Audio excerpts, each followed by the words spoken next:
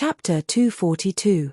After the time it takes for half an incense stick to burn, the deathly silent square became noisy. Everyone who came back to their senses hurriedly left with excited expressions. Nonsense, once this hero left, the square would be the world of the Zhao clan. Who would be stupid enough to stay and look for trouble? Didn't you see that the Zhao family's young master was dealt with? Maybe they were looking for someone to vent their anger on. But how could the Zhao family have the slightest spare time to care about this? A group of servants, represented by Fu Gui, immediately surrounded them and expressed their concern and loyalty. Sun Yiding put the fat man down and carefully examined him. He was both happy and worried. He was happy that the fat man's life was not in danger. The hero was merciful. He was worried that the fat man's thigh was broken. He might have to use crutches for the rest of his life. No matter what, he did not do a good job as a bodyguard. He would be punished when he returned. Sun Yiding sighed. He let Fu Gui carry the fat man and hurried back. Before he reached home, Master Zhao had already received the news and personally brought people to welcome him. Seeing his son's miserable state, he felt like a knife was being twisted in his heart. He fiercely glared at Sun Yiding and ordered the servants to put the fat man on the carriage. He also ordered people to quickly invite the evil tiger gang's hall leader Zhao and Lu Town's famous doctor. Not long after, hall leader Zhao and the doctor arrived. The doctor was led to the inner hall to treat the injury. Hall leader Zhao was invited to the central room to serve tea. Master Zhao impatiently said, "Brother Zhao, you have to help me. I'm looking for someone who is famous in Lu Town. Although my son is unbearable, I couldn't bear to slap him since he was young. You didn't see how badly he was beaten. I couldn't help but cry." Hall Master Zhao took a sip of tea and said, "Old Zhao, we're relatives, so there's no need to speak like we're strangers. You've been very close to our evil tiger gang for so many years. Even if I can't make the decision, I'll definitely ask the gang leader for instructions and give you justice." But, at this point, he slightly frowned and stopped. When Master Zhao heard this, he immediately said, "Third brother Zhao, is it about the gift for the gang leader? Don't worry, I've already found a pair of jade bracelets. It's very exquisite. I'll let you take it out later. I definitely won't let you run for nothing." Hall Master Zhao waved his hand and said, "That's not it. Old Zhao, we've been friends for so many years. Why would I bring this up at this juncture? The gang leader wants us to search for antiques, but it's not something that can be done in a short time. What I want to say is that those who dare to go against you in Lu Town are probably not ordinary people. If it was the Misty school that Zhao Quanxing encountered a few years ago, I'm afraid we wouldn't have been able to do anything." Master Zhao smiled apologetically and said, I know. Third brother Zhao, we have to act according to our ability to take revenge. If we can't get what we want and instead get ourselves into trouble, why bother?" Hall Master Zhao cupped his hands and said, "Since old Zhao is so reasonable, I thank you in advance. Let me ask my subordinates about the situation first." When he called Sun Yiding to the front of the hall and told him everything, Hall Master Zhao's expression changed slightly. He tapped his fingers on the table and closed his eyes to think. After a while, he opened his eyes and said, "Old Zhao, I'll take care of this matter for you." Since he's not a disciple of a famous sect and covered his face, he must be afraid of being recognized. "I'll let the people in the sect investigate and see who has the guts to go against you and our evil tiger gang." After he finished speaking, he gave Sun Yiding a few instructions and gave him a look. Only then did he let Sun Yiding leave. Master Zhao was very happy when he saw Hall Master Zhao agree so easily. However, he was still a little unhappy and asked, "Third brother Zhao, this Sun guy didn't protect our son well. Shouldn't he be punished?" "Oh." Hall Master Zhao suddenly came to a realization and said, "Elder Zhao, you're right. I was thinking too much just now. When we go back tonight, I'll definitely punish him. What kind of bodyguard is he? He can't even protect people well." Master Zhao was overjoyed and said, "That's good.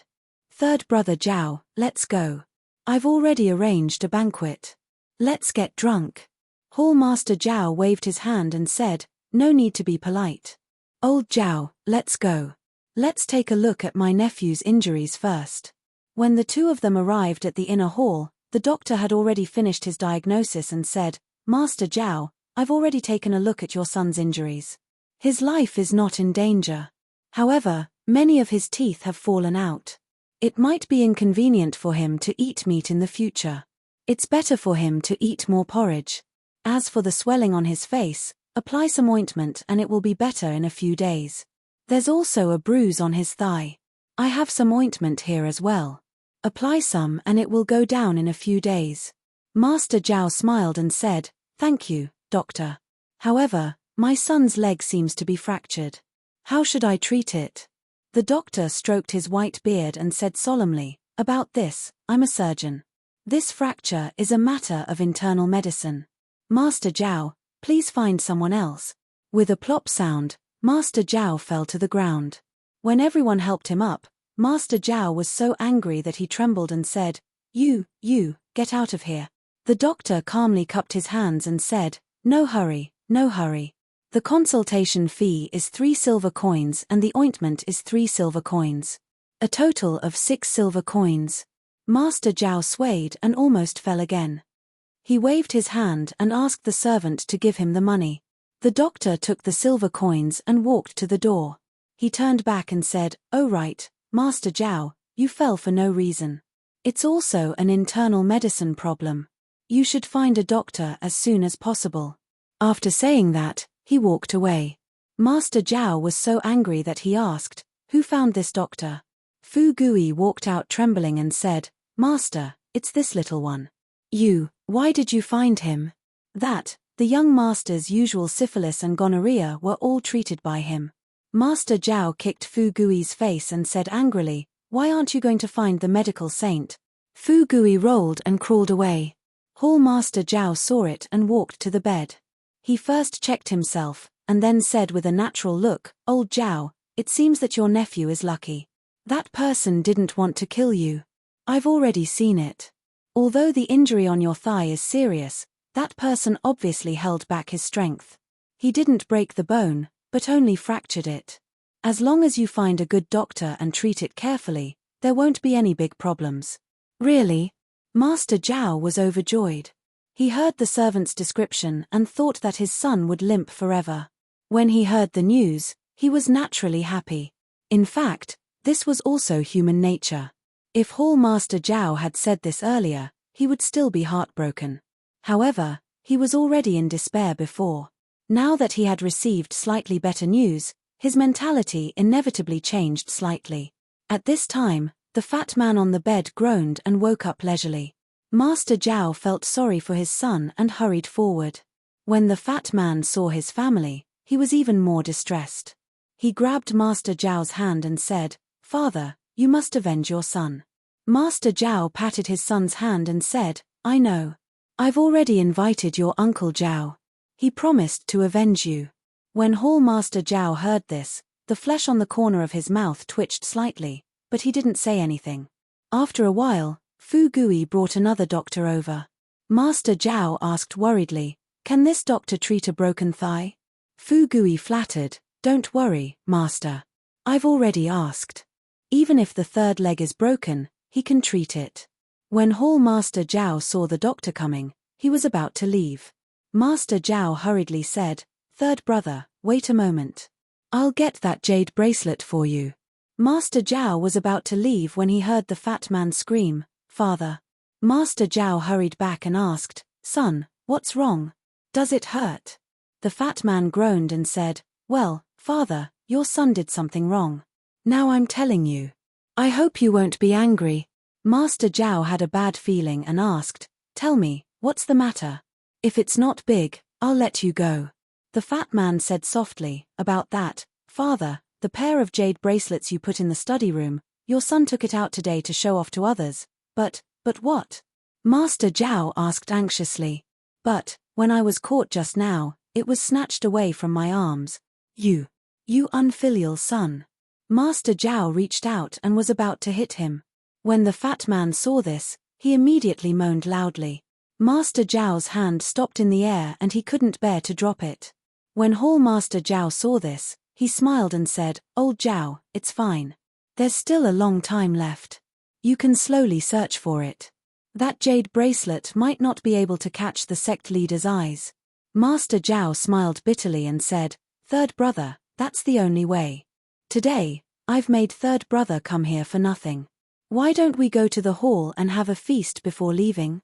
Hall Master Zhao smiled and said, "No need, old Zhao. I still have to rush back and get someone to vent your anger for you." After he finished speaking, he cupped his hands and left quickly. Master Zhao was left with a blank face. This Hall Master Zhao seemed to be a little absent-minded today. Not to mention that Master Zhao was feeling sorry for his son, Hall Master Zhao quickly walked out of the Zhao manor. Sun Yiding didn't rush back to the sect. Instead, he tactfully waited at the door. When he saw Hall Master Zhao come out, he quickly went up to him. When Hall Master Zhao saw Sun Yiding, he asked softly, "Yiding, did you do what I asked you to do?" Hearing the Hall Master call him Yiding, Sun Yiding's heart warmed. He went up and said, "No, Hall Master. You already gave me a look, how could I still do it?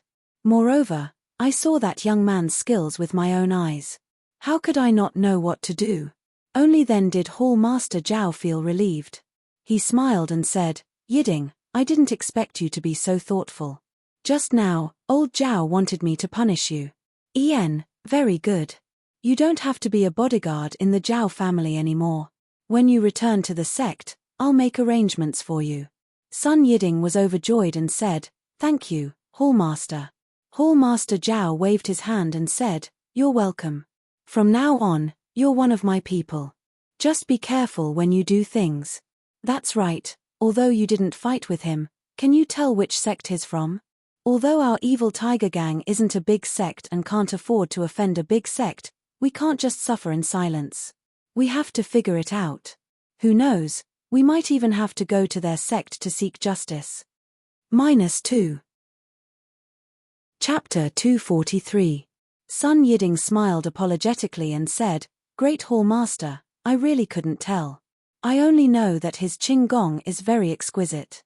His body can change directions in the air, and his internal energy is very deep. Young Master Zhao is like a hen in his hand, and that Jianghu man is like a little chick. He didn't say anything, nor did he exchange blows with me. I'm guessing that he's a young disciple from a large sect who came out to gain experience. It's not that he's afraid of others seeing his true face, but that he doesn't want to cause any unnecessary trouble, so he covered his face." Hall Master Zhao nodded and said, "What you said is what I thought. His martial arts are so high, there's no reason for him to be afraid of us. Moreover, for a disciple as young as him to have such martial arts, he must be a disciple from a large sect. Think about it, although our evil tiger gang has many disciples, which young disciple has such cultivation? Even if it's you, you're probably not his opponent." Sun Yiding said with shame, "Hall Master Zhao's insight is like a torch. That's indeed the case. I didn't dare to go forward to protect young Master Zhao. However, even if I went forward to fight, if that person didn't want to fight, his Qinggong is something that I can't compare to." Hall Master Zhao smiled and said, "You don't need to belittle yourself. Which disciple from a large sect hasn't been carefully nurtured from a young age? It's just that you and I don't have such conditions. Looking at the Qinggong you're talking about, it seems a bit like the Daylin temples crossing the river on a reed. It also seems a bit like the Righteous Alliance's cloud ladder. It also seems a bit like Yi Yu Xiao Xiao of Ba Mountain's Yi Yu Xiao. In short, they're all people that our evil tiger gang can't afford to offend. Cough, we still have to investigate more. We can't wrong a good person." Sun Yiding understood and said, "Hall Master is wise. I understand."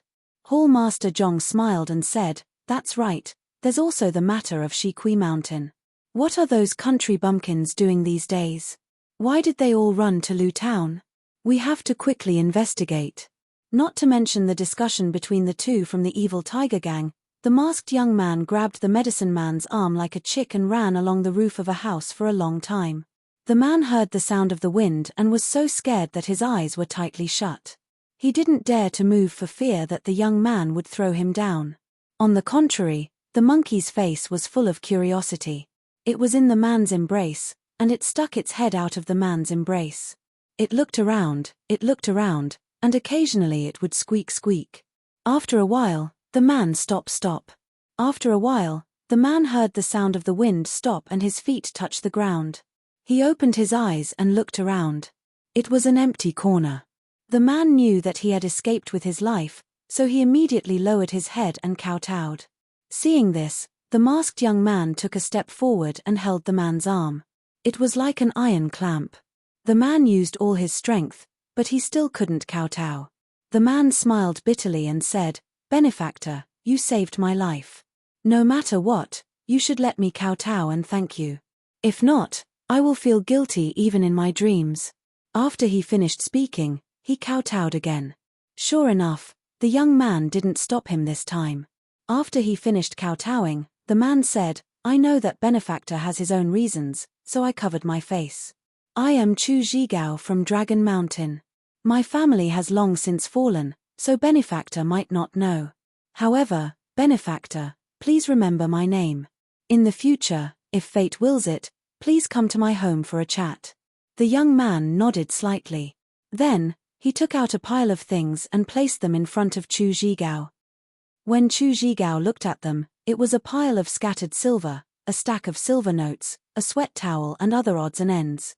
These were the things that the young man had taken out from the fat man's arms. When the young man took out the things from the fat man's arms, Chu Zhigao had already stood up from the ground. Of course, he didn't understand the man's intentions. Now that he saw the money in front of him, he couldn't help but burst into tears. He threw himself on the ground again and kowtowed fiercely a few times. The young man wanted to stop him, but it was too late and he could only let him kowtow. After Chu Zhigao finished kowtowing, he didn't stand on ceremony. He took out a few silver notes and a few ornaments and handed them to the young man. He said respectfully, "Benefactor, I know that you definitely don't lack these things. However, this is a small token of my appreciation. Please accept it. This is a large amount of 500 taels of silver. Keep it well. However, it's best that you don't exchange it in Lu Town. Their eyes are everywhere here. You may not be afraid of causing trouble, but isn't it best if you don't have trouble? The nearby Maple Leaf Town, Treasure Town, and the slightly further Pingyang City are all fine too." The young man nodded and accepted it. Seeing the young man accept it, Chu Zhigao was very happy. He handed over the ornaments in his hands and said, "This is a pair of jade bracelets and a few gold hairpins. They are all of good quality. I'm all alone and it's a waste to keep them. I'll send them to the pawn shop sooner or later. Benefactor, why don't you keep them and give them to your senior and junior sisters in the future? They'll be good gifts too." The young man hesitated for a moment and accepted them. Then, he put them all in his arms. Chu Zhigao was happy to see that his benefactor was so easy to talk to. He cupped his fists at him and said, "The green mountains will not change and the green rivers will flow forever. Benefactor, please take care of yourself. See you again in the future." After he finished speaking, he picked a direction and turned to leave. However, just as he turned around, the young man strode forward and pulled him back. Chu Zhigao smiled and said, "Benefactor, do you have any other orders?" The young man still did not speak and pointed in another direction. Chu Zhigao suddenly understood and turned to walk in another direction. However, after taking 2 steps, he stopped and turned back to look at the masked young man. He lowered his head and thought for a moment, then walked back. Chu Zhigao walked up to him and said, "Benefactor, you saved my life and gave me money. I am very grateful. I always feel that I owe you too much, but I really have no way to repay you. You are a man of Jianghu, and also a disciple of a famous sect, so you must not lack anything. I am from the Dragon Mountain, and my family has declined early. Now I rely on buying medicinal plasters to make a living. My medicinal plasters are really good, but compared to the things in your sect, they are much inferior. I have a medicine book passed down in my family. I have read it for many years, but I still can't understand it. Perhaps it will be of some use to you, so I hope you will kindly accept it." After he finished speaking, he took out a small bag wrapped in oilcloth and handed it to the young man. The young man hesitated and was unwilling to take it. Chu Zhigao knew that the young man was unwilling to take what he liked. He smiled and put it in his hands and said, "Benefactor, please take it first. If you can understand it one day, you can teach it to me.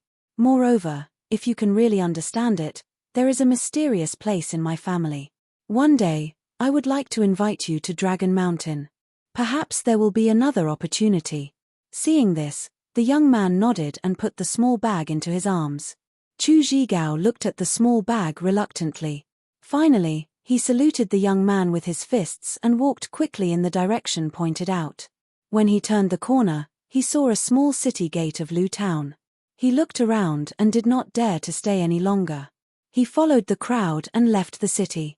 When the young man saw Chu Zhigao turn the corner, he also looked around and walked to a corner.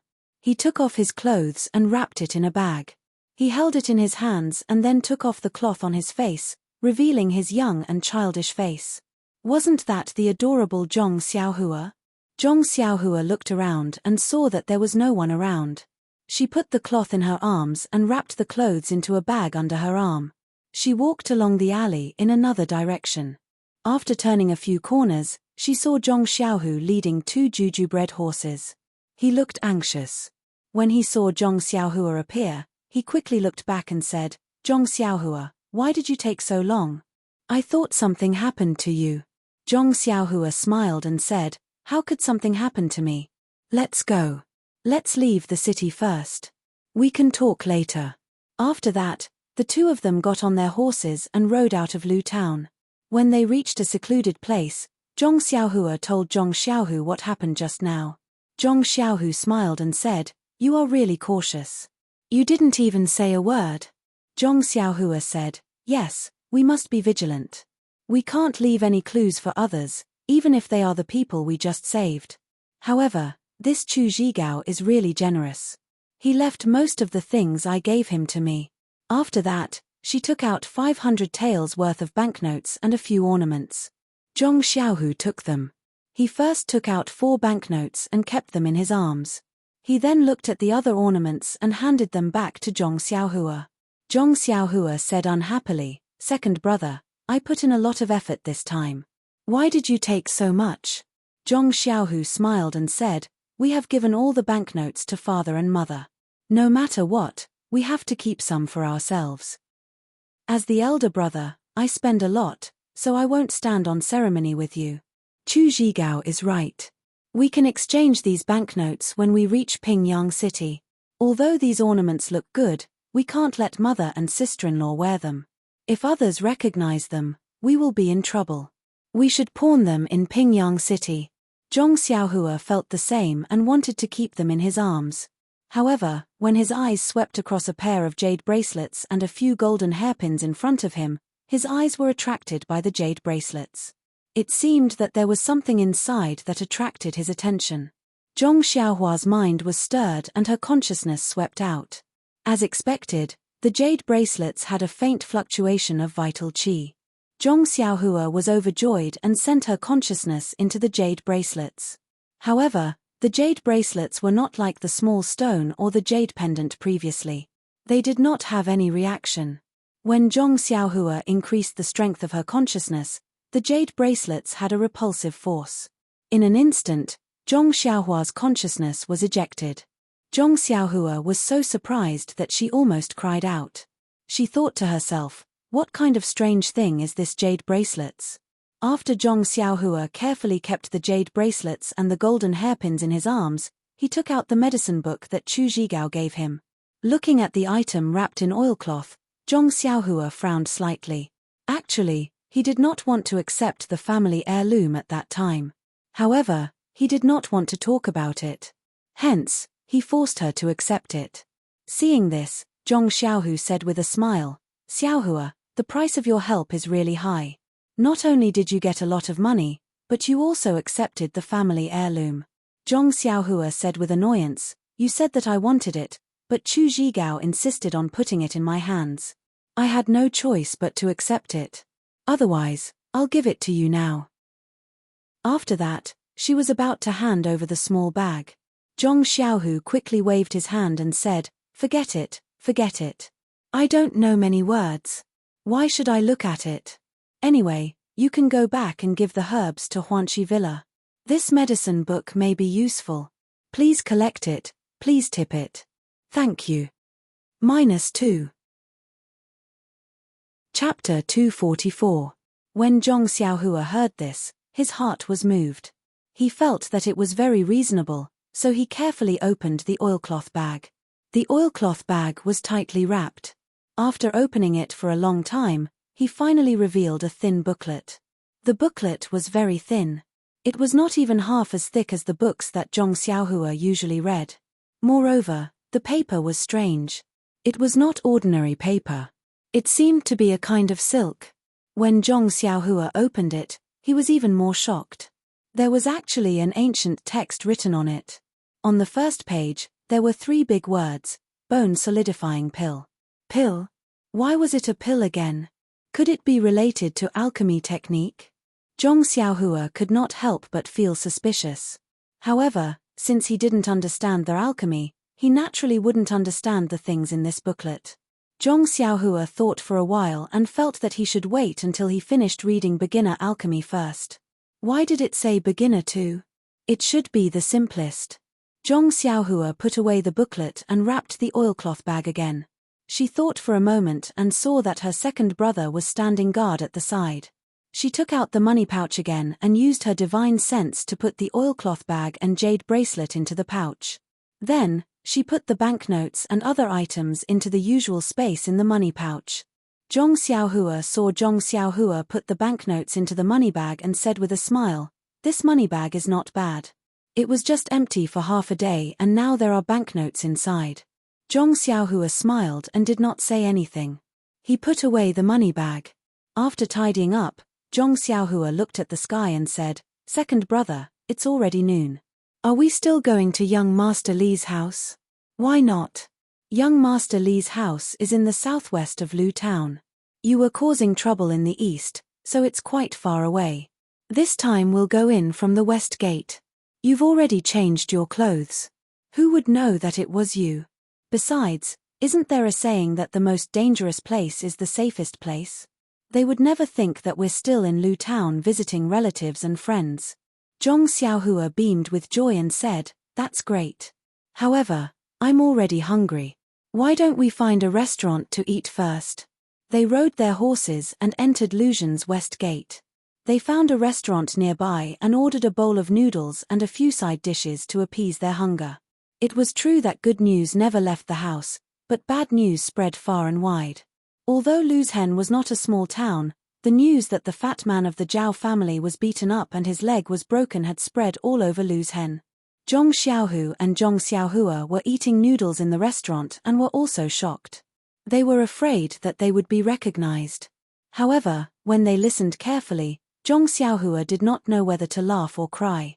Apart from the fact that the details of her mask had not changed, everything else was completely different. For example, her face was as white as jade. Previously, she said that she was wearing a mask. How could it be that her face was as white as jade? For example, she was 8 feet tall. Zhong Xiaohua secretly looked at her own height. She had not seen her for half a day and she had actually grown. Also, the voice was loud and clear, like a god descending to earth. Zhong Xiaohua did not even need to speak half a word. As she listened, Zhong Xiaohua straightened her back. How was this talking about her? It was like the ancient people with the surname Lei in the legends. They even helped the elderly cross the road and helped find lost children. What was there to be afraid of? Zhong Xiaohu listened and almost spat out the noodles from his nostrils. He covered his mouth and held his stomach, laughing loudly. After eating noodles, the 2 brothers came out of the restaurant and rode their horses to look for her. Zhong Xiaohua was puzzled. "Second brother, why do you think they're talking nonsense?" "Am I like that?" Zhong Xiaohu said, "Of course it's not you. At this time, you are no longer you. You are the embodiment of justice for thousands of years. Alas, there are too many injustices in this world. It always makes people resent injustice." Zhong Xiaohua also praised, "Yes, if there were no injustices, how could we be chivalrous? If every government official was an honest official, then there would be no such title as the Master of Justice in this world." Zhong Xiaohu sighed. Our strength is still limited. It's already good that we can protect our families. Look at those people just now. Which one of them did not have grievances in their hearts and wanted to find you, the embodiment of justice, to go and save them? Zhong Xiaohua gritted her teeth and said, I hate that I don't have thousands of embodiments. I can't be chivalrous in this world and chase away all demons and monsters.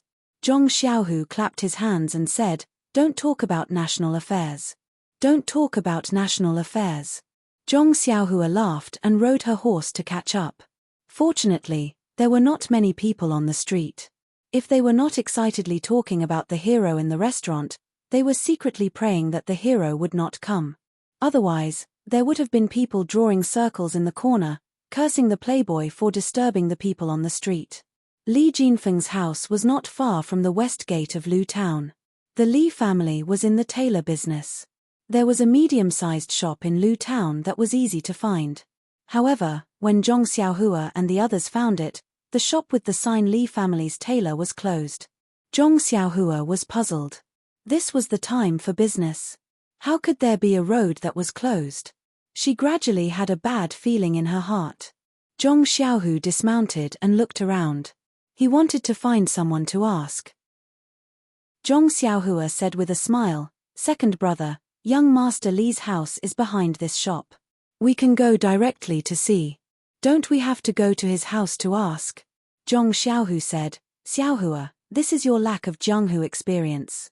You can see the real situation if you go directly to his house, but after all, you are not prepared. If there is an accident, you will be caught off guard. It is best to ask around first and have a general understanding of the situation. Only then can you calmly deal with it. Zhong Xiaohua nodded. Second brother's words were very reasonable. This kind of experience that was exchanged with blood was not something that could be easily understood by people who had not experienced it. The street where Li family's tailor was located was a commercial street. There were many shops of different sizes. Zhong Xiaohu first found a small shop and went in. Zhong Xiaohua led the horse and waited outside. Not long after, she saw Zhong Xiaohu come out with a livid face. Zhong Xiaohua saw this and hurriedly asked tentatively, Second brother, why did you come out so soon? Did you hit a snag? Zhong Xiaohu bit his lip and did not speak. He waved at Zhong Xiaohua and signaled her to follow. Then, he came to a large jade shop and said, Tie the horse there and go in with me. Zhong Xiaohua was stunned. She felt that something was wrong. Seeing that second brother did not say much, she did not dare to ask more. She tied the horse and followed second brother into the jade shop. When they walked into the jade shop, they saw a few shop assistants whispering to each other. When they saw that there were guests, they didn't welcome them as warmly as expected. Instead, they were hesitant. It wasn't until Zhong Xiaohua and Xiao Yu walked into the hall that a slightly older shop assistant, who looked very experienced, walked up to them and said with a forced smile, Sir, are you looking to buy jade? Please come this way. Zhong Xiaohua saw that they did not greet the guests at the door. She already felt strange. Now that they were acting like they were reluctant, she was even more surprised. Zhong Xiaohu did not care about the shop assistant's neglect. He said, Second brother, we are not here to buy jade. We just want to ask about the Li's tailor shop across the street. Hearing this, the shop assistant's face changed dramatically. He shrank back and waved his hand repeatedly, Hero, please spare my life. This matter has nothing to do with me. I have an 8-year-old mother and a 3-year-old child. I have 3 lives. Please let me go. Zhong Xiaohu forced a smile on his face and said, We are not people from Shitsue Mountain. We are just friends of young Master Li. We came to visit today. Coincidentally, we came to ask about it. Shitsue Mountain. Zhong Xiaohua's mind was peng. She understood everything. If it was before, Zhong Xiaohua would have jumped out and ran to the Li's house to see what was going on. But now, she just clenched her teeth and narrowed her eyes slightly. She still followed second brother and watched quietly. Hearing this, the shop assistant looked a little relieved. However, he still waved his hand and said that he did not know. At this moment, from the curtain behind the counter, an old man in a minister's uniform came out.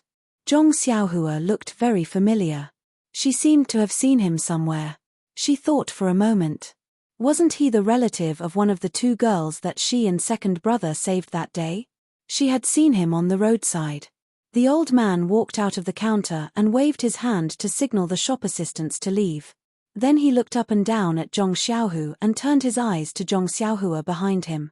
When he saw Zhong Xiaohua, his eyes lit up and he looked a little happy. Then he turned to Zhong Xiaohu and asked, "Two heroes, I am the shopkeeper of this jade shop. My surname is Yu. I don't know why you two are asking about Taylor Li."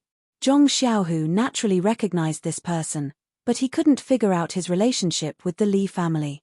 He cupped his hands and said, "I am Li Jinfeng, young Master Li's friend. Today I came to the Li family to visit the old man. But I saw that Taylor Li's shop was closed, so I came to ask around." "Shopkeeper," you said, "I heard you say that you are not from Shitsue Mountain. You must know something." Zhong Xiaohu nodded in agreement.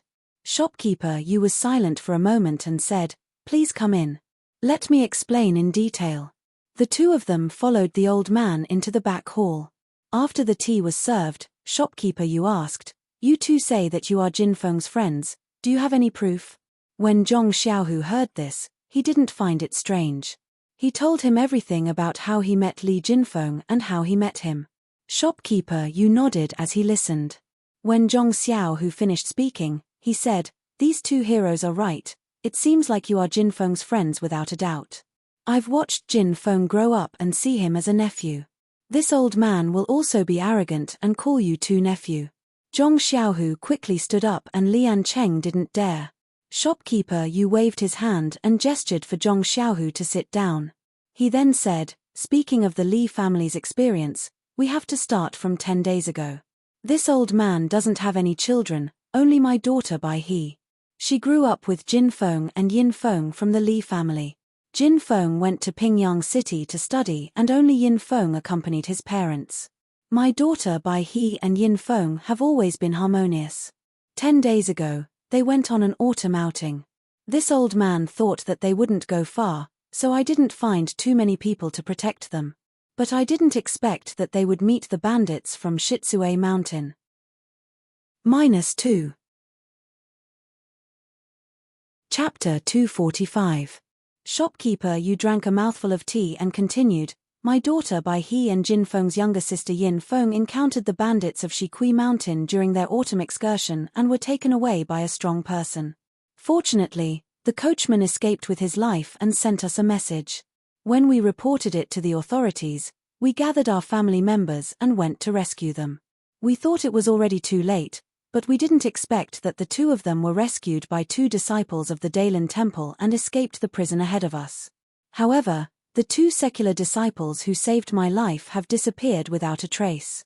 Speaking up to here, Shopkeeper Yu stole a glance at Zhong Xiaohua, but Zhong Xiaohua kept his head down and remained unmoved. Shopkeeper Yu continued, "When our two families brought our daughters back home unharmed, naturally we would be endlessly grateful to the benefactors who saved our lives. But it was a pity that we made a mistake and brushed past our benefactors. It made us parents very remorseful, so a few days ago, our two families discussed going to the most famous Shaolin temple outside the city to burn incense to thank the Buddhist disciples for their kindness to us." Saying this, Shopkeeper Yu couldn't help but look at Zhong Xiaohua again. Zhong Xiaohu naturally noticed all this, but he didn't point it out and just patiently listened. Shopkeeper Yu continued, "The Shaolin Temple is quite a distance from Lu Town. When our two families arrived at the Shaolin Temple, we saw that the temple's doors were tightly shut. Only then did we know that the Shaolin Temple seemed to have been attacked by burglars who stole things from the temple. I waited for a day, but still didn't open the doors to welcome the incense. Virtuous nephew must know that this old man's jade shop doesn't open for a year, but if it does, it will last for 3 years. But the Li family's tailor shop is different, so the Li family was somewhat anxious to come back. This old man just happened to have a distant relative next to the Shaolin Temple and hadn't visited for a long time, so he took the opportunity to visit him. As a result, this old man's family separated from the Li family." Hearing this, Zhong Xiaohua didn't move, but the killing intent in his heart instantly rose. Shopkeeper Yu closed his eyes and thought for a moment, then said, After this old man came back, before I even entered the door, I heard the bad news. The Lee family's property was burned and the family of 3 was nowhere to be found. This old man hurriedly went to the ruins of the Lee family and sent people to search, but there was no trace of them. After listening to the neighbors, I knew that on the night before yesterday, several strong men suddenly broke into the Lee family and kept saying that they were looking for the 2 girls. Someone immediately reported it to the government. And when the government sent people came, the strong arrogantly said that they were people from She Mountain and they were doing business here and people shouldn't interfere. How could those weak shrimps from the government? How would they dare to say a word? A few strong men carried a few big bags and left. Before they left, they even burned down the Lee family's residence. Hearing this, Zhong Xiaohua couldn't bear it anymore. She slapped the table next to her and the table collapsed, making shopkeeper Yu tremble. Zhong Xiaohu scolded, "Xiaohua, sit down. It's too late to go now since it happened the day before yesterday. Let's listen first." Shopkeeper Yu trembled as he said, "Heroes, please calm down." This old man also heard from the gatekeeper that on the night the Lee family was attacked, a few people also came to this old man's house. They turned this old man's house upside down and left angrily when they couldn't find anyone. This old man thought that these people must also be looking for my daughter. Yesterday, this old man had already sent my daughter to a safe place. After shopkeeper Yu finished speaking, Zhong Xiaohu asked, "Shopkeeper Yu, are you sure it was done by the bandits of Shikui Mountain? And there were no corpses of the Lee family in the courtyard of the Lee family?" Shopkeeper Yu said affirmatively, "Yes, it was done by them. The Lee family has always been generous and has a good reputation in the 4 Trees area. How could there be any unnecessary grudges? Moreover, those people kept saying that they were from Shikui Mountain and even came to my house to search. Comparing it with the encounter 10 days ago, the result is self-evident. In addition, I have already searched the ruins of the Lee family more than 3 times, but I really didn't find any corpses. Presumably, the bandits took away not only money, but also people." Zhong Xiaohu thought for a moment and asked, "There is one more thing. Shopkeeper Yu, may I ask how to get from Lu Town to Shikui Mountain?"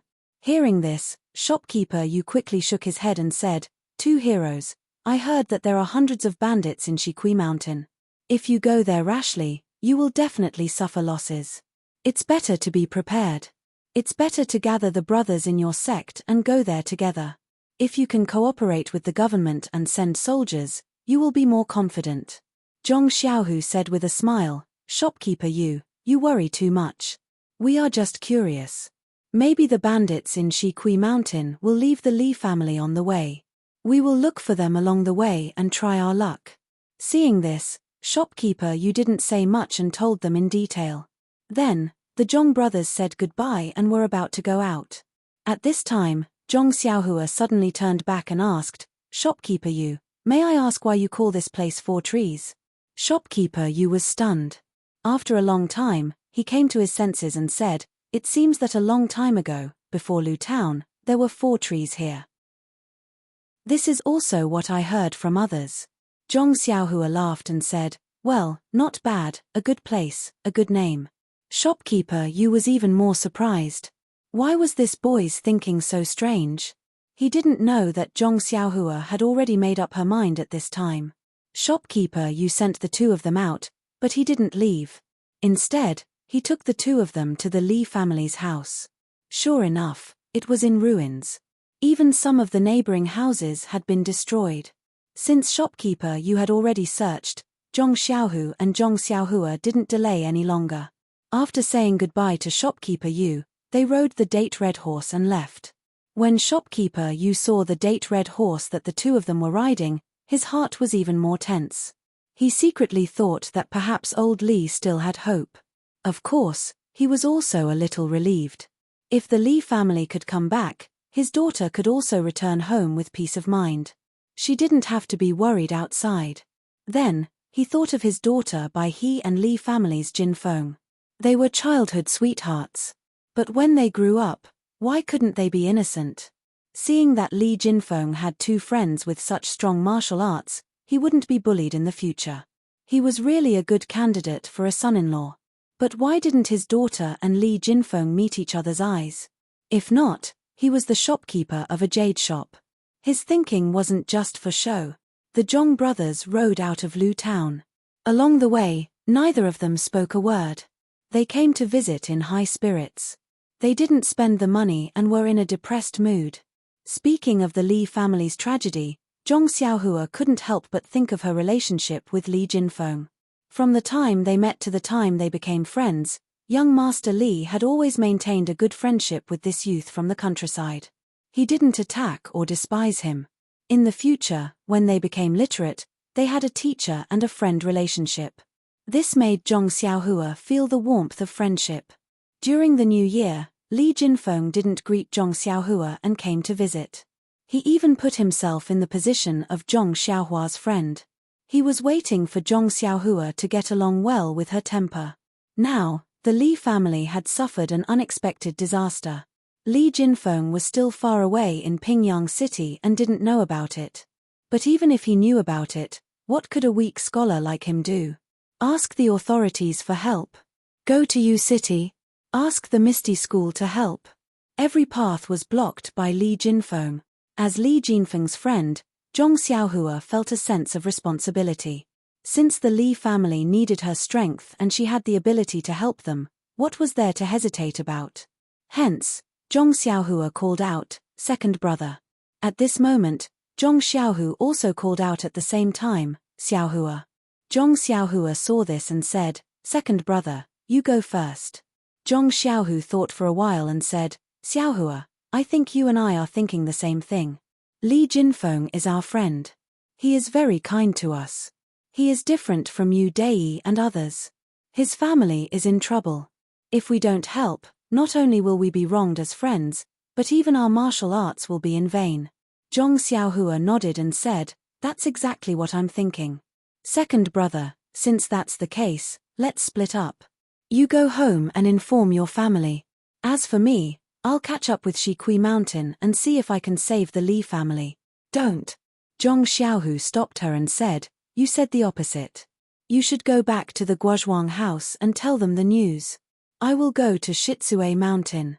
Zhong Xiaohua smiled and said, "Second brother, I will naturally listen to you on normal matters. However, today, you have to listen to me on the matter of saving someone. You have just started cultivating your internal energy, so how can you be my match? It will be more convenient for me to go." Zhong Xiaohua's words were very true. In the morning in the square, although Zhong Xiaohua did not fight with Sun Yiding, the martial arts he showed was not something Zhong Xiaohu could compare with. Even if Zhong Xiaohu knew that his ethereal magic was definitely better than the reckless bull strength, he had just started practicing it. Distant water could not cure present thirst. But if he let his brother go to Shitsue Mountain like this, he would not be at ease even if he gave 10,000 reasons. In his eyes, Zhong Xiaohua was still a child who needed his protection. The two argued for a long time. Zhong Xiaohua said angrily, "Second brother, what are we doing? Li Jinfeng's parents and sister are still alive. Time is very precious. We should go to Shitsue Mountain as soon as possible. How can we face Li Jinfeng if we keep wasting time here?" Later, Zhong Xiaohua said again, "Since second brother is not at ease, I will go. Second brother, your martial arts are limited. To be honest, with your current martial arts, you can't even go up Shitsue Mountain. What are you going to do? Forget it. Let's go together. You can keep watch outside. I will use my lightness skill to go in and see what the situation is like." Zhong Xiaohu also thought for a moment and said, "That's the only way. Anyway, we have big brother and sister-in-law at home. We also left enough money for them. They won't have to worry about food and clothing for the rest of their lives. Besides, big brother has a descendant now. The Zhong family will continue to have descendants. Let's go to Shitsue Mountain together." -2. Chapter 246. His words were resolute, as if the wind was blowing and the water was freezing. Zhong Xiaohua was also moved when she heard it. She stuck out her small chest and said, "Okay, second brother. Now I know the meaning of sacrificing myself for a friend." Presumably, If young Master Li Jinfeng was in our situation, he would also sacrifice himself. Him? Zhong Xiaohu said with a smile, he is just a weak scholar. He has some skills in calligraphy. In this kind of matter, even if he stands out, he will be the first to be killed. It's better not to stand out. After that, he said, moreover, if it weren't for your good skills, I feel that even if you don't succeed in going to Shitsue Mountain, your life may not be in danger. If so, I wouldn't let you go. Zhong Xiaohua said with a smile, second brother, you said it very righteously just now. Why are you so petty now? You should know that it doesn't matter if a man does things beautifully or not. When speaking, he must be dignified and beautiful. Otherwise, he can only do things in front of and behind the scenes. He can't even be a deacon. What kind of logic is this? It sounds very empty. Zhong Xiaohua said, the book that young Master Li gave you explained it clearly. Second brother, when you go back, you must read the book carefully. It's terrible to have no knowledge. Zhong Xiaohu said, it's better not to talk nonsense. It's all scholars who harm the country. Isn't it? You're wasting time. Zhong Xiaohua patted her horse and shouted, let's leave these words for young Master Li. I'm just using it as a reference. The jujube red horse was hurt. It neighed and galloped away. Zhong Xiaohu shook his head and looked at his brother's back with a smile. Then he also chased after him. Shitsue Mountain was some distance from Lu Town. It was in the northwest of Lu Town. It was a road between Guozhuang House and Baligu. On the way, Zhong Xiaohua also passed by the place where Zhong Xiaolong met the bandits during his wedding. She couldn't help sighing in her heart. In these 2 years, she had grown from a person who couldn't fight back to a person who had the ability to save others from the tiger's den. Moreover, it could be said that she had avenged the robbery in Shitsue Mountain. The cycle of cause and effect and nature playing tricks on people were really wonderful. Just the moment he passed by that place, Zhong Xiaohua's mind spun with countless thoughts. He gained some understanding of the karma of the world and the changes of fortune. This training of the mind and comprehension of cultivation increased by quite a bit. The gap between Zhong Xiaohua's mind and his inner qi cultivation widened again. Along the way, the two of them discussed in low voices. They sorted things out a little and assigned tasks. Then, they thought about the details in detail. It was only when dusk came that they stopped thinking about it. They could no longer see the distant Shikui Mountain. Zhong Xiaohu was cautious. He dismounted and asked someone before continuing to move forward. When night fell, the two arrived at the foot of the mountain. It was not a desolate place. This was a relatively barren mountain range, not a mountain peak as they had imagined. From the foot of the mountain, there was a slightly wide mountain path leading into the mountain. It was probably the path that the bandit leader took. If it was daytime, Zhong Xiaohua and Zhong Xiaohu would not dare to walk up so brazenly. However, it was already dark, and their surroundings could not be seen clearly. Only the grey mountain path could be seen clearly. The two dismounted first, and Zhong Xiaohu tore a piece of cloth from his clothes to wrap the hooves of the two horses. Only then did they ride up the mountain path. Sure enough, the sound of horse hooves was almost gone. The two people and two horses quietly walked in the mountain under the curtain of night. The mountain wind was bleak, and the chirping of insects was incessant, but there were no traces of people. After waiting for half a meal's worth of time, the two of them climbed up the first mountain. This mountain wasn't very high, but it stretched as far as the eye could see. The view was broad, and they could see the lights on the mountain in front of them from afar. Zhong Xiaohua was overjoyed and said, "Second brother, there are lights on the mountain. It must be the main peak of Shitsue Mountain." Zhong Xiaohu said, "It should be there. However, the closer we are to the bandits, the more we can't be careless. Maybe there are bandit sentries on the road. If we are discovered by them, tonight's rescue operation will be terrible." Zhong Xiaohua nodded and said, "I'll listen to the arrangement of second brother." Zhong Xiaohu looked around and pointed to the woods in front of them. He said, "Let's go to the woods first. Leave the red horses here and let them rest. When we rescue the people of the Li family, we still need to rely on them." When Zhong Xiaohua heard this, he cried out, "Aya, second brother, We left in a hurry and forgot that there are only 2 horses. How can we carry 5 people? Zhong Xiaohu patted his head and said, Yes, I also forgot. What should we do? The 2 thought for a moment and said, Let's talk about it after we rescue them. We don't know how many people we can save. The 2 tied the red horses in the woods and carefully walked to the mountain road. Zhong Xiaohua said, Second brother, as you said, there must be bandit sentries or traps on the mountain road. We should go from the side. Zhong Xiaohu pointed to the lush pine trees next to them and said, We can only go through this forest, but I don't know if this forest is safe or if it can lead to the foot of Shitsue Mountain. Zhong Xiaohua said with a smile, Second brother, you don't have to worry about this. As long as there is a forest, I can go through it. Zhong Xiaohu said, Well, your lightness skill should be fine and you shouldn't alarm others. However, I can't do it. I haven't practiced my lightness skill well. Zhong Xiaohua said, It's okay, second brother. I'll help you. Zhong Xiaohu looked at the lights in the distance and said, That's the only way. However, don't grab my neck. Just grab my arm. Zhong Xiaohua was puzzled and said, Second brother, isn't it better for me to carry you? Humph. Zhong Xiaohu snorted and said, In that case, I will lose all my face. It's not appropriate. You'd better grab my arm. Zhong Xiaohu now weighed no more than 100 kilograms. With Zhong Xiaohua's arm strength, it was really negligible. Why would Zhong Xiaohua care about carrying him like this? Later, Zhong Xiaohu looked at the terrain and told Zhong Xiaohua in detail about the walking route. Only then did he let Zhong Xiaohua carry him under his arm. With Zhong Xiaohua's lightness skill, they jumped to the treetops. At this time, the moon had not risen. Zhong Xiaohua carried her second brother and ran like a wisp of smoke. According to the route that Zhong Xiaohu had already told her, they flew among the treetops in the forest. This mountain road was the only way to Shitsue Mountain. How could there be no traps on the road?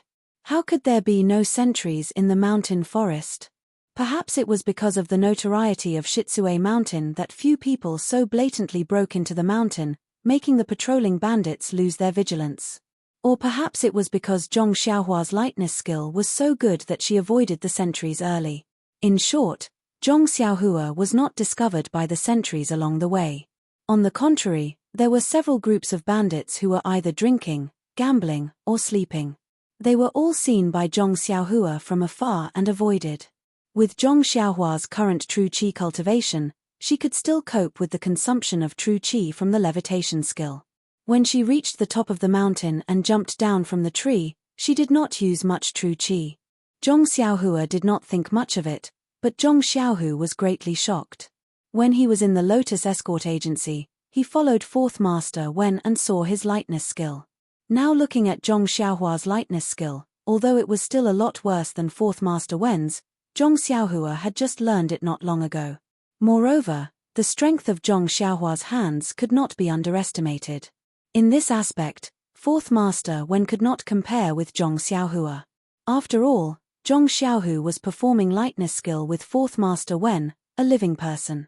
Jumping off the treetop, they were very close to the mountain stronghold. In the distance, they could see that the gate of the stronghold was open and brightly lit. Several bandits were guarding the gate with weapons. There were also several people on the gate of the stronghold, holding bows and weapons, patrolling left and right. It was completely militarized management. Zhong Xiaohua said softly, Second brother, the security here is so strict. It doesn't look like a motley crew at all. It seems that the plan we discussed on the way needs to be improved. On the way, Zhong Xiaohu felt that the bandits of Shitsue Mountain were just a motley crew. The management must be chaotic. For example, the gate of the stronghold should be closed, and there might not be anyone guarding it. Although he did not know lightness skill, he could let Zhong Xiaohua take him in. But the plan could not keep up with the changes. Who would have thought that this famous mountain bandit was actually worthy of its name? The security was really strict. At this time, if Zhong Xiaohu still went in with Zhong Xiaohua, it would inevitably involve Zhong Xiaohua. Zhong Xiaohu thought for a moment and said, Well, Xiaohua, you go in and have a look. I'll wait for you outside. You can observe the situation first. Don't do anything. It's better to find a bandit when he is unprepared and torture him to find the trace of the Li family. Then, come back. We'll make a plan after discussing it. Zhong Xiaohua listened and remembered it carefully. Then she used her lightness skill and carefully followed the shadows of the trees to the front of the stronghold. Although she was close, there was still a long distance. Even if she used her lightness skill, she would inevitably be discovered by the bandits, not to mention that she had to jump over the wall of the stronghold where the bandits were patrolling. Zhong Xiaohua looked at the orderly patrolling of the bandits and could not help but think of an idea. He bent down and picked up a small stone from the ground. He used his internal force and threw it in the other direction of the gate of the stronghold. There was a bang sound, which was particularly obvious in the silent night. The bandit guarding the gate of the stronghold was shocked and immediately looked in that direction. The bandits on the wall of the stronghold also shouted, "Who is it?" They all ran in that direction. Zhong Xiaohua saw that the plan to lure the tiger away from the mountain had worked. Her courage grew and she ran under the wall of the stronghold. Looking around, she jumped up the wall. Her body paused for a moment, then she immediately slanted and slid into the inner side of the wall. Although there was a bandit beside her who was looking in the other direction, Zhong Xiaohua's body was as light as a swallow and did not startle him. When he felt something strange and looked back, Zhong Xiaohua had already slipped into the shadows of the wall. The bandit looked back and did not see any movement. He looked left and right and then walked back and forth on the wall. He did not know that in his moment of distraction, he had let someone slip into the stronghold. -2. Chapter 247. Zhong Xiaohua slipped down the wall and hid in a dark place. His heart was beating wildly. This was the first time he tried such a dangerous thing, so he was inevitably nervous. After calming down a little, Zhong Xiaohua carefully looked at everything in front of him. This was a chaotic place. Behind the wall was a large open space with many things thrown in a mess. It was hard to see what they were in the dark. On the other side of the open space were some messy houses built. The fire on the wall was bright, but it only illuminated the edge of the open space. The houses in the distance were faintly lit. Zhong Xiaohua could hear the noise coming from there from afar. It must be very lively there. Looking at the open space that he had to pass through, Zhong Xiaohua frowned. How could he pass through here without attracting the attention of others? Moreover, what was the situation on the other side of the house? Suddenly, Zhong Xiaohua had an impulse to slap his own face. He just remembered that he could use his divine sense. Why did he rush up the wall without investigating? Alas, he was still not used to it. It seemed that he had to practice this skill more in the future. Thinking of this, he immediately released his divine sense. Sure enough, the movement on the wall behind him was clear at a glance. This divine sense was really a necessary weapon to kill and set fire on a moonless and windy night. Then, he swept towards the house. Unfortunately, the distance was too far. His divine sense could not detect it. However, Zhong Xiaohua secretly thought, the house is unusually noisy. There must be something lively. How could someone sneak out for no reason? Moreover, looking at the inside of the mountain stronghold, it is orderly and disorderly. There is no one patrolling. It seems that the focus of the mountain bandits is outside the stronghold. The inside of the stronghold is sloppy and ordinary. Zhong Xiaohua finished thinking. His divine sense swept the wall again. Sure enough, there were many guards on the wall. They were walking back and forth, but their faces were facing outside. Very few people paid attention to the situation in the stronghold. Zhong Xiaohua laughed in his heart. The real guards were really useless. Then, he found a gap and flashed out of the black shadow. Using his lightness skill, he drifted towards the house like a faint shadow. At the same time, he released his divine sense to observe the house closely. Sure enough, as soon as he got close to the house, he sensed a person walking around unsteadily. Zhong Xiaohua was shocked. He immediately stopped and lay on the ground. There were a lot of things in the square, and he couldn't find any firelight. He wasn't afraid of being seen. As soon as Zhong Xiaohua bent down, the door of the house in front of him opened. A man in disheveled clothes yawned as he walked out. He looked around and muttered, "A bunch of idiots. How dare they imitate other people's formations and patrol the night? Bandits will always be bandits. What kind of militarized management is this? Even if they've replaced their shotguns with cannons, they're still bandits." After saying that, he actually took off his clothes and started urinating in the square. Zhong Xiaohua was not far away, so she heard the man's words. She could not help but think, learning military management from others? What did that mean? Is there any change in this mountain village? When the man came back, Zhong Xiaohua got up again and quickly went to the house. She flew up to the roof and then quietly bent down to rest for a while. Thinking of her series of actions just now, Zhong Xiaohua was secretly proud. Could it be that she had the potential to travel at night? When she was satisfied, Zhong Xiaohua released her divine sense again to explore the house. It was not until then that Zhong Xiaohua found that there were still quite a lot of houses in this area. The houses on the edge were indeed messy and were built randomly.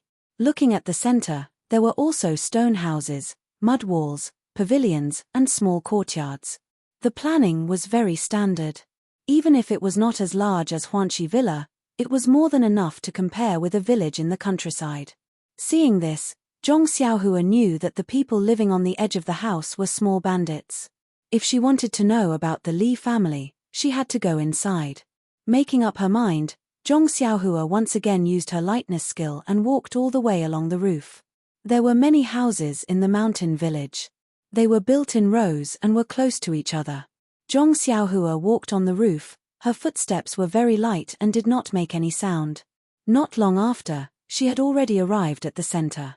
Here, Zhong Xiaohua was more careful. The small bandits on the periphery had limited martial arts, so of course, they could not find her. The deeper she went, the higher the status, and the more profound her martial arts and experience would be. If she was careless, she would inevitably be found. The bandits in the house were active and noisy. Zhong Xiaohua did not know where to start for a while, so she had to walk slowly and pay attention to the sounds everywhere. Just as she was walking, a rough voice came into her ears. "Damn it, that beauty was handed over just like that. Brother Shu, tell me, what is this? We worked so hard and risked our lives to get this beauty from the evil tiger gang's territory. Originally, we wanted to go back to the mountain village and have some fun, but before we even reached the village gate, we were seen by the master. If this is the case, we might as well have some fun at the foot of the mountain." Another voice sounded. When Zhong Xiaohua heard it, her heart was shaken. Wasn't this voice the slightly older bandit, Brother Shu, whom she had met in the forest that day? That voice said, "Old cow, you should be content. Didn't those valuables from the Li family also get divided among us? Usually, the master doesn't care about this, but now it's different. The divine sect has people in the village, and the master is trying his best to please them. If the divine sect can favor our Shitsue mountain, won't we be able to ride on their coattails in the future?" Old cow shouted, "Brother Shu, you're really open-minded. Didn't you see that the divine sect's people don't like to talk to us? Even if they want to support us, they should go to the evil tiger gang. We're just a mob." Brother Shu smiled and said, "That's not necessarily true. The evil tiger gang has its disadvantages, but our Shitsue mountain has its own advantages. Didn't you see that the divine sect's people have already given us advice? They're doing some militarized management, patrolling at the foot of the mountain, and guarding at the gate of the village. It's completely different from before. Presumably, they'll give us some benefits in the future. If it weren't for the fact that the evil tiger gang is hard to control, would they have chosen us?" Old cow said, "What militarized management? It looks neither fish nor fowl. It looks like it on the outside, but isn't it the same inside the village? Moreover, Shitsue Mountain has been here for so many years. Who dares to come up the mountain? What kind of people are they? Groundless fears." Brother Shu corrected him and said, "Forget it. We're just minions. We'll just follow the chief to make a living. If the chief hadn't come to the village this year, we would probably still be hungry. Okay, let's drink, let's drink." Then there was a burst of toasting sounds. Zhong Xiaohua was puzzled when she heard this from the roof. The divine sect. What kind of sect was this? Why hadn't she heard of it? However, she had heard about Li Yinfeng from these bandits. She just didn't know if she had come too late. After thinking about it, she scanned the room with her divine awareness. There were 5 or 6 people in the room. They must be the group of bandits in the woods that day. Zhong Xiaohua thought, there are so many of them. I may not be able to kill them all at once. It's difficult not to disturb others. Did I save Li Yinfeng before? At this moment, another wretched voice rang out, I don't know what the stockade master is thinking. He actually didn't throw those 2 old farts off the cliff and even wanted to serve them well and treat them like his own parents. Brother Shu laughed and said, you don't know. In the afternoon, I peeked at the man from the divine sect. He looked romantic and elegant. This kind of person is the most romantic. The chief let us offer the beauty to him because of his temper. I'm just afraid that the beauty really suits his taste. If we throw her parents to death, won't our village be blown down by the beauty's pillow wind? Anyway, it's just a few meals. Let's just treat it as feeding pigs. Now the chief is accompanying her and will enter the bridal chamber in the evening. If the people from the divine sect don't say anything, it won't be too late to kill them then. Brilliant, Brother Shu, you're the leader of our group. You're really amazing. You're simply a roundworm in the chief's stomach. Come, us brothers propose a toast to you. We hope you can continue to grow under Brother Shu's care in the future. Well said, well said. Brothers, let's drink. In a few days, we'll go down the mountain and take a look. I heard that Bali Valley, Guozhuang House, and Guanyin Temple have a lot of good stuff. Let's go take a look. That's true. A few years ago, the chief also went there with the former chief. At that time, the chief even brought back a chief's wife from there. When we have time, we really should go take a look. Hearing this, Zhong Xiaohua was even more delighted. It seemed that she had come in time. The Li family of 3 were actually still alive. Seeing them, she had to act quickly. If she was a little late, she might not be able to redeem Li Yinfeng's innocence. But when she heard that they were going to Guozhuang House, she couldn't help but be furious. But now wasn't the time to kill. She'd better settle the matter at hand first. After thinking, Zhong Xiaohua secretly remembered the location of this row of houses and walked along the ridge of the houses. After a while, the houses under her feet became more magnificent and much taller. Estimating that she was about right, she released her spiritual sense again. After a moment of scanning, a trace of a smile appeared at the corner of her mouth. In front of her left, in a magnificent hall, 2 people were sitting, laughing and talking. The banquet hadn't been set up yet. Servant girls in rough clothes were serving the dishes. Zhong Xiaohua took a deep breath and walked forward, tiptoeing. She gently landed on a foot under the eaves and climbed down. She didn't stick her head out, only pricked up her ears and used her spiritual sense to scan.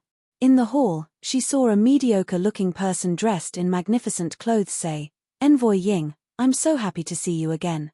The food and wine in this mountain stronghold is crude and unbearable to eat. Please forgive me.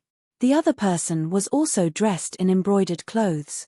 His 2 eyebrows were slanted upwards, and he had a frivolous appearance. He played with a folding fan in his hand and smiled, Chief Liu is too polite.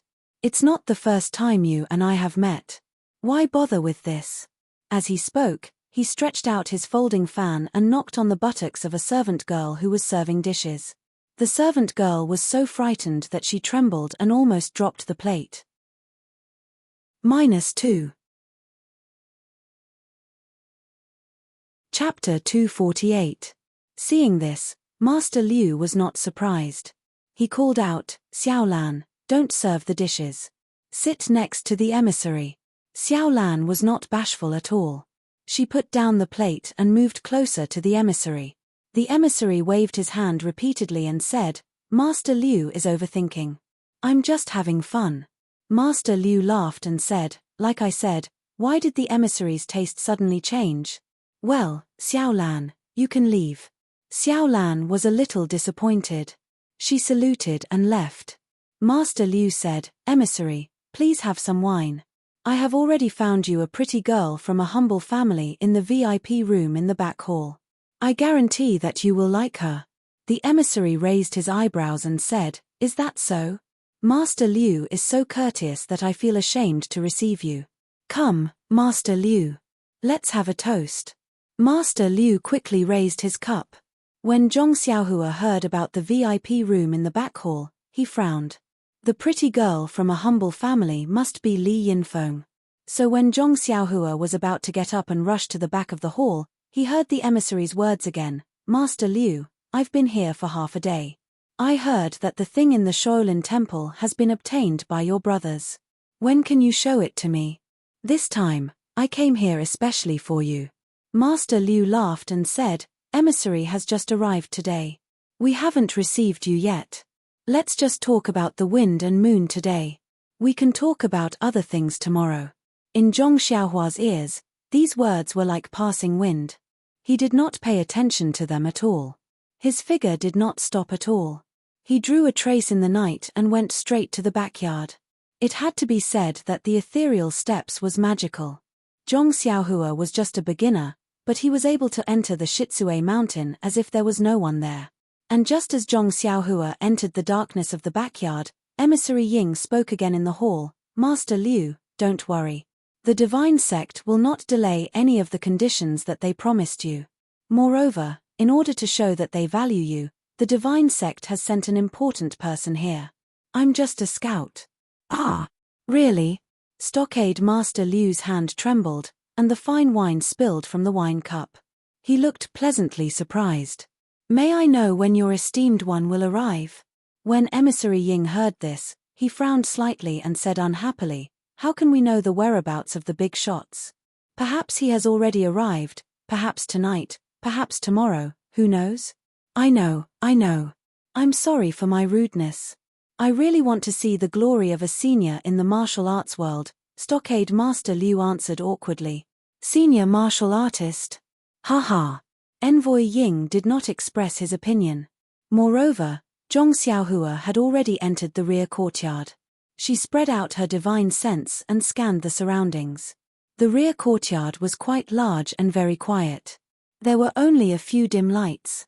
Zhong Xiaohua's figure didn't stop at all. With a few leaps, she scanned all the places with lights. She didn't see Li Yinfeng's shadow. At this time, two maidservants came out from a room with lanterns in their hands. As they walked, they said, "What a pity. She's as beautiful as a flower and as exquisite as jade. She hasn't even enjoyed life and is about to leave this world. What nonsense are you talking about? Sister, weren't we like this in the past?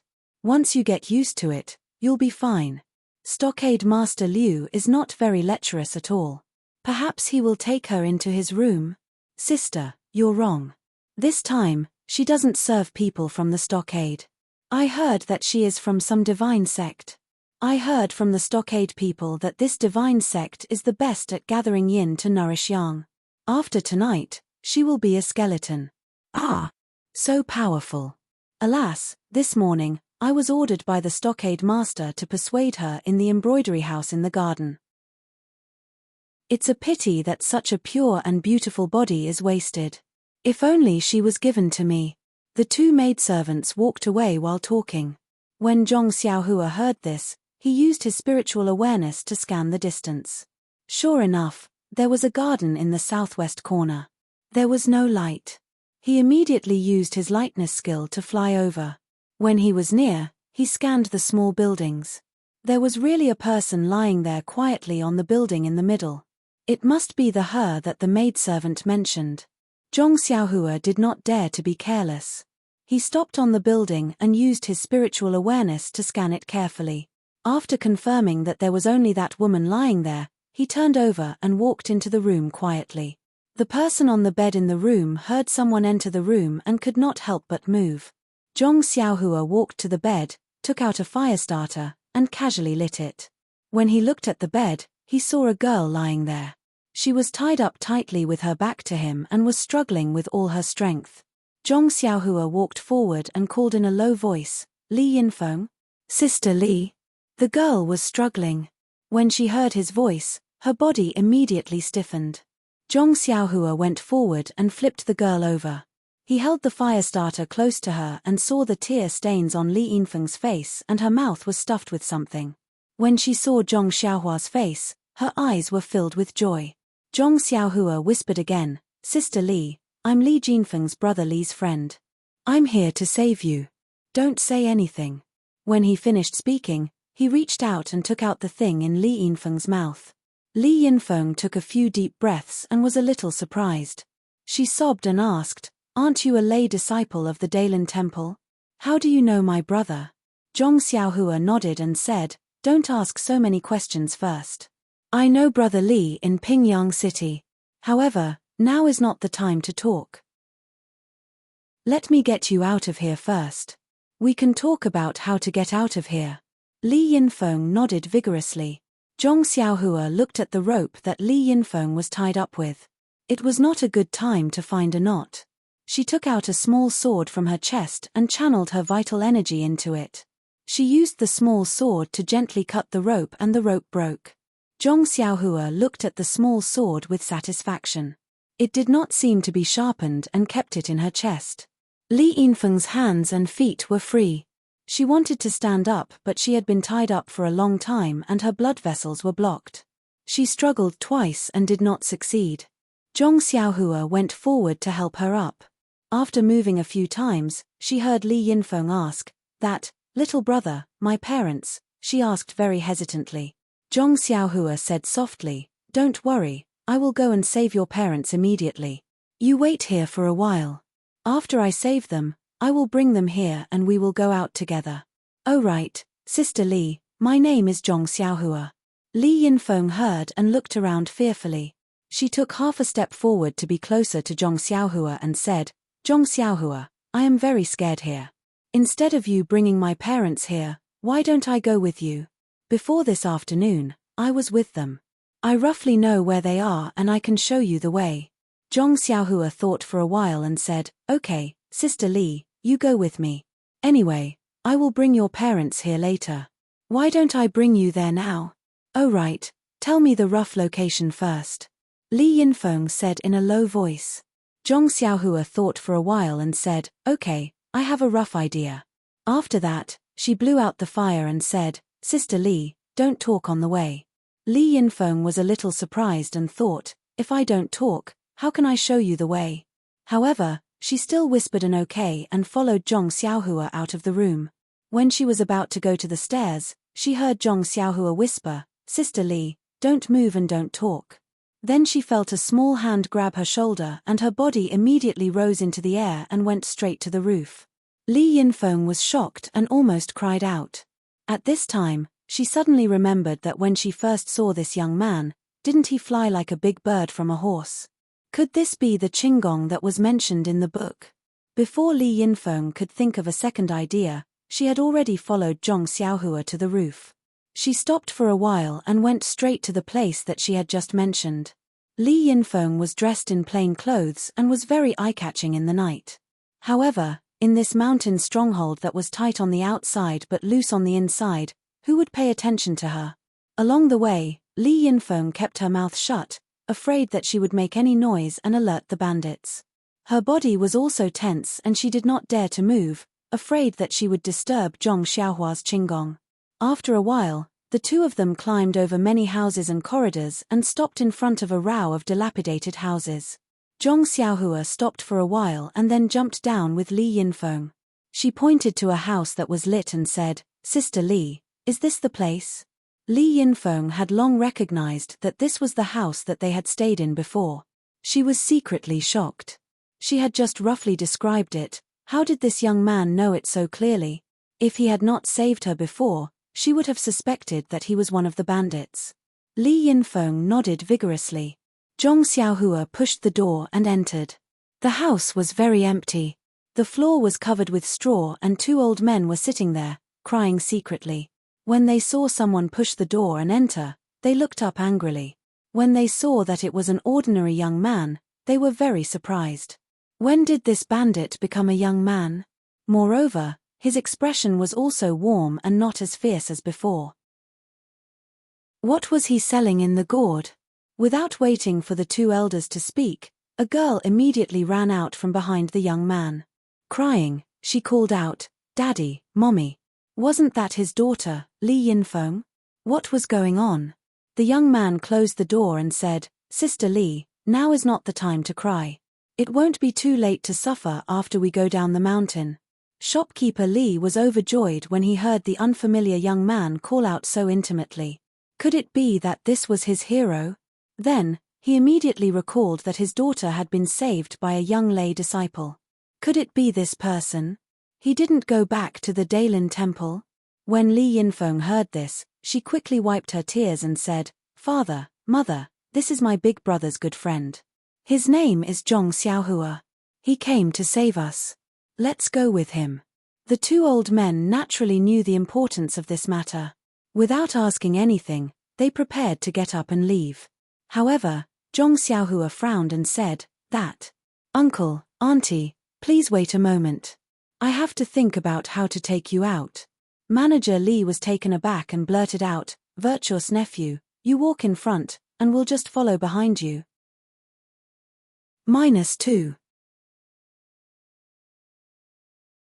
Chapter 249. Li Yinfeng whispered, "Father, don't talk. Listen to Zhong Xiaohua's arrangement." Zhong Xiaohua thought for a moment and said, "Sister Li, I'll carry you on my back later, okay?" Li Yinfeng blushed and said, "Okay, I'll listen to you." Shopkeeper Li was still a little puzzled. His daughter could walk well, so why did she need him to carry her? This young man was thin and not even as tall as his daughter. Could he carry her well? Zhong Xiaohua said again, "Sister Li, you must hold my neck tightly and don't let go." Li Yinfeng blushed even more and nodded slightly. Zhong Xiaohua said to the two old men, "Uncle, Auntie, when I take you out later, you must be careful not to make a sound." The two old men nodded and thought, "Isn't this nonsense? If we make a sound, it will alert the bandits. What can we do?" After that, Zhong Xiaohua pushed the door open and went out. Shopkeeper Li hurriedly grabbed his arm and said anxiously, "Little hero, you have to open the door first to see if there's anyone outside. This is common sense." Zhong Xiaohua scratched his head and said, "Haha, this is the first time I go into a tiger's den to save someone. I'm not experienced enough. But I know there's no one outside." Shopkeeper Li didn't believe him. He opened the door first and looked around. Sure enough, there was no one outside. Then he opened the door and the four of them came out quietly. Shopkeeper Li pointed in the direction of the gate and said, "Little hero, I remember the gate is over there. But when we came in, I remember there were many people guarding there. We can't go through." Zhong Xiaohua smiled and said, "Uncle, it's okay. I'll take you there." Shopkeeper Li was skeptical, but he still said, "Well, let's go. We'll go along the corner. There are shadows there. They can't see us." Zhong Xiaohua said, "No, Uncle, Auntie, stand still. I'll take you there. We don't have much time. I'm afraid we'll be seen if we walk there." After he finished speaking, he gestured for Li Yinfeng to lie on his back. Then, he used his left and right hands to support the two old men under their armpits. He circulated the true energy in his entire body, and his figure suddenly flew up, heading straight for the roof in front of him. The two old men were still pondering over the sentence "Stand still, I'll take you there." They thought strangely, if you don't let us walk, if you let us stand still, how are we going to get there? Although it wasn't very high, it was their first time, and they couldn't help but feel dizzy. Before they could wake up, their bodies followed Zhong Xiaohua to the roof. Then, they heard a few people talking and laughing as they walked past them. After waiting for a while, they felt as if they were riding on the clouds, flying from one roof ridge to another. Sometimes they would hide in a corner, and sometimes they would hide in an abandoned house. In short, they would safely avoid the bandits every time. When the two old men's minds gradually became clearer, the four of them had already reached the edge of the house. Zhong Xiaohua put the two old people down and said, "Sister Li, come down and take a breath of relief." Only then did Li Yinfeng let go of the arm that was holding Zhong Xiaohua breathlessly. Her face was crimson red. Zhong Xiaohua smiled and asked, "Sister Li, can you still hold on?" Li Yinfeng moved her arm, shook her teeth, and said, "It's okay. If it was a little longer, I might not be able to hold on. Zhong Xiaohua said, Sister, now is a dangerous time. It's a temporary measure. If your arm really can't hold on, don't you still have your legs? Li Yinfeng's face was about to bleed. The two old men next to her turned their heads, pretending not to hear or see. Zhong Xiaohua's eyes didn't pay attention to them. She looked at the distant wall of the village. The distance between the house and the square was too far. Her divine sense could barely reach it, and it was very difficult to clearly determine the position of others. If someone happened to look around the square, wouldn't she be immediately exposed? If she was alone, or if there were only two people, she would be able to free one hand. If she met anyone, she could block them. But there were three people, one in each hand, and one on her back. How could she deal with them? But looking at the time, it was already late. Presumably, the banquet of the village master and the envoy had already begun. When they found out that Li Yinfeng had been rescued by her, the entire village would come to look for her. Even if her qinggong was powerful, she was afraid that she wouldn't be able to escape. Thinking about this, Zhong Xiaohua gritted her teeth. She would risk it. In any case, they were all looking outside the wall. At this moment, they were probably tired. Who would look back? Then, Zhong Xiaohua said to the three people, You guys should be ready. This is the last and also the only dangerous place. After passing this place, everything will be easy to talk about. Although the three people felt that it was very strange, there were many torches on the walls of the village. They guessed that there were many bandits patrolling. How could there be no danger? But they still nodded obediently. Zhong Xiaohua's divine sense stretched out towards the village wall. She roughly saw a vague outline. Feeling that this was a good opportunity, she immediately carried Li Yinfeng on her back, grabbed the two old people, and flew towards the empty square. Less than half the distance, Zhong Xiaohua's divine sense could already touch the village wall. At this moment, someone happened to be bored and turned around. Zhong Xiaohua immediately crouched down. That patrolling bandit seemed to have seen a huge black shadow, but it disappeared immediately. He rubbed his eyes hard. When he looked carefully again, he didn't see anything. He pulled the person next to him and asked, Brother, I just saw a wide and big black shadow in the village. It was in the square. Do you think an outsider came in? That person laughed and said, Brother, did you drink too much last night? Our village gate is unprecedentedly tight. Even a fly can't fly in. How could someone come in? Moreover, what did you just say about a wide and big black shadow? A person's shadow is long and narrow. Could it be that you saw wrongly? If you don't, then you must have seen a ghost. That person shrank his neck and shivered. How could a normal person have such a shadow? Could it be that he really saw wrongly? It was better that he saw wrongly. If it was a monster, then it would be troublesome.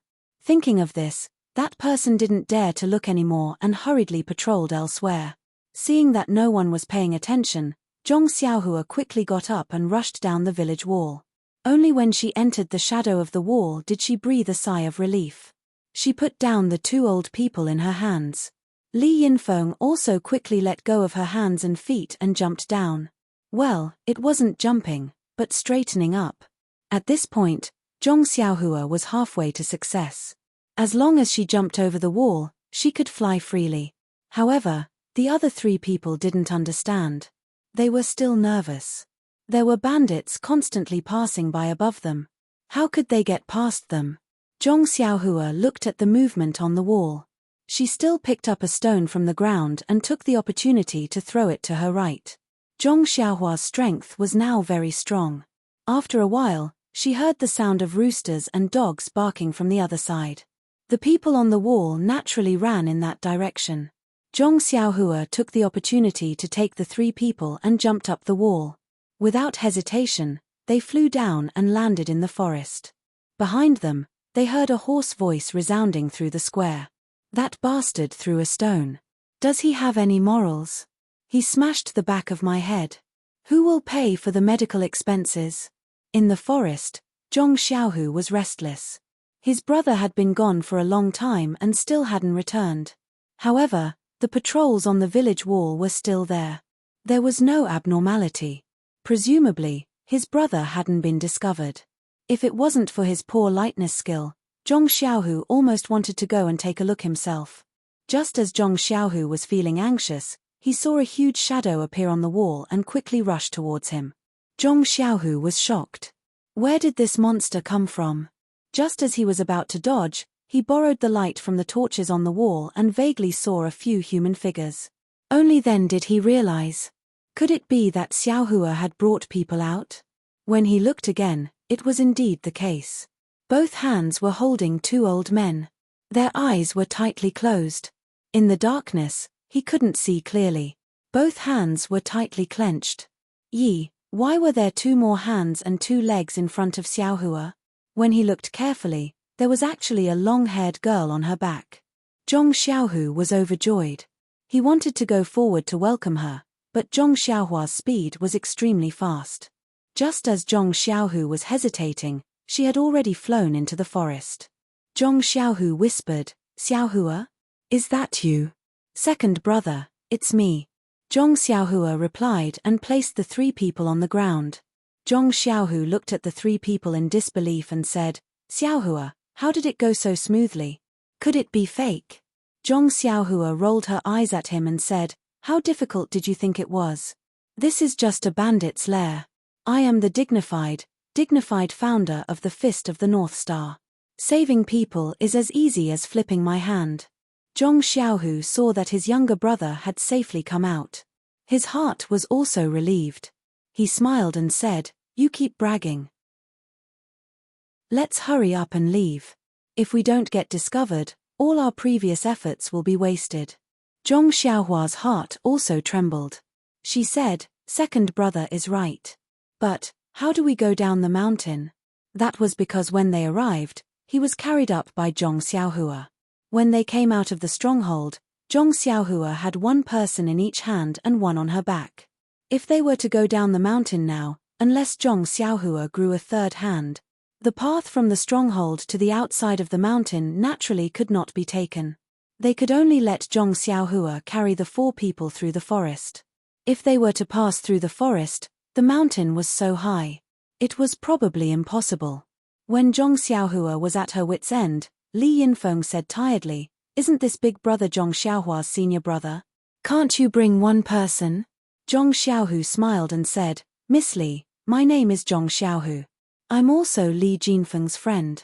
However, I'm not Xiaohua's senior brother, but her biological brother. I want to bring one person. I have enough strength, but I don't know Qigong. I can't go up and down the mountain. I can only use my feet step by step on the road down the mountain." Li Yinfeng thought for a while and said, "Then please bring my father and let Zhong Xiaohua bring you. Won't that be fine?" However, Li Yinfeng said in distress, "It's too difficult for Zhong Xiaohua to bring the four of us. It's better to do it twice." When Zhong Xiaohua heard this, she shook her head and said, "Forget it. Don't come twice. Time waits for no one. If you're not careful and get caught by the bandits, it'll be too late to regret. Come on." Everyone was puzzled and asked, "Why?" "Miss Li, come up," Zhong Xiaohua said with a smile. -2. Chapter 250. Coming out of the village, although Zhong Xiaohua was carrying 3 people, Li Yinfeng and her mother were light as a feather and did not expend much effort. This time, with the addition of Zhong Xiaohu, his weight was equivalent to 2 people. Zhong Xiaohua carried Li Yinfeng on his back, with his right hand supporting Li Yinfeng's mother and his left hand supporting Zhong Xiaohu. Zhong Xiaohu did not have the strength of his younger brother, so he could only ask for forgiveness and use his arms to clamp onto Li Yinfeng's father. He was just using all his strength to clamp onto them, but the one who exerted most of the effort was still Zhong Xiaohua. Carrying 4 living people while displaying his Qigong, Zhong Xiaohua's strength was not afraid and did not feel strenuous. However, the zhenqi in his body was greatly depleted. Just now when he went in to search for Li Yinfeng, he had already used up some. Bringing the 3 of them out, he had used up several times more. It seemed that the amount of zhenqi consumed when using his Qigong was related to the weight. Zhong Xiaohua estimated that with the amount of zhenqi in his body, It should not be a problem to bring the 4 of them to the other mountain. Thus, he took a deep breath and secretly activated his heart sutra. The zhenqi in his body circulated wildly, and with a tap of his foot, he executed the ethereal steps. His body floated up and landed on a treetop. Following that, he released his divine sense to the maximum and quickly rushed down the mountain. Although there were hidden sentries in the forest, it was already late. The entire mountain was only filled with the sound of the wind, the rustling of leaves, and the occasional howling of animals. How could the people in the hidden sentries think that someone would pass over their heads? If not for the village chief repeatedly emphasizing the need for militarization and to strengthen the execution, they would have already run back to the village. Why would they be obediently looking at the somewhat white path in a daze? Thus, Zhong Xiaohua very easily led the 4 of them and avoided several hidden sentries. They safely arrived at the place where the date red horse was placed. Seeing that they were about to reach the place, Zhong Xiaohua was about to circulate his zhenqi when he suddenly discovered that his meridians were empty. There was not the slightest bit of zhenqi left. He could not help but be shocked. At this moment, his body was in midair. In a hurry, he said in a low voice, "Second brother, get down." He casually threw Zhong Xiaohu to the ground and his own body fell to the ground. Zhong Xiaohu was also a martial artist and his skills were naturally strong. Being in midair was actually the height of a tree, so of course it was not difficult for him. With a single stride, he jumped to the ground. Although the forest was pitch black, he was able to stand very steadily. At the same time, there was a sound next to Zhong and Zhong also very easily to the ground. Zhong landed on the ground. Zhong Xiaohu asked in a low voice, "Xiaohua, why aren't you walking? Have we arrived at the place?" Zhong Xiaohua bitterly smiled and said, "It's right in front of us. Right now, I don't have any zhenqi left, so I can't use qinggong. I can only put you guys down." Li Yinfeng came down from Zhong Xiaohua's back and quickly asked, "Then is your body okay?" Zhong Xiaohua said, "It's okay, big sister Li. After a while, I'll be fine. Let's go, the date red horse is not far ahead. We should quickly leave the mountain." Zhong Xiaohu asked curiously, "The night is pitch black, how do you know that the date red horse is just ahead?" Zhong Xiaohua smiled and said, "Feeling, second brother. A man's sixth sense." Thus, Li Yinfeng supported her mother and Zhong Xiaohu supported shopkeeper Li. Under Zhong Xiaohua's lead, they walked forward for half an hour before they found the date red horse. 5 people and only 2 horses. This made things a little difficult for Zhong Xiaohu. Manager Li said, "Nephew, this old man knows how to ride a horse. Why don't you let me and my family ride one, and you two ride the other? What do you think?" Zhong Xiaohua shook her head and said, "This place is very far from Lu Town. If the 3 of you ride together, the horse won't be able to withstand it. How about uncle and auntie ride one, and second brother and Li Yinfeng ride the other? Is that okay?" Li Yinfeng was a bit embarrassed. Shopkeeper Li thought for a bit and said, "This matter is urgent and is also forced by the situation. We can only do this. Feng'er, let's do as nephew says." Li Yinfeng didn't know if she nodded or shook her head. It was too dark to see clearly, but she didn't say anything. Naturally, she agreed. Shopkeeper Li asked again, "Nephew Zhong Xiaohua, will you ride with us or with your second brother?" Zhong Xiaohua smiled and said, "I won't ride with you. I know qinggong. I'll use it to catch up with you." Zhong Xiaohu said strangely, "How can that be? Your body is very light. You can ride the same horse as us. Why do you have to use qinggong? Besides, you don't have any true qi in your body. How can you use qinggong?" Zhong Xiaohua said, "Second brother, time is tight now. Why are you so wishy-washy? If I ride the horse, it will definitely be slower. Besides, if the people from the mountain village catch up with us, they will definitely catch up with us. Won't I be working in vain tonight? Besides, if I wait here for a while, maybe I can block them and let you run farther. Forget it. Who do you think you are? You're not a real hero. Why do you stay here? Brother Li's family has been rescued. Let's go back together." "It's fine, second brother. I have my own plans. Besides, even if they see me, They won't think that I'm the one who saved them. Also, don't forget that I'm a disciple of the Daylin Temple. How would they dare to touch a single hair on my head? Well, forget it. I won't go. I'll go with you. If I go back like this, I won't be able to explain it to my parents. Don't, second brother. Sister Lee can't ride a horse. Even if she can, the road from here to Lu Town is not very safe. It's late at night. Don't you worry about them traveling alone. Well, Zhong Xiaohu was a little hesitant. Second brother, get on the horse quickly. Listen to me. I'll rest in the woods for a while. When there's no movement in the mountain village, I'll go back tomorrow. If we hesitate for a while, they'll really catch up with us. Hearing this, Zhong Xiaohu gritted his teeth and said, Xiaohua, second brother knows that I'm not good at martial arts and can't help you. But you must be careful. When we leave, quickly recover your martial arts and catch up with us with your Qinggong.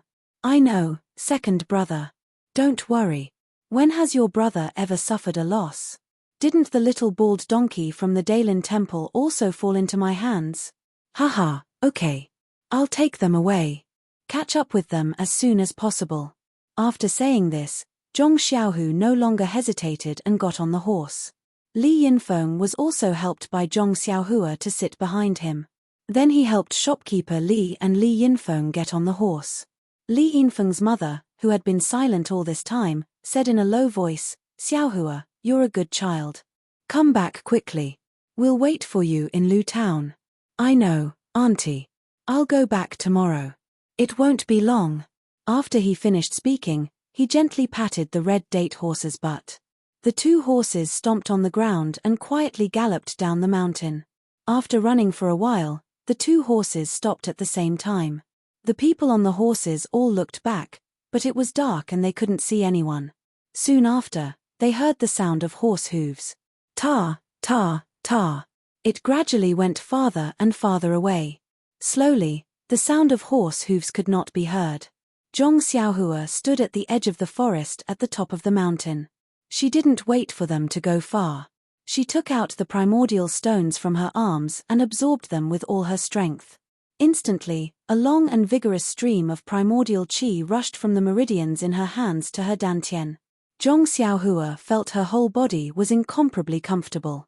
After the time it took to burn a stick of incense, Zhong Xiaohua stopped absorbing the primordial qi. She secretly circulated her qi and hurriedly improved her cultivation a little. She used her spiritual sense to examine the two primordial stones. The primordial qi inside did not seem to show any signs of decreasing. Zhong Xiaohua couldn't help but think that her cultivation was really weak. According to the records in the Heart Sutra, this kind of primordial stone would be discarded after being absorbed a few times. She had already absorbed it twice and still hadn't absorbed much. Zhong Xiaohua put the primordial stones away and got up to stretch his body. Looking at the fire in the mountain stronghold in the distance, his pupils shrank slightly and flashed a trace of killing intent. He insisted on staying. On the one hand, it was to slightly resist the pursuers of the mountain stronghold and lead them to another direction. The most important thing was that the bandit named Brother Shu had touched his bottom line. He had saved Li Yinfeng, which had already made it clear that he was a disciple of the Daylin Temple. This group of people even planned to take Li Yinfeng back to the mountain stronghold. They even robbed the Li family's property and burned their house. It was clear that they didn't treat Bin Buns as dry food. They didn't give face to him, a disciple of the Daylin Temple, and bullied him because he was young and a foreigner. The most hateful thing was that they wanted to go to the Guozhuang House, Balagu and Guanyin Temple to search for beautiful women. Thinking of the tragedy of the neighboring village being robbed by Shitsue Mountain, Zhong Xiaohua was furious. He didn't want such a tragedy to happen in his Guozhuang house again. He didn't want the bandits to disturb the peaceful life of his family. For his parents, for his brother and sister-in-law, he had to stay. He had to stay and take the lives of those who had eaten the courage of the leopard. Zhong Xiaohua didn't even intend to let go of the head of the mountain stronghold and the messenger. If it weren't for his limited martial arts, he even wanted to destroy Shitsue Mountain. Of course, he couldn't tell his second brother about his thoughts and words. He knew that his second brother wouldn't let him take the risk alone. Perhaps he would stay, or perhaps he would take him away. However, neither choice was his own. He was more willing to destroy any enemies that threatened his family before they sprouted. With that thought in mind, Zhong Xiaohua reached into his bosom and took out the small sword. The feeling of it being his own arm made him feel a sense of pride. He thought to himself, small sword, did you not taste enough blood last time? Today I'm going to make a fortune. Then, with a tap of his toes, his figure floated to the top of a high tree. His divine sense swept forward like an antenna. His figure didn't stay in the forest any longer.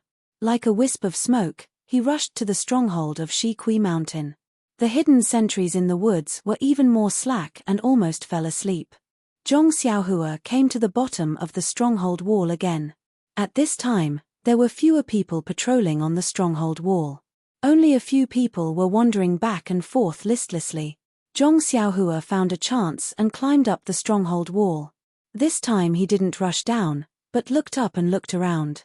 Suddenly, he patted his forehead and laughed in his heart. Habitual thinking kills people. -2. Chapter 251. The wall of the bandit stronghold of Shitsue Mountain was a small semicircle. In the middle of the wall, there was a square between the house and the wall.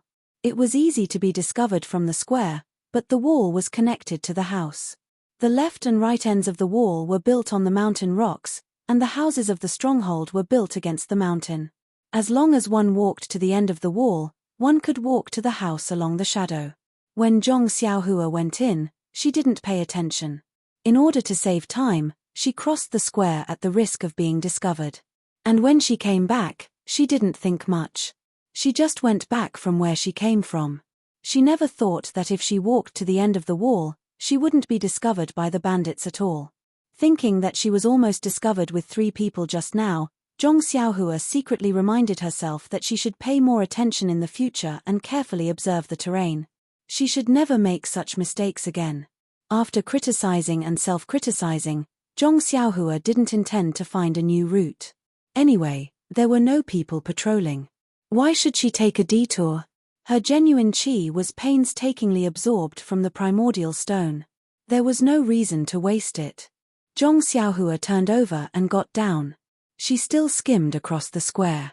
Under her divine awareness, she was not discovered by anyone. According to her memory just now, Zhong Xiaohua came to the place where the bandits' brother Shu and others were drinking. When the banquet reached the climax, everyone was drunk. She heard old Cow say, "Xiaoshunzi is so scheming. He actually sprinkled the 1,000-mile incense on that girl's car. Otherwise, we wouldn't be able to find that girl in a short time." Another voice sounded, "Brother Cow, didn't I tell you not to mention that girl again? She's not ours anymore. It's useless to talk about her. It makes us feel itchy." Old Cow said, "Well, I won't say it. I haven't said it all night. Now I really can't stand it anymore. Alas, how could we be seen by the chieftain? It would be better if we left earlier. Presumably, that bullshit messenger is having fun now." A voice said, "Old Cow, you're drunk. You'd better talk about something else." "That's right, let's talk about Xiaoshunzi's cleverness. Tell me honestly, did you really find the Li family's lass with that 1,000-mile fragrance?" Xiaoshunzi said, "Hehe, Brother Shu guessed correctly. There are many people in Lu Town, and the smells are mixed. The 1,000-mile fragrance is indeed useful in open areas, but when I'm there, how can I smell it? I don't have a dog's nose." "Ah." Old Cow said, "You actually lied to me and made me envious of your intelligence. Oh right, without the 1,000 miles incense, how did you find the Li family's door?" Xiaoshunzi chuckled and said, "In this world, there are many people who like to gossip. Everyone has a gossipy heart.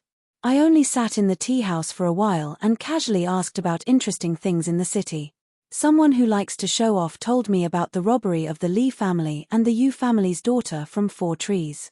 It only cost 2 copper coins for the tea. It's a pity that the Yu clan's young lady isn't here, and there's no one at home. Otherwise, we would be able to do something big.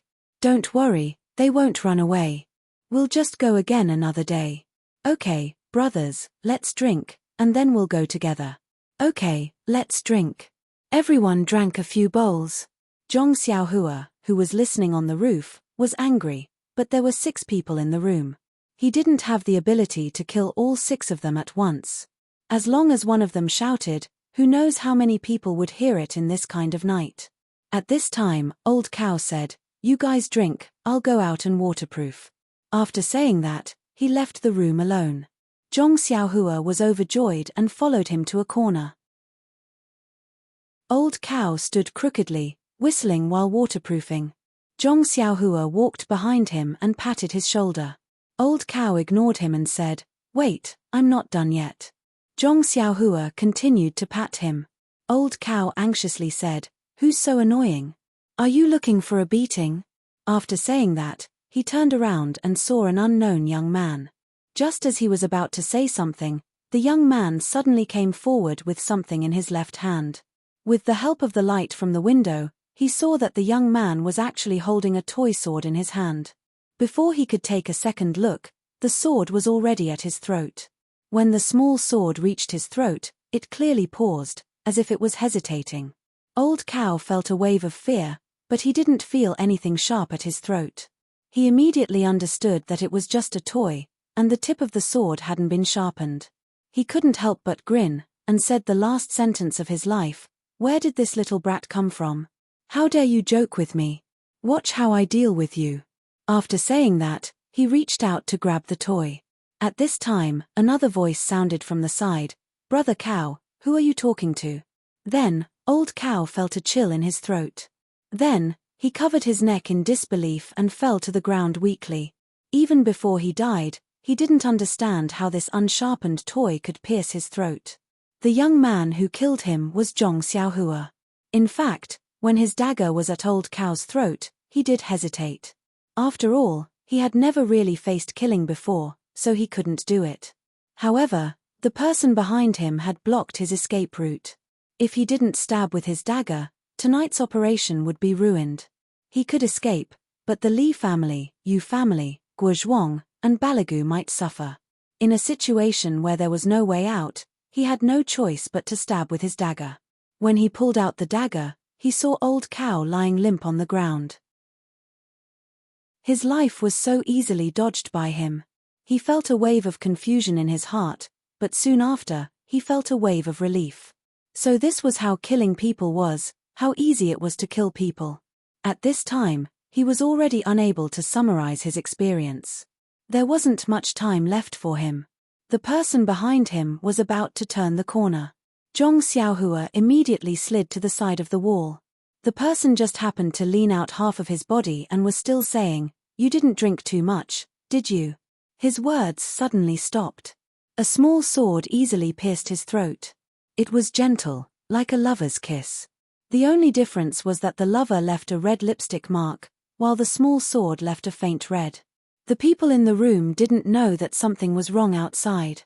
After drinking for a while, they still didn't see anyone coming back. Brother Shu said, "Xiao Shunzi, go with Xiao Li and see what happened to Old Cow and the other 2. Did they really drink too much? Carry them back. It's still early, so it's not their style." Xiao Shunzi and the other person answered and came out. As soon as they turned the corner, they saw the 2 people lying on the ground. They laughed and said, "Old Cow, oh Old Cow, I've never seen you like this. When you wake up tomorrow, how will I scold you?" Before the 2 people could go forward, Zhong Xiaohua descended from the sky. Her left hand held a sword, and her right hand formed a claw. She stabbed the sword into the throat and grabbed it with her other hand. With a slight force, there was a crack sound. Blood seeped out of the corner of the person's mouth and he fell to the ground. Zhong Xiaohua looked at the corpse lying on the ground. It was no longer as agitated and trembling as before. She whispered, "It's better to use a sword. It's clean and nimble." There were only 2 people left in the room, and they were both drunk. How could they be worthy of his attention? Brother Shu was still drinking with the other person in the room when he heard a knock on the door. He couldn't help but frown and say, "You don't have hands. Open the door yourself." However, the knocking continued. He was angry. He got up and strode to the door. He opened the door and said, "Who the hell are you?" In front of him was Xiao Shunzi, who had just gone out. His eyes were closed and his head was drooping. Brother Shu laughed and said, "Xiao Shunzi, don't tell me you just went out for a while and fell asleep." Unfortunately, Xiao Shunzi didn't reply. Brother Shu felt that something was amiss. He was about to call someone over when he saw a short figure emerge from behind Xiao Shunzi. The faintly discernible face was actually very familiar. Brother Shu called out, "Daylin Temple." Just as he finished speaking, a small sword pierced his throat. There was no resistance. Brother Shu died with remaining grievances as he looked at the young boy in front of him and fell to the ground. There was only one person left in the room. He was drunk when he heard Brother Shu call out for the Daylin Temple. He couldn't help but be shocked. When he saw Brother Shu fall to the ground and revealed the lay disciple, he immediately broke out in a cold sweat. His drunkenness completely disappeared as he shouted, "Help!" Just as he finished speaking, Zhong Xiaohua rushed in front of him like lightning. The man didn't have time to dodge. He only managed to lean slightly to the side before the small sword pierced his throat and he stopped breathing. When the last person fell to the ground, Zhong Xiaohua let out a sigh of relief. She wiped away the sweat that was about to flow down. She thought to herself, "Lucky." Suddenly, she slapped her forehead and said on the ground, "Oh, I forgot to leave him alive. Ask him where the money is hidden." As she spoke, she used her divine sense to sweep the room. She didn't find anything. Presumably, the money was hidden somewhere else. Zhong Xiaohua didn't stay any longer. She carried the corpses into the room, blew out the light, and walked out. Just as she was about to leave, an idea flashed in her mind. Why not take the opportunity to kill the fort master and let Shikui Mountain be leaderless and peaceful for a few years? Moreover, she didn't get any benefits from this trip. Wouldn't it be a waste of effort? After making up her mind, Zhong Xiaohua floated up the room and sneaked toward the hall. In the hall, the banquet was not over yet. The two of them were talking about something. Zhong Xiaohua was not arrogant just because he had killed a few small fries. Although he did not know how good the martial arts of the head and the messenger were, the head could command the entire Shitsue Mountain. How could he control the situation if he did not have some martial arts? Presumably, he was no match for them. If he wanted to kill them, it was better to do it suddenly. And the emissary seemed to be from some divine sect. Such people dared to come out to represent a sect. Which one of them wasn't a master? Zhong Xiaohua didn't think that he could beat them. Thinking of this, Zhong Xiaohua floated to the back of the inner hall. She used her divine sense to sweep around, trying to find a good place to hide. But before her divine sense found a hiding place, she found that there seemed to be a fluctuation of primordial chi under the ground of the back hall. "Please collect, please tip, thank you." -2. Chapter 252. Zhong Xiaohua used his divine sense to feel the fluctuation of primordial chi underground. He couldn't help but think of the basement in Zhong Chengyue's study in the Misty School. It was estimated that this was the secret room of the master of Shitsue Mountain. Then Zhong Xiaohua excitedly looked for the entrance to the secret room. If the entrance was found by others, it might not be easy to find. But under Zhong Xiaohua's divine sense, there was nowhere to hide. After several scans, he found the abnormality on the bed in the corner. When he found the mechanism in the corner of the bed, he couldn't help but praise secretly. If he really looked for it with his eyes, he might not find it. It seemed that the things in the secret room were really worth looking forward to. When Zhong Xiaohua lifted the bed and walked into the secret room from the bed, he saw a layer of light in front of him before he laid down the stairs. He couldn't help but be surprised. Was this the luminous pearl recorded in the book? Zhong Xiaohua lit the fire starter. What he saw in front of him made him stunned. In front of him was a space with a radius of 10 feet. On the right was a weapon shelf with some strange weapons. On the left were several big boxes. Looking forward, it was the place where he saw the light just now. There were several tables with a lot of jewelry and jade on them. The strangest thing was that beside the table, there was an incense burner that looked like the incense burner used in temples. There were 3 legs at the bottom and a ball at the top. However, this incense burner had a lid. Zhong Xiaohua used his divine sense to scan. The fluctuation of primordial qi was coming from this incense burner. He carefully walked forward and touched it with his hand. Then he opened the lid of the incense burner and looked inside. Yes, there were still a lot of burnt ashes in the incense burner. He really didn't know why the bandit brought the incense burner here. Suddenly, he remembered that he had heard the conversation between the messenger and the master on the roof. Was this what the messenger wanted to take? Hey, Zhong Xiaohua sneered. No matter what it was, as long as it was a treasure, why should he hesitate? Then, Zhong Xiaohua took out the money bag and put the incense burner into it. Then, without taking back the money bag, he first came to several big boxes and opened one casually. The lid of the box was opened and the inside was glittering with gold. Zhong Xiaohua's eyes were dazzled. To be honest, this guy had never seen gold since he was a child. Even when he heard it, he just heard it from Ou Peng.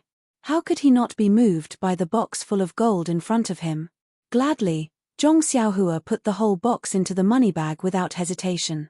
That was, if he put it in bit by bit, it would waste his divine sense. Taking the whole box together, that would be cool. As for the rest of the boxes, Zhong Xiaohua also opened them one by one to satisfy his eyes. Then, he put them into the money bag. These boxes were either filled with gold or jewelry. There was not even silver. Zhong Xiaohua could not help shaking his head. These bandits were so tasteless that they only took hard currency. Why didn't they store some silver notes? The gold and the like really took up too much space in the money bag. How could it be more convenient than silver notes? As for the luminous pearls on the table, there were actually a lot of them in the box. However, Zhong Xiaohua didn't want to waste, let go, or regret, so he put them all in his bag. As for the rare weapons, Zhong Xiaohua couldn't be blamed. He had never seen any weapons, so he didn't know how precious these weapons were. Moreover, these things didn't look as pleasing to the eye as gold and jewelry. Forget it, it's better to leave some for the bandits of Shitsue Mountain. After all, we are all educated people, so it's good to leave something for them to remember. Of course, these thoughts were also made by Zhong Xiaohua after his divine sense swept over the weapon rack. At this time, Zhong Xiaohua had faintly understood that only things with primordial qi fluctuations were what he needed. Suddenly, Zhong Xiaohua remembered that he seemed to have not used his divine sense to scan the small sword. It was easy to forget things around him. Then, Zhong Xiaohua wanted to separate a strand of divine sense to scan the small sword. At this time, he suddenly heard a soft sound above his head.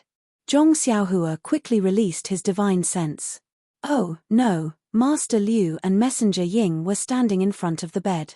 Even if he thought with his toes, he knew that they were not going to rest. He was blocked by someone. What should he do? Zhong Xiaohua quickly looked at some of the secret rooms that had just been searched by him and seemed to be empty. Where was there a hiding place? Zhong Xiaohua rolled his eyes and then made up his mind. He put away the fire starter, took out the big handkerchief from his arms, covered his mouth and nose, and floated up with his qinggong. Since he was caught like a turtle in a jar, he might as well fight to the death. Outside the secret room, Master Liu smiled apologetically and said, "Messenger, I have put that thing in the secret room later. I am the only one who knows about this secret room. I have already dealt with the other people who know about it. That thing will be fine if it is placed here." Emissary Ying said with a smile, "Actually, it would be easy for someone from my divine sect to get this thing. However, this kind of thing involves a lot of people. My sect finds it troublesome and the evil tiger gang is not in a good situation. That's why we came to Shitsue Mountain." "Hehe, Chief Liu, I've said enough. I think you already know what to do. You must have guessed it." I know. Messenger, don't worry. I know very well in my heart. The monk Ju Ru, who was set up by us, has already been dealt with by my men. Even if the monks of the Shaolin Temple come to the mountain, I will refuse to let them find any trace of the divine sect. However, about my small request. Master Liu, don't worry. Didn't I say that a big shot of my divine sect is coming soon? He is one of the 18 disciples of Lord Garuda of my divine sect. He has a prominent status. Your small request can't be any smaller. If he can come, it naturally shows that what you are doing is very important. Since you can complete it well, I will say a few good words in front of him. Isn't your future clear? Great, Lord Messenger, I have to ask for more. By the way, my secret room is filled with the inventory of Shitsue Mountain. There are still some things that I like. I hope Lord Messenger can accept some of them later. Hee, no problem, no problem. I don't know what can catch my eye in this remote place. I'm looking forward to it. Immediately, Master Liu opened the mechanism, revealing a secret passage leading to the underground. Master Liu looked at Messenger Ying and said with a smile, I will lead the way. After that, he lifted his leg to get on the bed and was about to enter the secret passage. In the blink of an eye, just as he was about to step into the secret passage, a thin and weak figure dashed out from the deep secret passage with a whoosh and crashed into Chieftain Liu. Master Liu was calculating his own plan while taking into account the feelings of the messenger behind him. Moreover, he didn't expect that a figure would rush out from the secret passage, so he didn't have any reaction at all. Even if he was prepared, at such a close distance, Zhong Xiaohua had used all her strength. How could he react? When he came to his senses, a cold feeling came from his throat.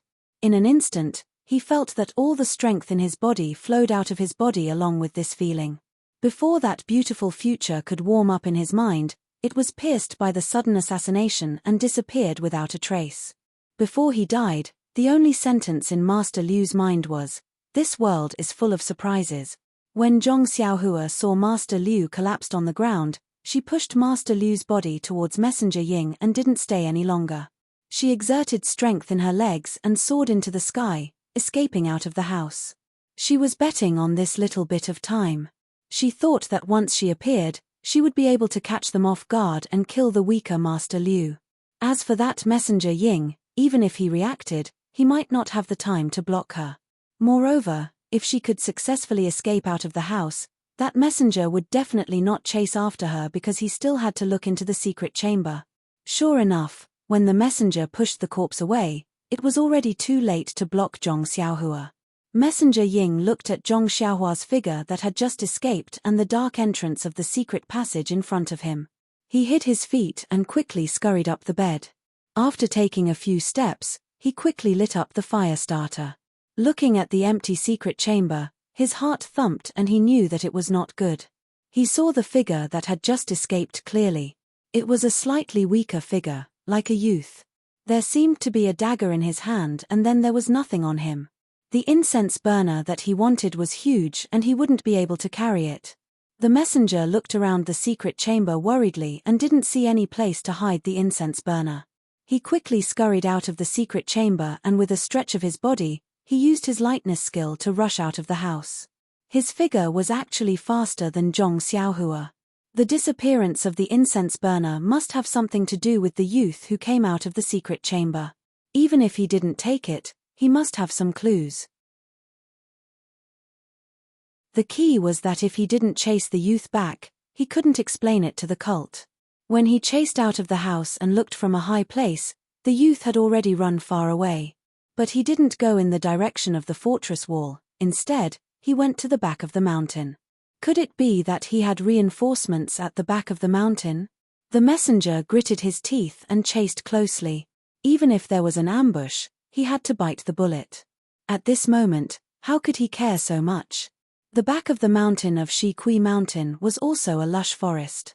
But the mountain was too steep and there was no mountain road leading down. So the bandits had always ignored it. Zhong Xiaohua ran to the edge of the cliff in a short time. When he looked back, Messenger Ying had already chased out of the house and was coming in his direction. Zhong Xiaohua sighed and touched the money bag in his arms. The ancients said, birds die for food, people die for wealth. They didn't deceive him. Then, he took out a vitality stone from his arms and held it in his right hand. He lowered his head to look at the mountain. With a chuckle, he flew down and landed on the top of a big pine tree by the mountain. The top of the tree sank down and then bounced up. Zhong Xiaohua's body jumped up and flew to another place. Please Please tip, thank you. -2. Chapter 253. Since she couldn't escape the fate of being chased, it was better to face it calmly and make the best preparation. Anyway, her second brother and the people of the Li family had gone far away. The people who robbed the Li family in Lu Town and the head of fort were killed by her. Messenger Ying probably didn't have time or thought to find Li Yinfeng again. Zhong Xiaohua had a sense of heroism. In order not to exhaust the true qi in her body, Zhong Xiaohua had already prepared for a protracted battle. While absorbing the primordial qi from the primordial stone to replenish the true qi in her body, she used her lightness skill and Misty School's lightness skill to move freely in the forest. Although Messenger Ying's lightness skill was faster than Zhong Xiaohua's, Zhong Xiaohua was really cunning. In the beginning, her lightness skill was a little obscure and she was almost caught by him several times. But as time went by, her lightness skill became smoother and her speed increased a lot.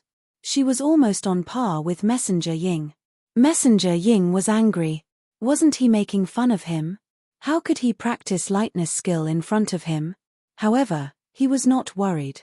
Although the young man's lightness skill was good, he was limited after all. Even if he started practicing internal strength when he was in his mother's womb, he might not be as powerful as him. When he ran out of strength, wouldn't it be easy to catch him?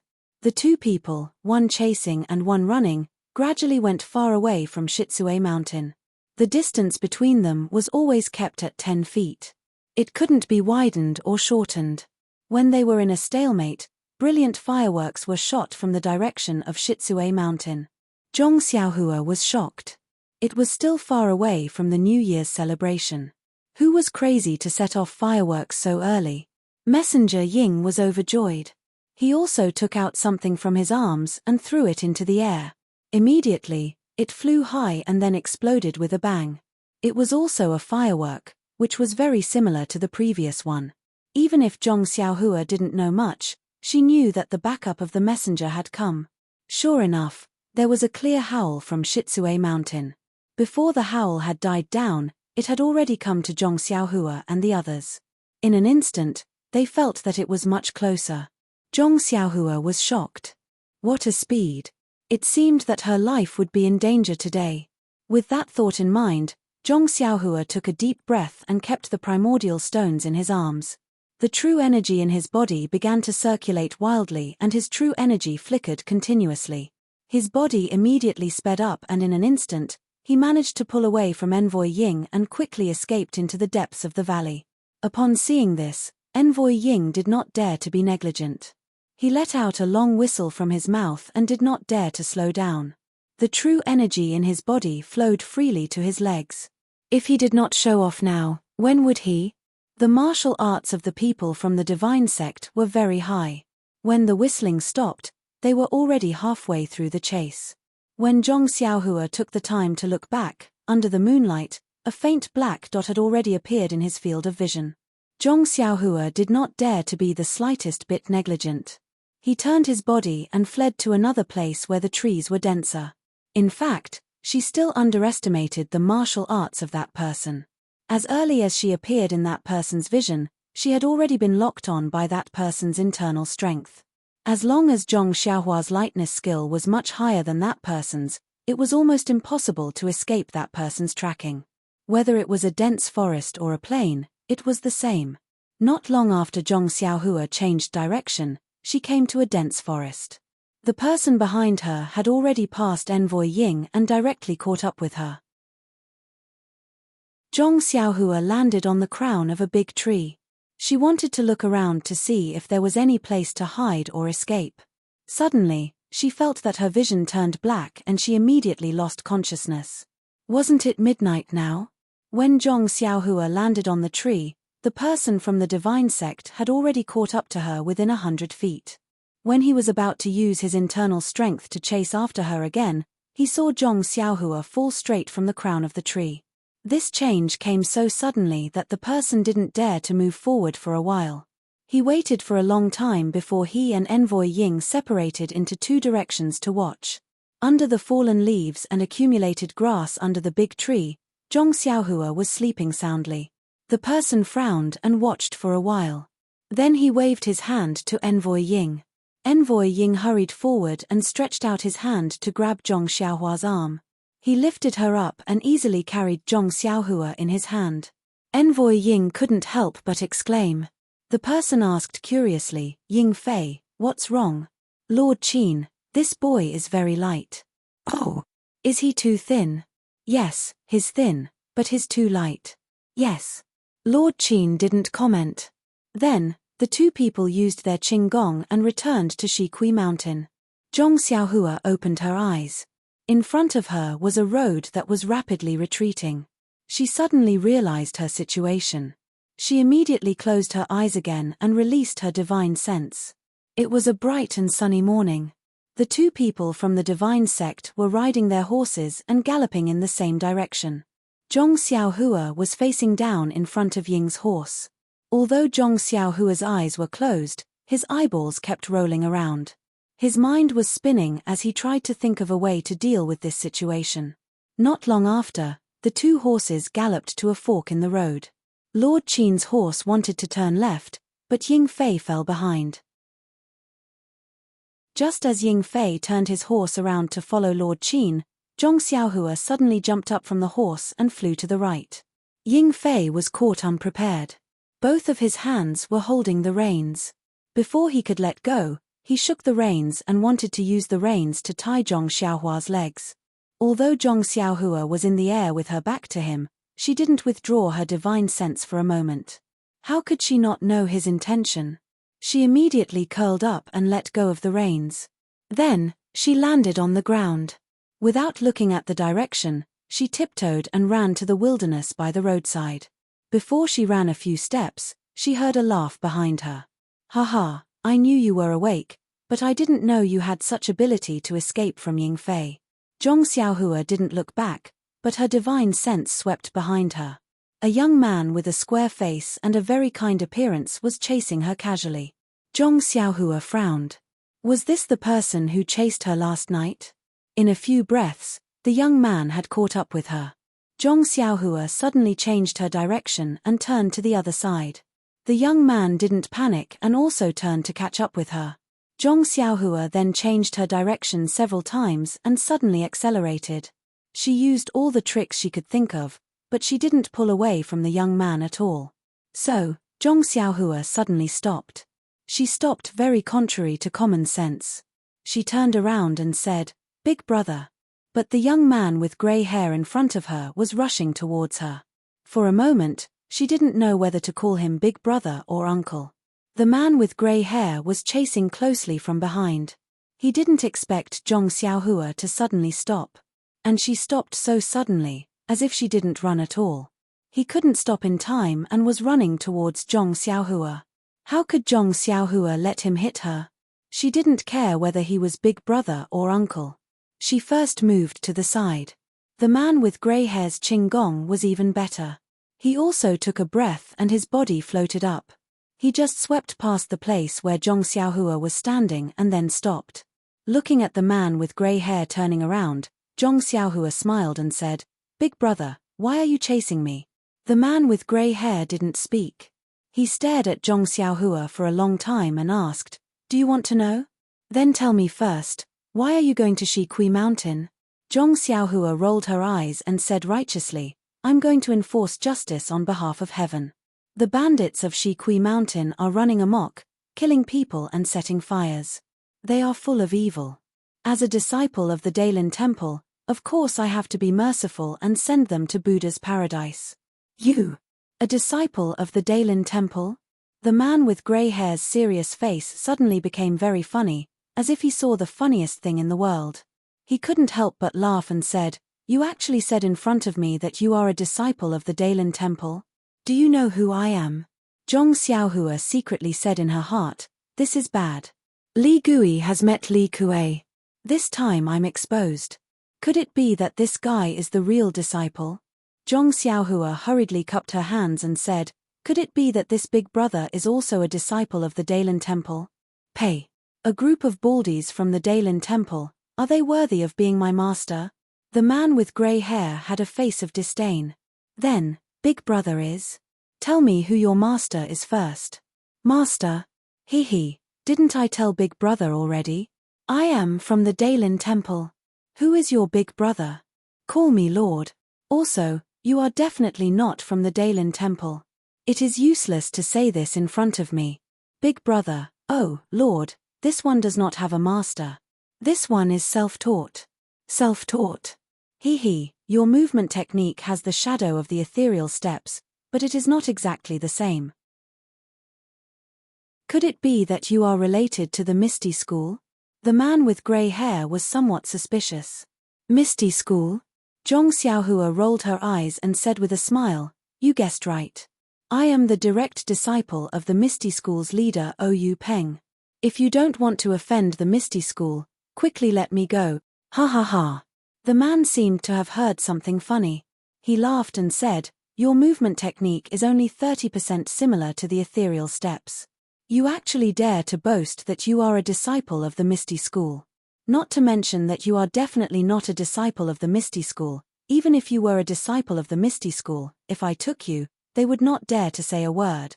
Oh no, where did this Big Brother come from? Right, divine sect. What kind of sect is this divine sect? Poor Zhong Xiaohua only knew about the Misty School, the Daylin Temple, and the evil Tiger Gang. The other sects were a blur to her eyes. Naturally, she did not know what this divine sect was. Seeing that Zhong Xiaohua did not speak, the man asked again, I don't care which sect you are from. I just want to know why you went to Shi Kui Mountain. You killed their chief and 6 small fries. What is the reason? Zhong Xiaohua quickly waved her hand and said, Big Brother, you misunderstood. I only killed the chief. The others were not killed by me. -2.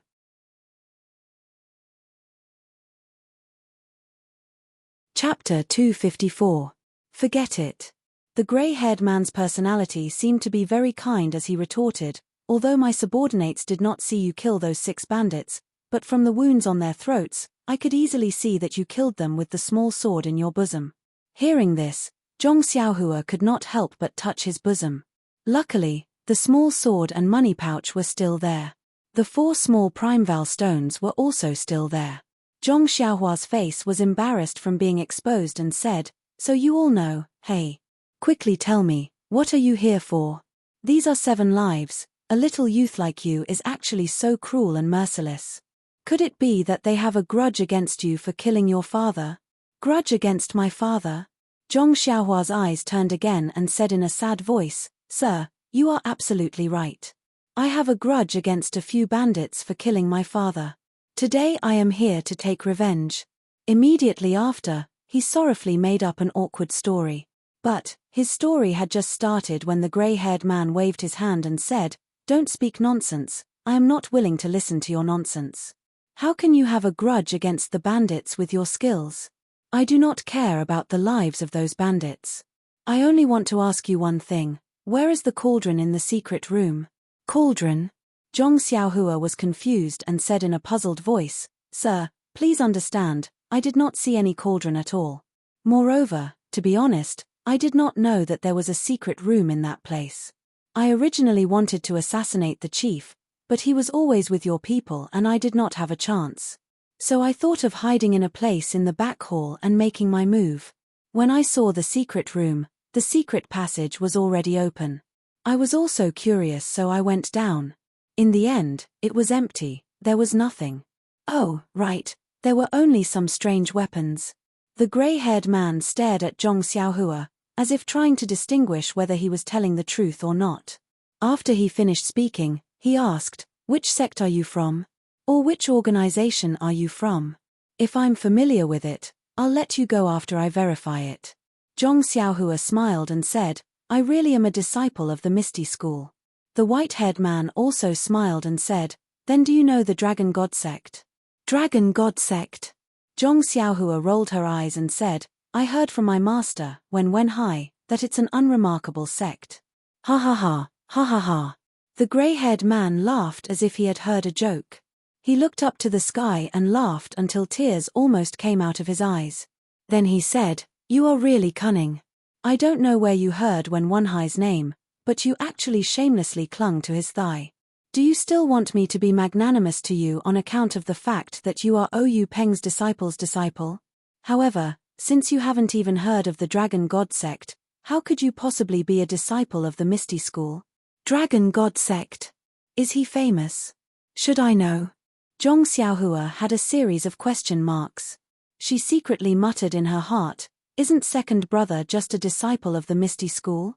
I've never heard him mention the name of the Dragon God sect. Zhong Xiaohua helplessly spread out her hands and said, since sir doesn't believe me, then I'll just take it that I'm self-taught. Self-taught? The grey-haired man snorted coldly and said, you are ruthless. You slit their throats with a sword.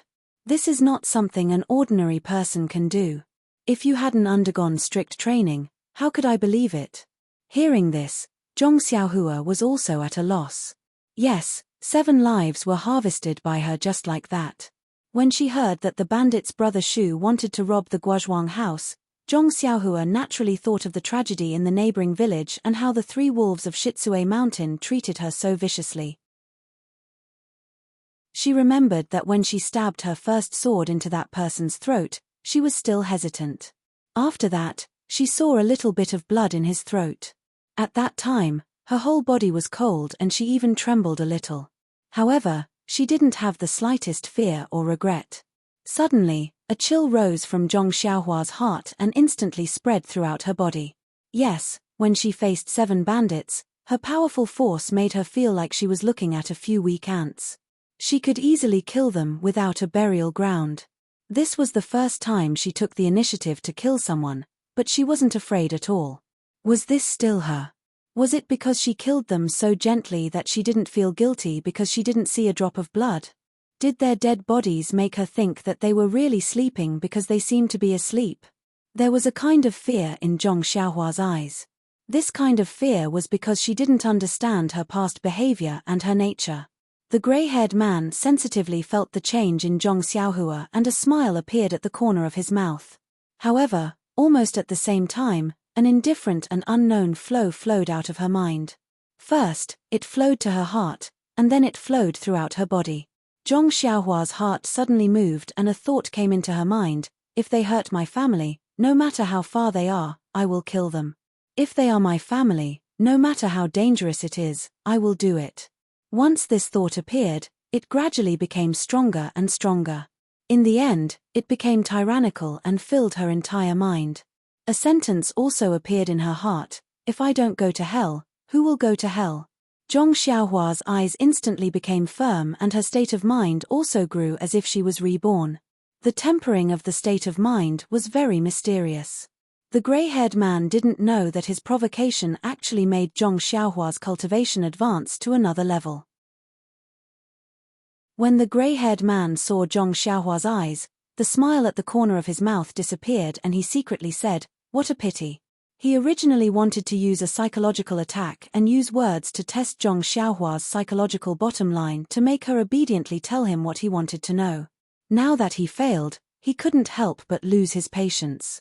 The grey-haired man said coldly, you really don't want to tell me where you came from? Zhong Xiaohua laughed and said, sir, my words are all true. You just don't believe me. The grey-haired man was so angry that he laughed and said, good, good. Then, with a flash, he pointed at the acupoint under Zhong Xiaohua's armpit. Zhong Xiaohua, who was close by, didn't even have room to dodge. When the acupoint was hit, an unbearable numbness came from her limbs. Zhong Xiaohua couldn't help but collapse to the ground and almost moan. However, this feeling came and went quickly. Before Zhong Xiaohua's mouth could open, the numbness disappeared. Zhong Xiaohua stood up softly and asked, what are you doing? When the grey-haired man saw this, he was also surprised. If an ordinary person was hit like this, they would have already cried out and lay on the ground. This youth actually only felt a little pain. At this time, the grey-haired man no longer had the warmth from before. He sneered and said, since you don't want to cooperate, then don't blame me for being vicious. Divine Sect's 81 methods, let me let you have a taste of the soul-searching hand. After saying that, he pointed again. At this time, Zhong Xiaohua was already prepared. Seeing the finger coming, She quickly dodged and wanted to use ethereal steps to dodge. But no matter how she dodged, the finger followed her like a shadow, getting closer and closer. It was impossible to dodge. Was this the difference between a martial arts master and himself? Zhong Xiaohua asked herself. This gentle finger seemed to be gentler than the previous one. Unfortunately, this finger contained 40% of the gray-haired man's inner strength. Even if Zhong Xiaohua practiced the immortal path cultivation method, under such a huge difference, it was still difficult for her to escape. Her body that had been tested by the two little monks in the Daylin temple seemed to have been struck by lightning. An indescribable pain came from her 4 limbs. Her whole body's strength was instantly sucked out. That pain passed through her whole body and drilled straight into her brain. Like a spiritual awl, it fiercely pierced into Zhong Xiaohua's brain. Zhong Xiaohua lay weakly on the ground, her whole body twitching. Large beads of sweat dripped from her head. She couldn't help but moan softly. It was indeed the soul-searching hand. The pain only passed after half an incense's time. Zhong Xiaohua lay on the ground as if she had collapsed. She was too lazy to even move a finger. That pain was very strange. It was so painful that she almost fainted. But even if she wanted to faint, she couldn't. Her heart was abnormally clear. The gray-haired man was still as warm as before. He smiled and asked, "This little hero, now can you tell me where the cauldron is?" Zhong Xiaohua said softly and weakly, Sir, this one has indeed never seen the cauldron. How do you want me to tell you?" The gray-haired man's eyes flashed coldly. He raised his leg and was about to attack again. But he tilted his head and looked at the time. He smiled and said, "Hey, trying to be brave? It's okay. There's plenty of time to let you know. The divine sect has many techniques. I'll let you taste them one by one. I'd like to see how long you can last." After he finished speaking, he stretched out his 5 fingers and grabbed Zhong Xiaohua's acupuncture point. His strength penetrated through her bones. Zhong Xiaohua's body immediately stiffened. She couldn't move at all. She was caught in his hand. At the same time, the gray-haired man was also surprised. Was this young man really a disciple of the Daylin temple? Did he grow up eating vegetables? On the side of the road, Ying Fei was obediently pulling 2 horses. When he saw Sir Qin return, he smiled and said, "Sir Qin is still the best. No matter how cunning this guy is, he's still not your opponent." Sir Qin frowned and said, "Ying Fei, are you praising me or scolding me?" Ying Fei quickly explained respectfully, "How would I dare? Sir is an elite of the divine sect. I can only admire and respect you. How would I dare to have any other thoughts? But the information about the cauldron." Sir Qin looked at the dispirited Zhong Xiaohua in his hand and said, "I don't know which sect this guy is from." "Oh, right, I haven't even asked for his name." Zhong Xiaohua opened her mouth. How could she say anything? Sir Qin's internal energy was very strong. This time, Zhong Xiaohua couldn't even speak. Sir Qin didn't seem to want to ask for his name. He continued, "This guy's mouth is very tight. I can't see where his martial arts come from. If it was something else, it would be fine. If I can't find it, I can just kill him. But this cauldron is something that the sect leader wants. You have to give the sect leader an explanation. Please vote for me. Thank you." -2. Chapter 255. I understand. This is called casting a long line to catch a big fish. Ying Fei said with a smile. Haha, yes. Since we have already caught him, we might as well take him with us. If we beat the small one, how can the big one not come out? There are many powerful techniques in our sect. If we use one every day, I don't believe that we can't make him talk. Lord Qin said fiercely. Although Zhong Xiaohua could not move his body, he could still hear. He had already released his spiritual sense. He could not help but complain in his heart. He was alone. Where did the big one come from? It seemed that he could not escape from the daily torture. Ying Fei hesitated and said, "Lord Qin, but we have to keep this a secret.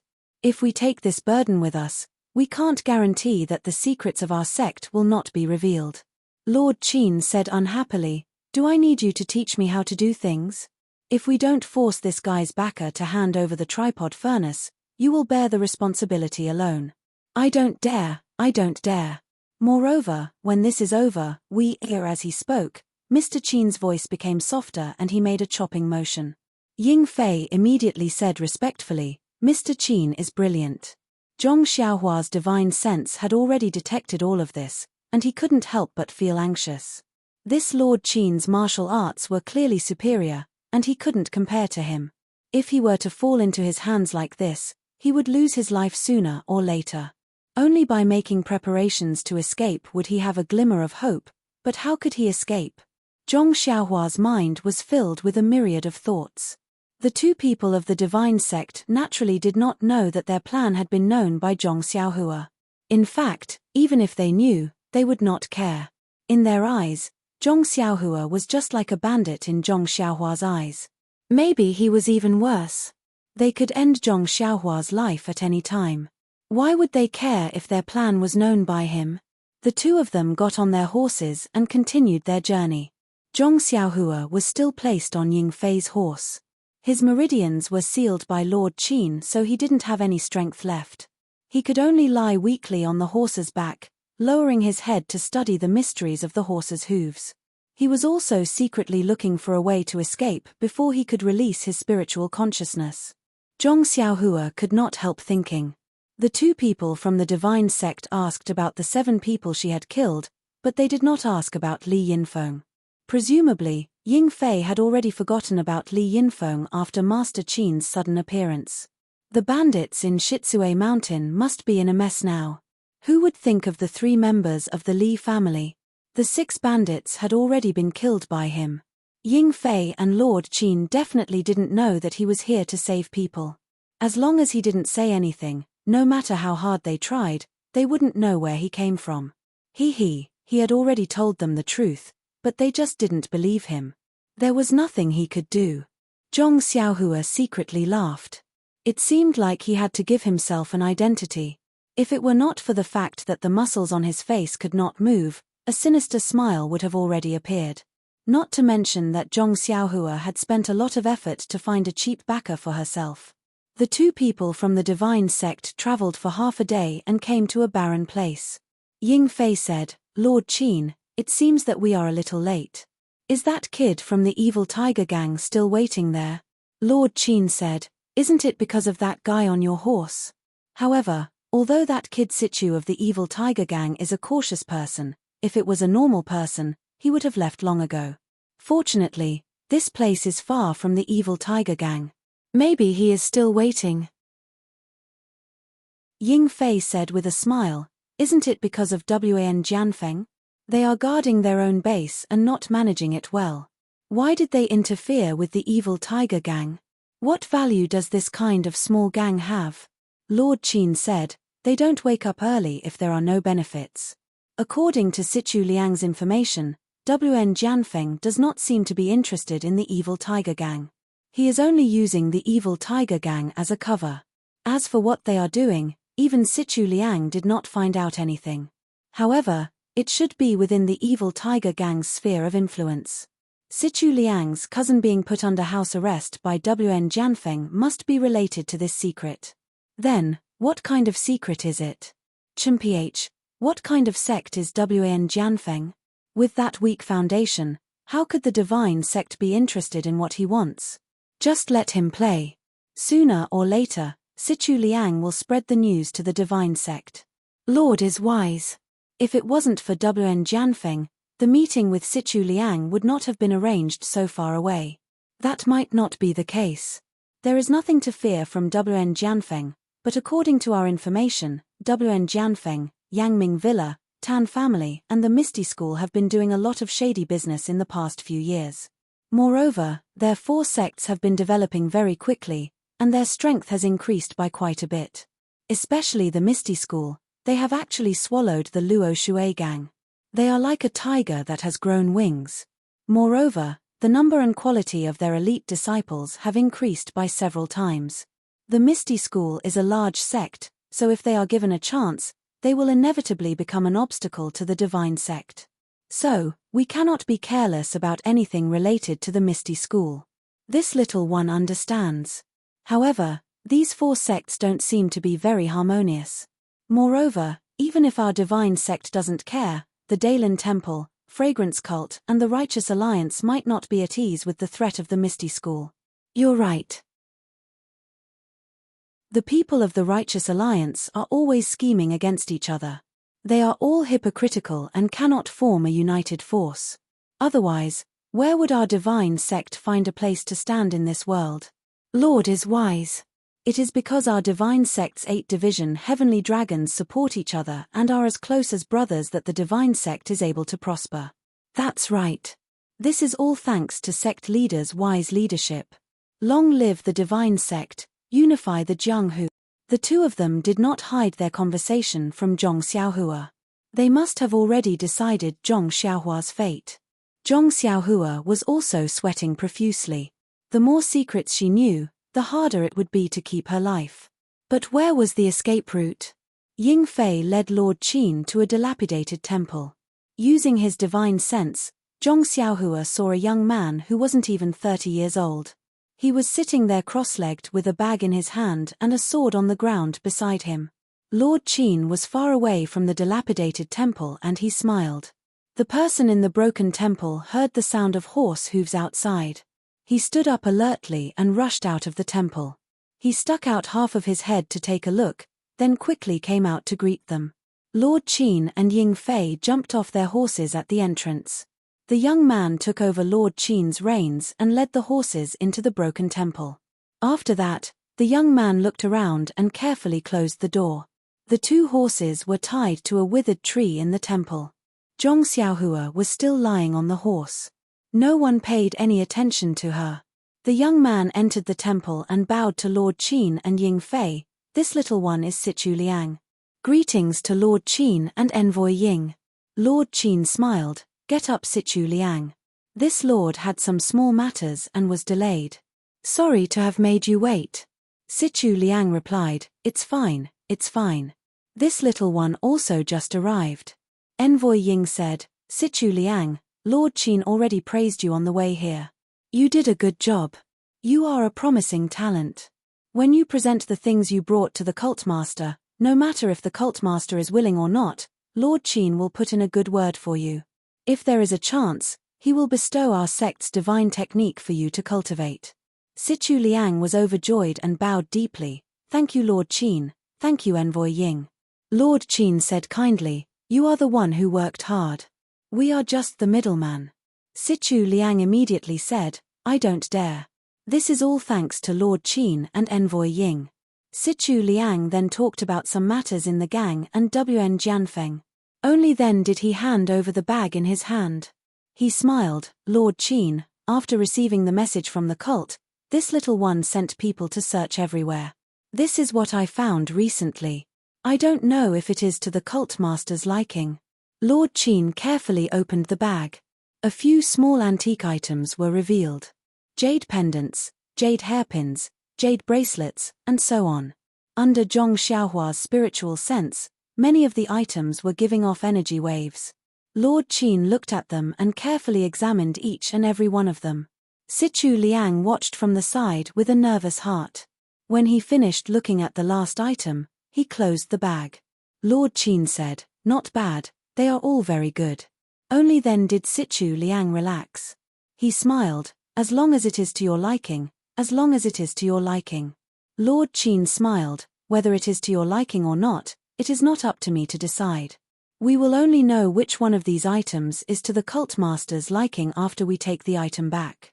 However, with the evil tiger gang's ability, it is already rare for you to be able to take out these items. When we return, there will definitely be a great reward. Sichu Liang was overjoyed and said, If that's the case, then thank you, sir and envoy. Lord Qin waved his hand.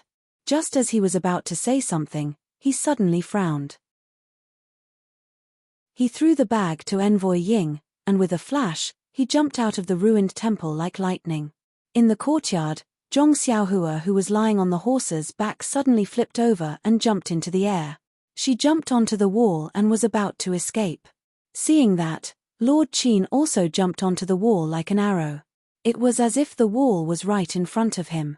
He caught up to Zhong Xiaohua, who was about to use her qinggong, and lightly smiled. "Brat, you sure are arrogant. There are not many people in the Jianghu that can escape from my hands." After that, with another point, Zhong Xiaohua fell down. She fell straight down from the wall. Her entire body curled up into a ball. She gritted her teeth as if she was enduring the pain. Actually, when Envoy Ying tied up the horse, Sichu Liang had already seen Zhong Xiaohua on the horse. However, how could he dare to ask about something like that? Now that he saw the abnormality, he carefully asked, "Sir, this young man."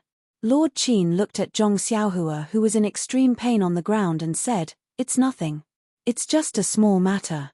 Seeing that Lord Qin did not want to say anything more, Sichu Liang quickly said, "Lord Qin, please give the item to the cult master. Also, please put in a good word for me. My evil tiger gang is very far from here, so I need to hurry back. Otherwise, WN Jianfeng's people will become suspicious." Lord Qin said, "You haven't found out why WN Jianfeng is here, right?" Sichu Liang shook his head. "No, they are very mysterious. Their martial arts are also stronger than mine, so it's not easy to find out." -2.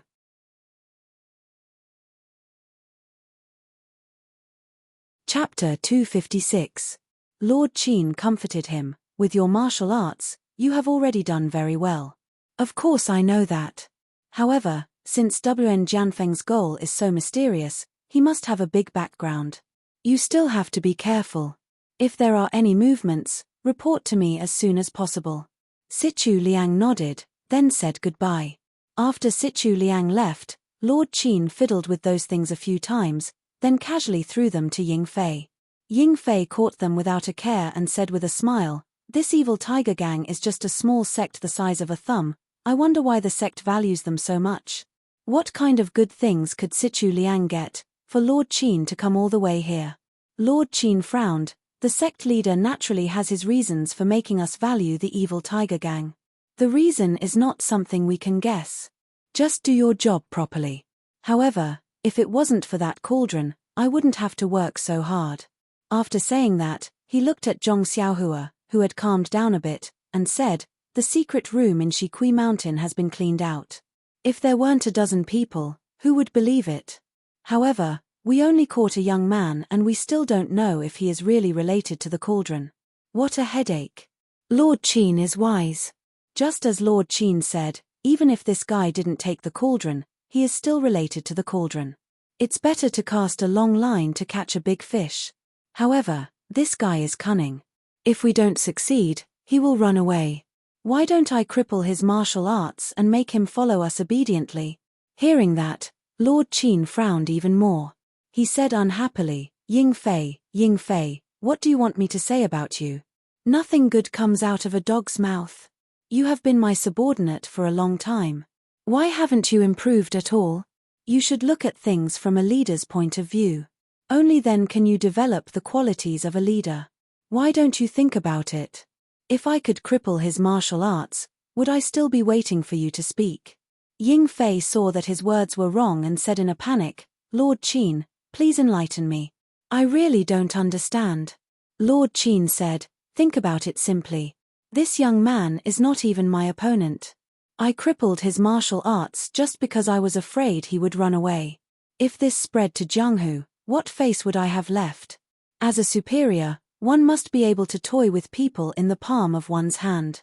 No matter how they twist and turn, they will not be able to escape. This is the best way to show off one's methods. With your petty thoughts, Sai, you won't be able to achieve anything great. This humble one doesn't dare. It is the honor of this humble one to work under Sir. How could I have any extravagant hopes?" Master Qin waved his hand and said, "Forget it. You'll learn about this slowly. Let this young man escape a few more times and let him suffer a little. Then he'll understand his situation and obediently wait for others to save him." "Understood, my lord. Shall we go to the Ma family in Xinji town now?"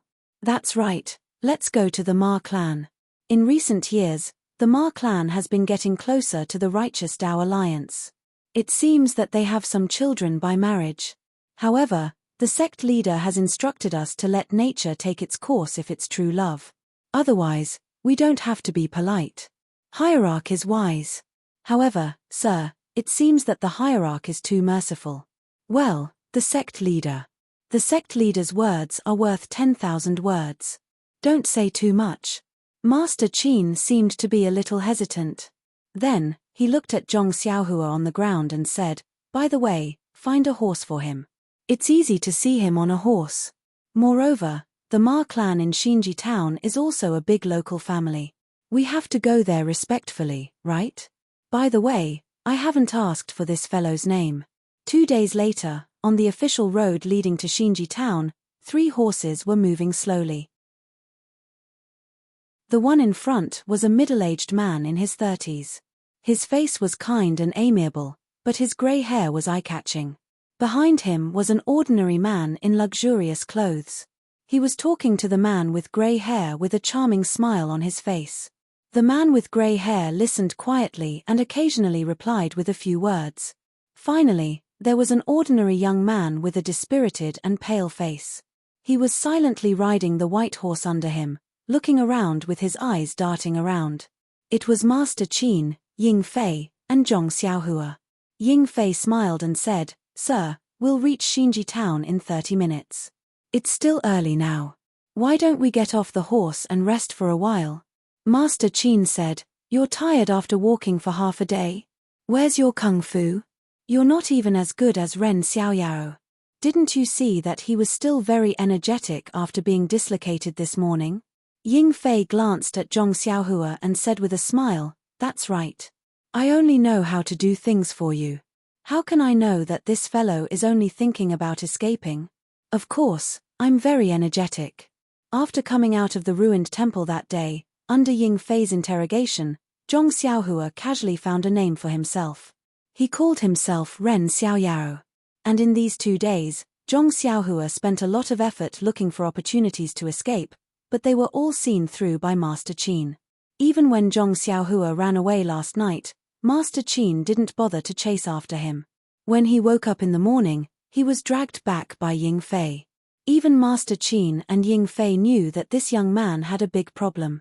He had the habit of sleeping. As long as it was midnight, he would fall asleep. After being tortured in the morning, Zhong Xiaohua basically gave up the idea of escaping. She slowly thought of other ways.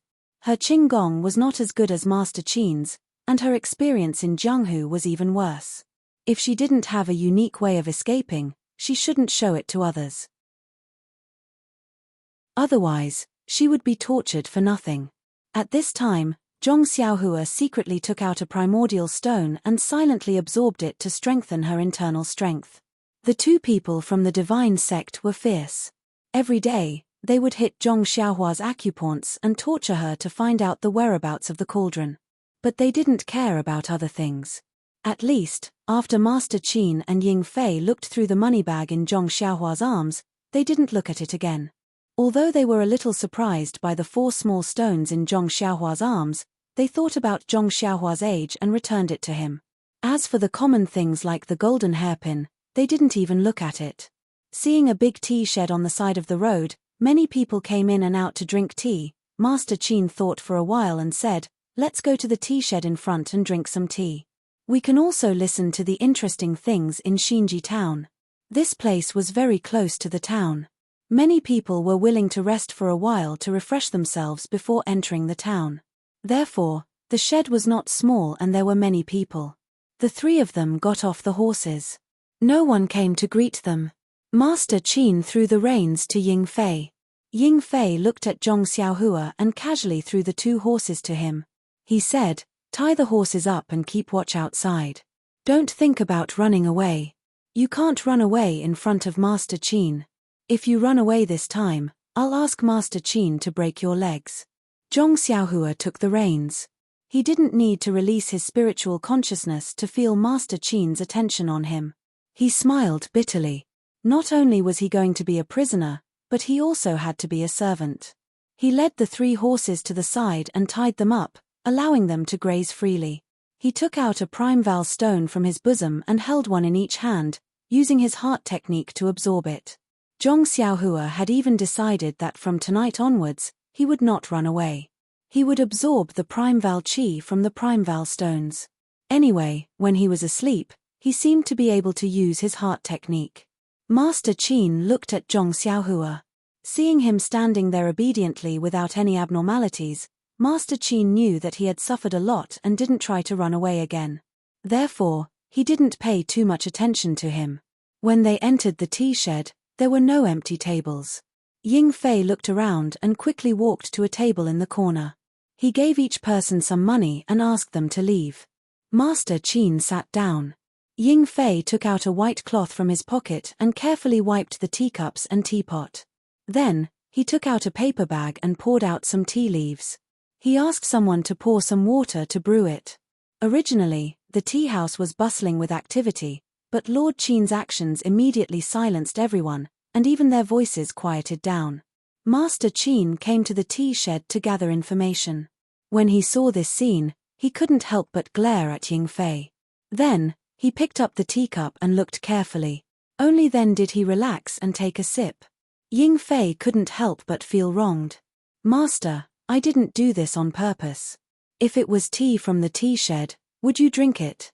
Even if I didn't use my own tea set, you still wouldn't like it." The people in the tea shed began to whisper. However, Master Qin's internal energy was very strong. How could he not hear these words? Many people were talking about them.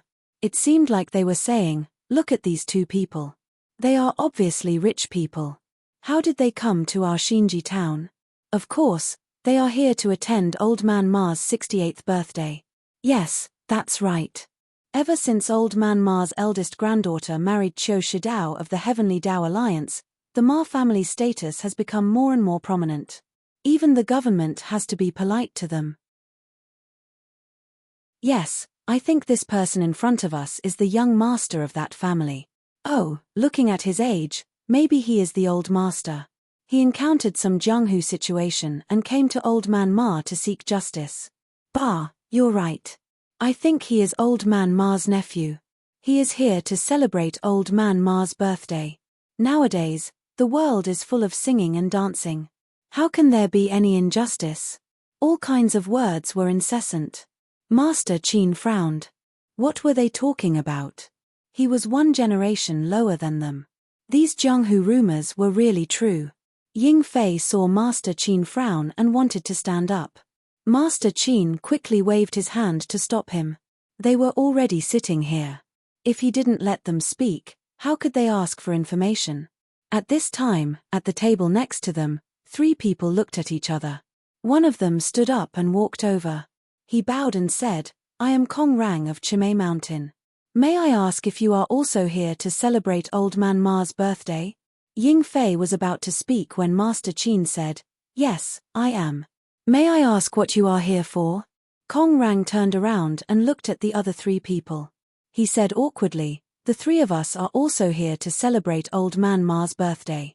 However, when we arrived here, we encountered a big problem. I wonder if you can help us." -2.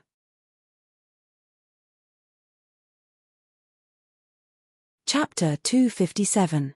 Zhong Xiaohua was guarding the horses by himself, but he released his spiritual sense to observe the movements in the tea shed. He was now proficient in using his spiritual sense, so he was able to multitask. His eyes were watching, his spiritual sense was scanning, and his hands were constantly absorbing yuan qi without any delay. Suddenly, the horses that were eating grass neighed loudly, and all of them moved back a few steps. Zhong Xiaohua was shocked. He quickly went forward, grabbed the reins, and comforted the frightened horses. Then he looked carefully. The place where the horses were eating grass was next to the field, and a mouse suddenly came out from the mouse hole in the field, scaring the horses. Zhong Xiaohua's mind flashed. He seemed to have thought of something. At this time, Ying Fei ran out of the tea shed and asked what happened. Zhong Xiaohua said expressionlessly. Ying Fei smiled and said, "Very good, Ren Xiaoyao, take good care of the horses, I will let you suffer less tonight." Then he turned around and went back into the tea shed. Zhong Xiaohua spat at Ying Fei's back, and stood there quietly. He withdrew his spiritual sense, and no longer absorbed Yuan Qi, he only focused on the thought that just flashed through his mind. Field, mouse hole, what did this make him think of? Looking at the small mouse hole, Zhong Xiaohua suddenly understood, isn't this the Earth Escape? This is the Earth Escape. Although he didn't know what the Earth Escape was, but from the name, it seemed to be digging a hole in the ground to escape. If he could really dig a hole in the ground and escape from there, even with Lord Qin's martial arts, he might not be able to find him. Ha ha ha, Zhong Xiaohua couldn't help but want to laugh, but his laughter stopped abruptly, because he thought that the hole was so easy to dig. If he had a hoe, he could do it, but how could he dig a hole in front of Lord Qin? And this mysterious jade stone recorded the Earth Escape technique. Was it to teach him how to dig a hole better with a hoe? So, Zhong Xiaohua couldn't wait to recall the incantation of the Earth Escape technique, and carefully studied it. In the tea shed, Ying Fei whispered to Lord Qin about the matter. Lord Qin nodded and said to Kong Rang, "What problem do you have that you need help with?" Kong Rang cupped his hands and said, "Your Excellency, may I sit down and talk?" Lord Qin frowned slightly and nodded. Kong Rang sat down awkwardly and said, "It's embarrassing to talk about this. Long story short, the three of us have a small grudge with the 5 heroes of the Xiao clan of Nanmu Mountain. That's why we came to find Old Man Ma to mediate. However, we didn't expect that it would be his birthday. The gifts we prepared would naturally be sufficient on normal days, but as a congratulatory gift, it wouldn't be enough. Moreover, we also asked around and found out that ever since Old Man Ma became in-laws with the Alliance of Righteous Tao, the price of asking Old Man Ma to help out also increased again and again, so." Lord Qin smiled and said, "So you want to borrow some money from me?"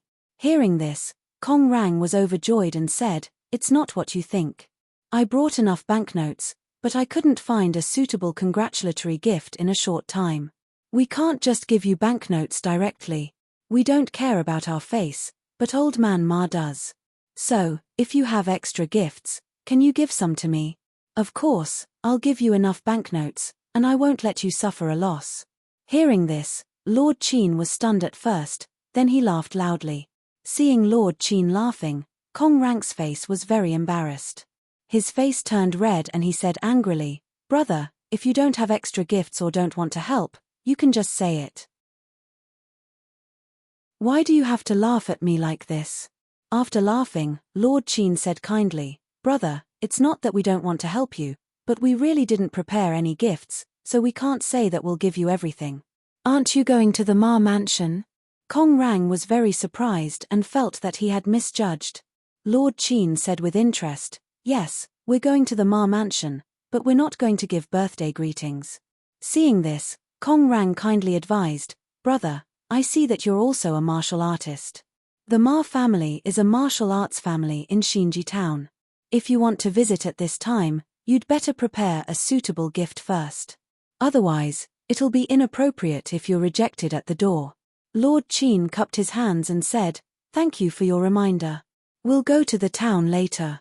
Maybe we can find something good." Seeing that Lord Qin obviously didn't listen to his words, Kong Rang sighed and turned back to his table. Then he paid the bill and hurried out.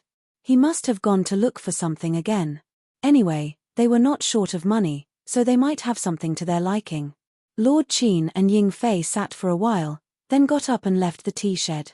Seeing Zhong Xiaohua staring at the field in a daze, Lord Qin scolded, "Ren Xiaoyao, are you thinking of love?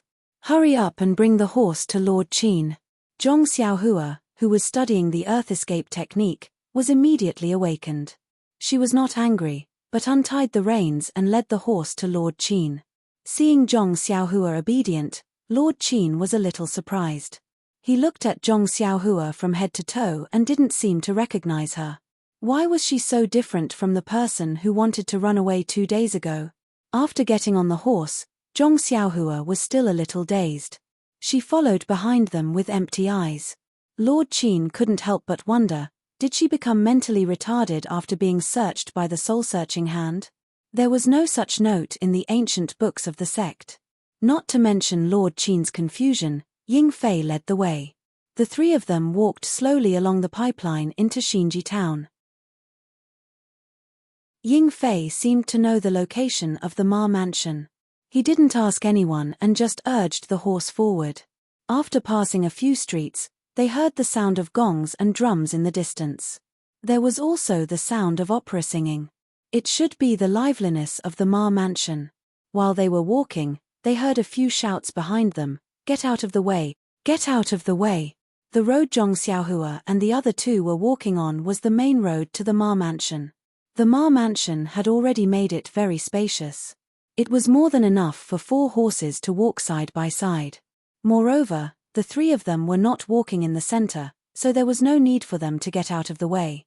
However, from afar, 8 tall red horses galloped from behind. They shouted as they galloped. Even the horsewhips in their hands were mercilessly hitting the people who were a little late to get out of the way. Zhong Xiaohua was daydreaming and thinking about the ancient words. She didn't hear the shouts behind her. Lord Qin and Ying Fei were originally arrogant people. How could they pay attention to them at this moment? Therefore, all the people and horses on the street were sensible enough to hide on both sides of the street. This made the 3 people and 3 horses who were not blocking the road suddenly appear. The one sitting on the red horse was a handsome young man in his 20s with red lips and white teeth. He looked very arrogant. He used the horsewhip smoothly and hit people from time to time. At this moment, he saw that the 3 horses in front of him didn't give way to him. Although they didn't block the road, he was still angry. When he caught up to Zhong Xiaohua's side, he looked at her from the corner of his eyes. She was wearing very ordinary clothes and looked very haggard. Moreover, she looked dull. He thought that she must be a lowly servant. How could such a person not give way to him? The handsome young man was furious. He raised the horsewhip in his hand high and slapped it towards Zhong Xiaohua's face. If it was a normal time, Zhong Xiaohua would naturally be able to dodge it. However, she was in the middle of comprehending something and didn't pay attention to what was happening around her. Just as the horsewhip was about to hit her face, a shadow appeared from the side.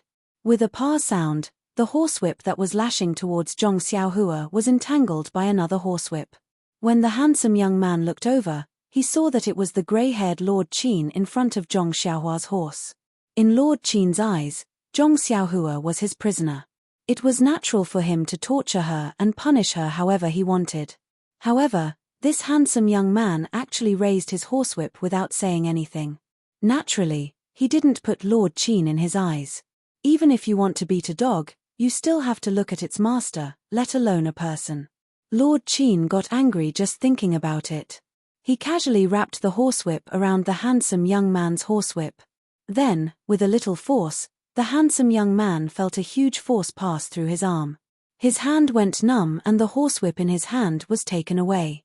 Lord Qin then shook his wrist and the horsewhip was thrown far away into a smelly ditch by the side of the road. Seeing this, the handsome young man was furious. He pulled out a sword from his waist and was about to rush forward. The rider behind him was an old man. He hurried forward and grabbed the handsome young man's hand. He said in a low voice, "Young master, this is already in front of Old Man Ma's mansion. Looking at the direction these 3 people are going, they are probably here to celebrate Old Man Ma's birthday. If you act in such a hurry, I'm afraid you will offend Old Man Ma's guests." The handsome young man said angrily, "But they didn't make way first. They even took my horsewhip away." The old man said, "Even so, remember this person's face first. It won't be too late to make trouble for him after the birthday celebration. If we act now, it will be hard to avoid the suspicion of slapping Old Man Ma's face. People will say that we are not sensible." Hearing this, the handsome young man nodded. He stared at the 3 people fiercely and then rode forward. From the beginning to the end, Lord Qin, Ying Fei, and Zhong Xiaohua didn't even look at him. Their expressions were very indifferent. When the handsome young man arrived in front of Ma Mansion, someone had already reported inside. A white-haired, purple-red face, hale and hearty old man personally came out to greet him. It was Old Man Ma Rulong. When the handsome young man saw the old man, he hurriedly got down from his horse and bowed. "Grandson-in-law greets Grandpa. I wish Grandpa a long life and great fortune." Ma Rulong also quickly helped him up and said, "Grandson-in-law, No need to be so polite. We are all family. Quickly get up. The handsome young man took the opportunity to get up and said with a smile, I haven't seen Grandpa for a long time. Your body is even stronger. You are really old but strong. These words were a bit unreasonable, but Ma Rulong didn't get angry. He smiled and said, It's all because of the good things your master gave me. It made my body much healthier. The handsome young man said again, this time, Grandpa's birthday celebration, Master asked grandson-in-law to bring a lot of good things. Come, housekeeper, give the gift list to Grandpa. The old man behind him hurriedly went forward. There was a big red gift list on the ground. Ma Rulong opened it and looked. His expression changed slightly. He then passed it to the master of ceremonies at the door. Under the handsome young man's slightly proud gaze, the master of ceremonies loudly read, The Righteous Alliance's Chiu Shi congratulates Grandpa on his great birthday. He presents -2.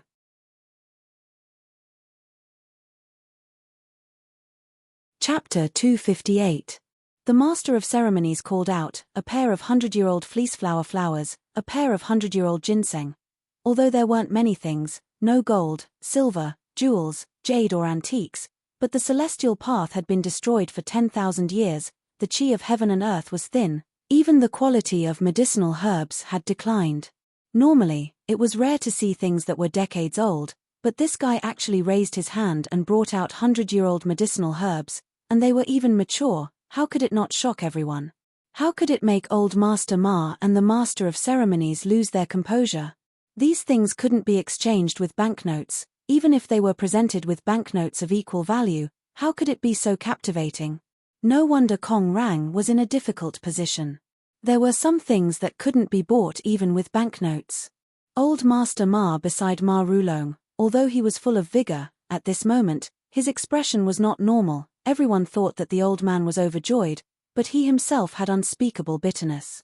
His own status in Jianghu, his heart was like a mirror. How could he be worthy of the Righteous Alliance's generosity? The reason why they offered such generous gifts, of course, they hoped that he would return the favor, but how should he decide? How could he choose with just a generous gift? Qiu Shidao took out a folding fan out of nowhere, gently waving it, proudly listening to the master of ceremonies' slightly trembling shout, quite like an elegant young master in the chaotic world. Actually, Qiu Shidao was indeed worthy of being the fourth son, not to mention that he was handsome and elegant. Just the fact that he could marry old Master Ma's direct granddaughter, and be able to become the disciple of the Righteous Alliance's 9th deputy chief, Chang Xin, no one dared to say anything. Unfortunately, while Qiu Shidao enjoyed bathing in the admiring, jealous, and surprised gazes of the crowd, he keenly sensed that something was different in a certain direction. In the distance, Mr. Qin's disdainful gaze, Ying Fei's ridiculing gaze, and Zhong Xiaohua's soulless expression, who was sitting on an inferior horse with a blank expression, seemed to have nothing to do with Qiu Shidao. All of these were like sharp thorns that pierced into his proud heart. However, Qiu Shidao still remembered his status, and the master of ceremonies was also very far away. He couldn't vent his anger on him for no reason, so with a shua sound, he closed his folding fan and prepared to walk inside. Speaking of which, this action was quite disrespectful. Your big grandfather was still standing, giving you face and listening to your gift list, yet you wanted to move first. What kind of person was Ma Rulong? He immediately said, My dear grandson-in-law, are you tired? Why don't you go in and rest for a while? When the banquet starts, I'll call you out to meet the guests. Qiu Shidao smiled and said, Thank you for your concern, grandfather. I am indeed a bit tired. Ma Rulong said, Let's go. I've already asked the servants to clean up Yajing's room. You'll be satisfied.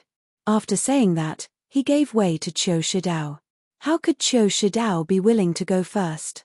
Seeing this, Ma Rulong felt relieved and walked into the courtyard first. Qiu Shidao followed closely behind. However, as soon as they passed through the corridor, Qiu Shidao seemed to have thought of something. Looking at the chrysanthemums planted in the courtyard, he exclaimed, Grandpa, look, your chrysanthemums are really good. Ma Rulong was stunned. He stopped walking and muttered in his heart. These chrysanthemums were just casually planted by the servants. What was there to praise?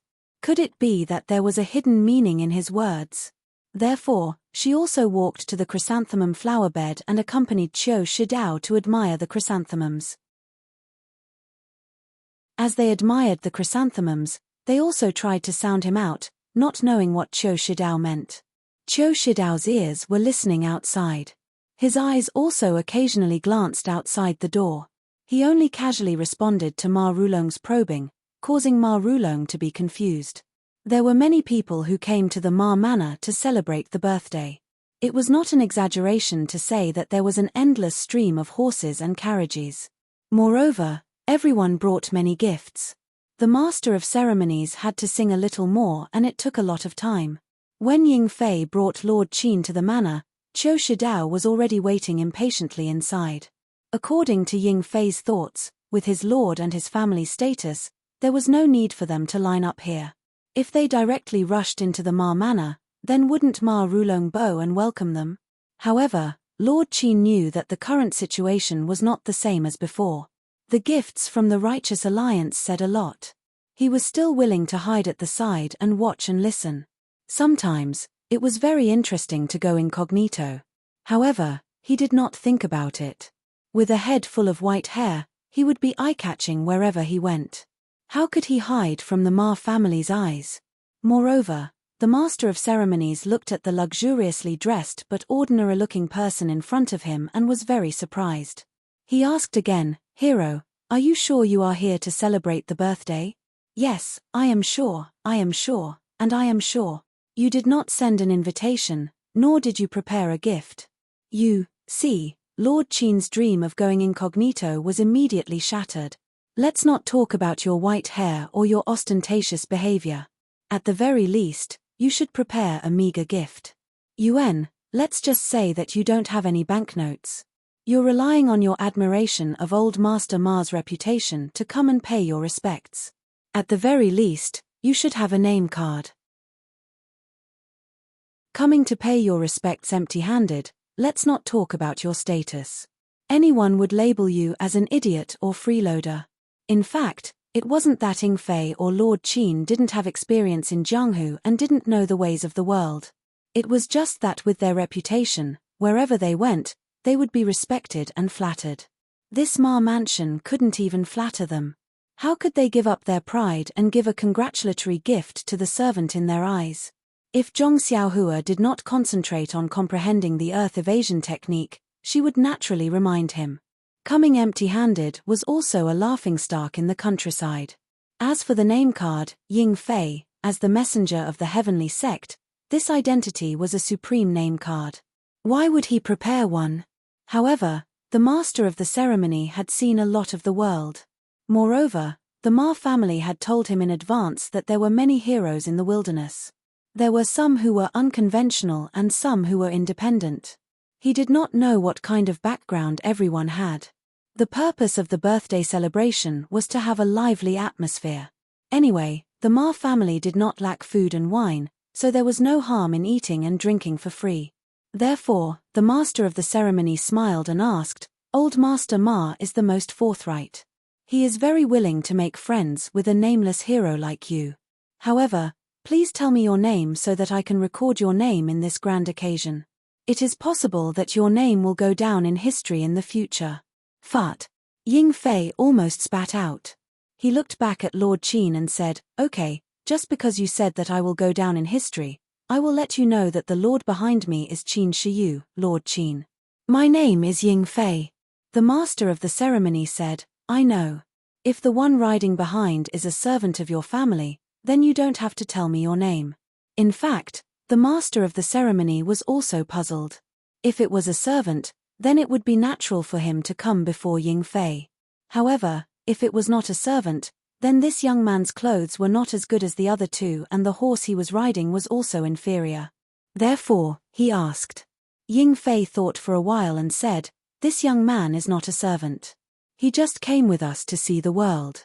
His name is Ren Xiaoyao." The master of the ceremony smiled and said, "I know, Lord Ying."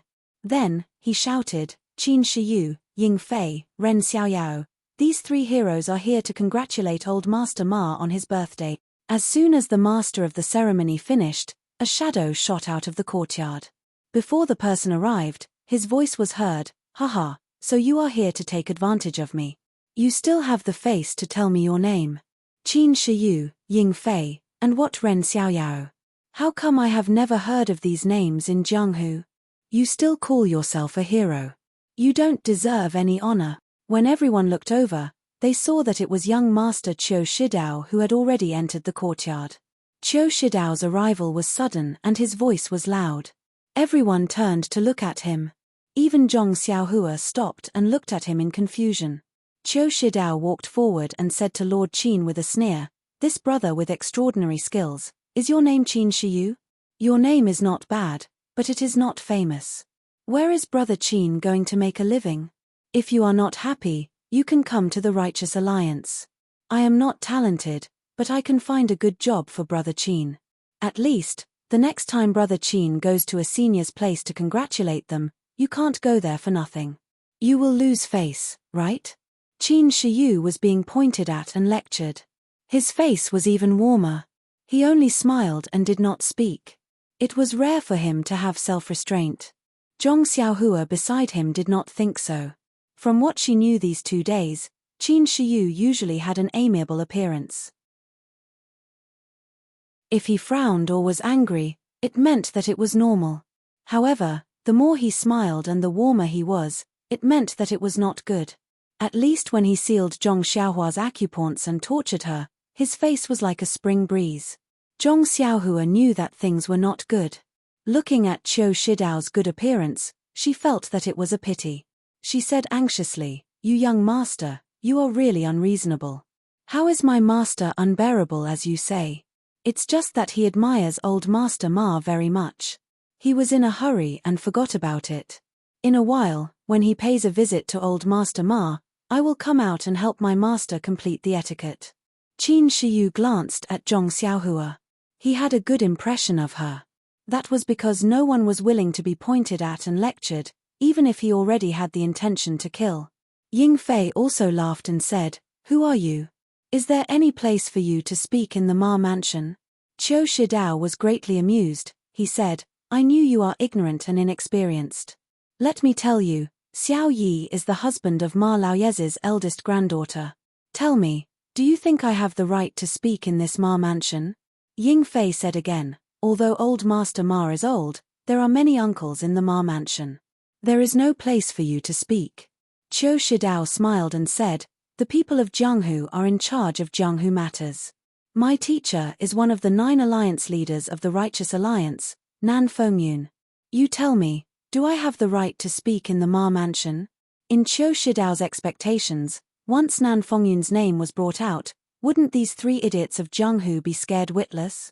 Even if they did not know Nan Fengyun's name, as long as they were people of Jianghu, how could they not know about the Righteous Alliance?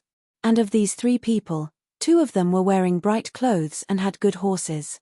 They should know about the Righteous Alliance and would not give him face. -2.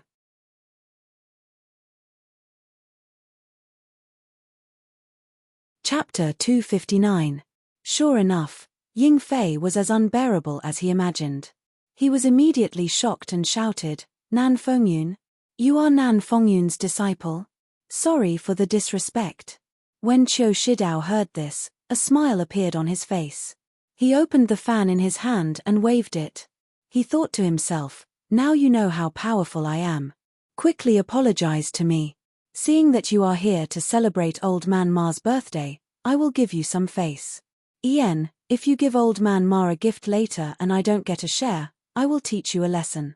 However, Ying Fei's tone changed and he shouted, "But, young master, I remember that the leader of the Righteous Alliance is called Zhong San. How come there are suddenly 9 leaders? And this Nan Fengyun seems to be the weakest of the 8 vice leaders." Qiu Shidao's face turned red. What Ying Fei said was right. What he said just now was also right. Normally, no one would refute him. Giving him face and not spending a single copper coin, who wouldn't be happy? However, Ying Fei's explanation immediately caused Qiu Shidao's face to fall to the ground. However, he could not refute it. The alliance head of the Righteous Alliance was that Zhong-san whose name could not be any more vulgar. It was even more vulgar than Zhong Xiaohua's name. The other few were all Vice Alliance heads. Furthermore, Nan Fengyun was indeed the weakest of the 8 Vice Alliance heads. However, even though the weakest was in the Righteous Alliance, in Jianghu, he was still an incredible figure. Qiu Shidao became angry from embarrassment and said, This Jianghu is the Jianghu of the people of Jianghu. The Ma family is in Jianghu and naturally has to have Jianghu people speak. My Righteous Alliance is famous in Jianghu, don't I have the right to speak in the Ma family? This Qiu Shidao was also angry and somewhat hysterical. He had fallen into Ying Fei's trap. In fact, as the grandson of the Ma family, he naturally had the right to speak. However, he had always been proud of the Righteous Dao Alliance and did not put the identity of the Ma family's grandson in his eyes. Therefore, he did not use his identity as the grandson of the Ma family and put the cart before the horse to talk about the qualifications of the sect. Ying Fei saw that Qiu Shidao fell into his trap and laughed. This Jianghu is the Jianghu of the people of Jianghu and not the Righteous Alliance. The Ma family is naturally not the Ma family of the Righteous Alliance. What right do you have to speak? Qiu Shidao became even angrier and said, if the Righteous Alliance is not qualified, who are you? Do you have the right to say that here? This young master has also given you a finished ginseng. What kind of congratulatory gift do you have? The two of them were bickering at the entrance of the Ma mansion. It was only after a while that Old Man Ma finally arrived late from the mansion. Actually, Old Man Ma didn't come late on purpose. He accompanied Qiu Shidao to admire the chrysanthemums in the courtyard and tried to guess Qiu Shidao's intentions. Unexpectedly, while they were talking, Qiu Shidao rushed out of the courtyard like a bolt of lightning, leaving this old man in front of the chrysanthemum terrace wondering, what did I say to make my precious grandson-in-law so panic? Or did Sun Sunner have something urgent to attend to? Sometimes, one couldn't be careless. When Ma Rulong arrived at the front of the mansion, he heard someone quarreling with his beloved grandson-in-law. He couldn't help but feel angry. Everyone in the mansion knew Qiu Shidao's position in his heart. Who would dare to behave atrociously in front of him? Could it be that they were guests who had come to celebrate the birthday? He had already made up his mind. If it was a guest with a slightly lower status, he would definitely teach him a lesson. However, when he walked out of the mansion, everything in front of him immediately stunned him. His gaze wasn't looking at his grandson-in-law that he usually admired, but at Qin Shiyue's white hair. It was as if that white hair was a rare treasure that he couldn't bear to look away. Ma Rulong had never seen Qin Shiyu before, but Ying Fei had been here a few times. Among all the people in the Dragon God sect, other than Ying Fei, he was most familiar with Qin Shiyu. Her white hair was often mentioned by Ying Fei. What was this person doing here? Wasn't there still some time before the appointment? Ma Rulong hurriedly went up and scolded loudly, Shidao, don't be rude. When Qiu Shidao heard Ma Rulong's scolding, his face was very surprised and his heart was a little unhappy. However, he was a genius after all. How could he not know the severity of the situation? He quickly moved to the side and waited for Ma Rulong's explanation. He wanted to see what kind of deities Qin Shiyu and Ying Fei were. As expected, Ma Rulong politely said, this is Qin Shiyu, Lord Qin. He is very famous in the Jianghu.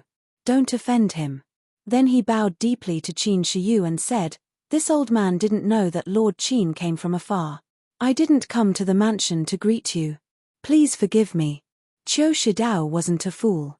Seeing this, he naturally knew that Qin Shiyu had some background. However, Ma Rulong's introduction was very vague. He only said that he was Lord Qin and didn't say where he came from. Could it be that this person who called him Lord was someone from the government? Looking at Qin Shiyu and the others' attire, he was even more certain of his thoughts. Moreover, Ma Rulong was getting old in recent years and had plans to retire from the Jianghu. It wasn't like he was hooking up with the government.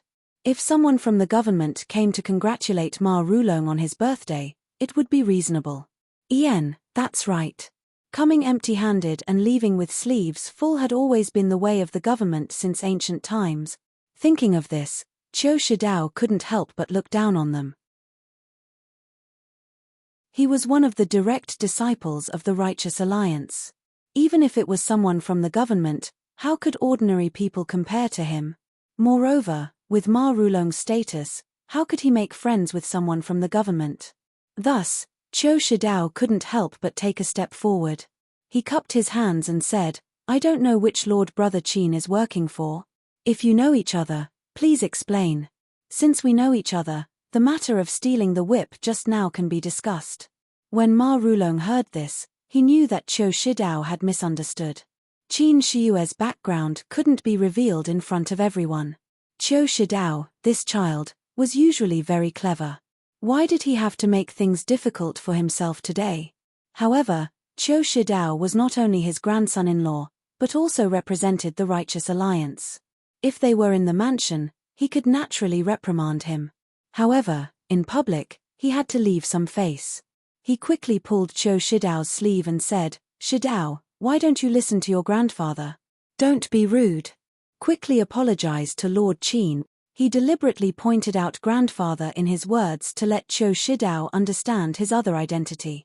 However, perhaps Qiu Shidao was blinded by lard, or perhaps his thoughts had turned into a dead end. He only had one thought in his mind. It's just someone from the government. What can they do to me?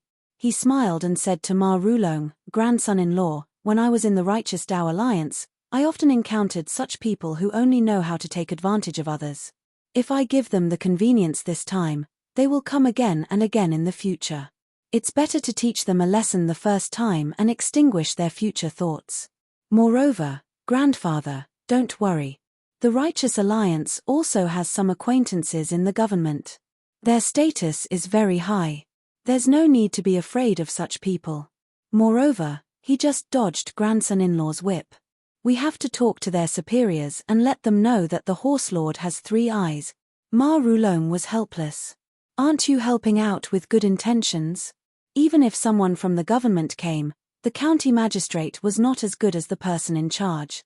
Your connections are far away in the court. Why would you care about this small Shinji town?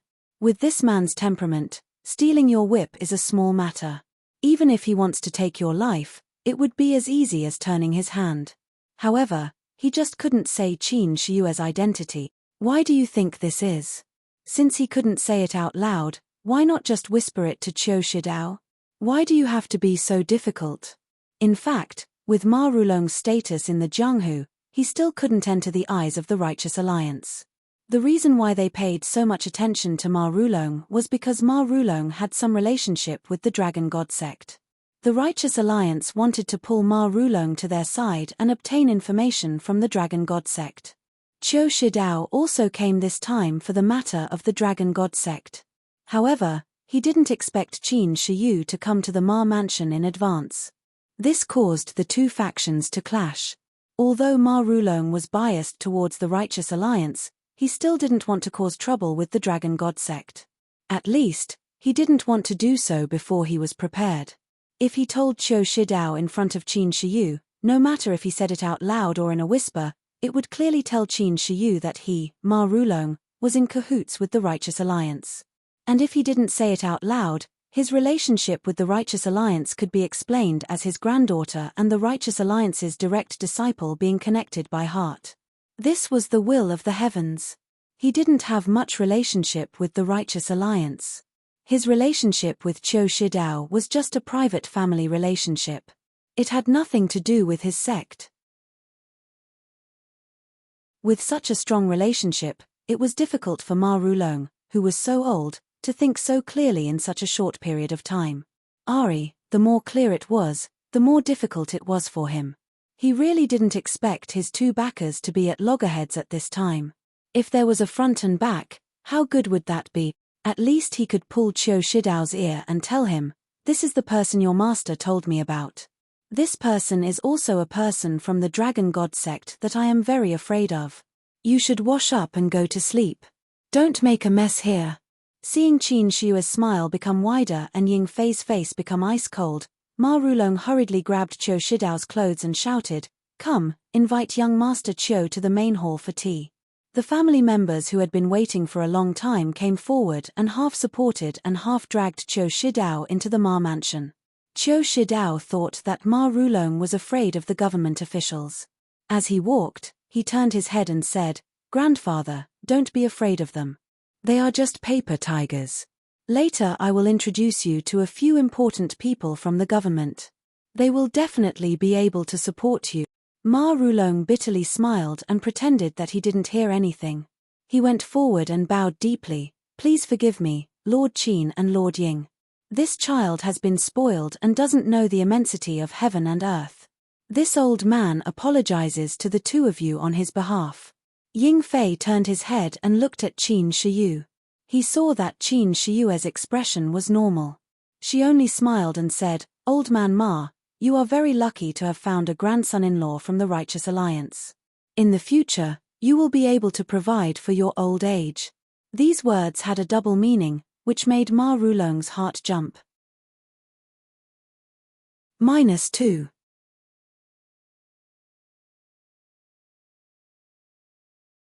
Chapter 260. Ma Rulong thought to himself, what is real is fake, and what is fake is real. He wanted to hide it from the Dragon God sect for the time being, but what did he do wrong? How could they see through it? However, on second thought, he thought that Ying Fei might be testing him. If he was guilty, he would naturally be seen through by Ying Fei.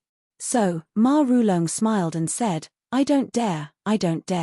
My children and grandchildren have their own fortune. I am old and can't care so much. I just hope that I can safely go through the last part of my life. How can I have too much extravagant hope? Ying Fei said again, we came in a hurry and didn't know that today is your birthday. Sorry for our rudeness. Otherwise, there wouldn't be such a commotion. Ma Rulong quickly waved his hand and said, Lord Ying, you are too polite. You and Lord Qin are my honored guests. Since you can come, it is my honor. There is no need to talk about gifts. Please come in and drink some tea to wash away the dust. Later, you can also drink a cup of my turbid wine. Then, he personally invited the two into the mansion. Ying Fei didn't dare to make a decision. Qin Shiyu smiled and said, then I will nag you. Then, she gave the reins to Zhong Xiaohua and went in first. Ying Fei saw this and also gave the reins to Zhong Xiaohua. Zhong Xiaohua looked at the reins in her hand and curled her lips. How did I become someone's servant? I am such a failure as a prisoner. Then, she rolled her eyes and looked around.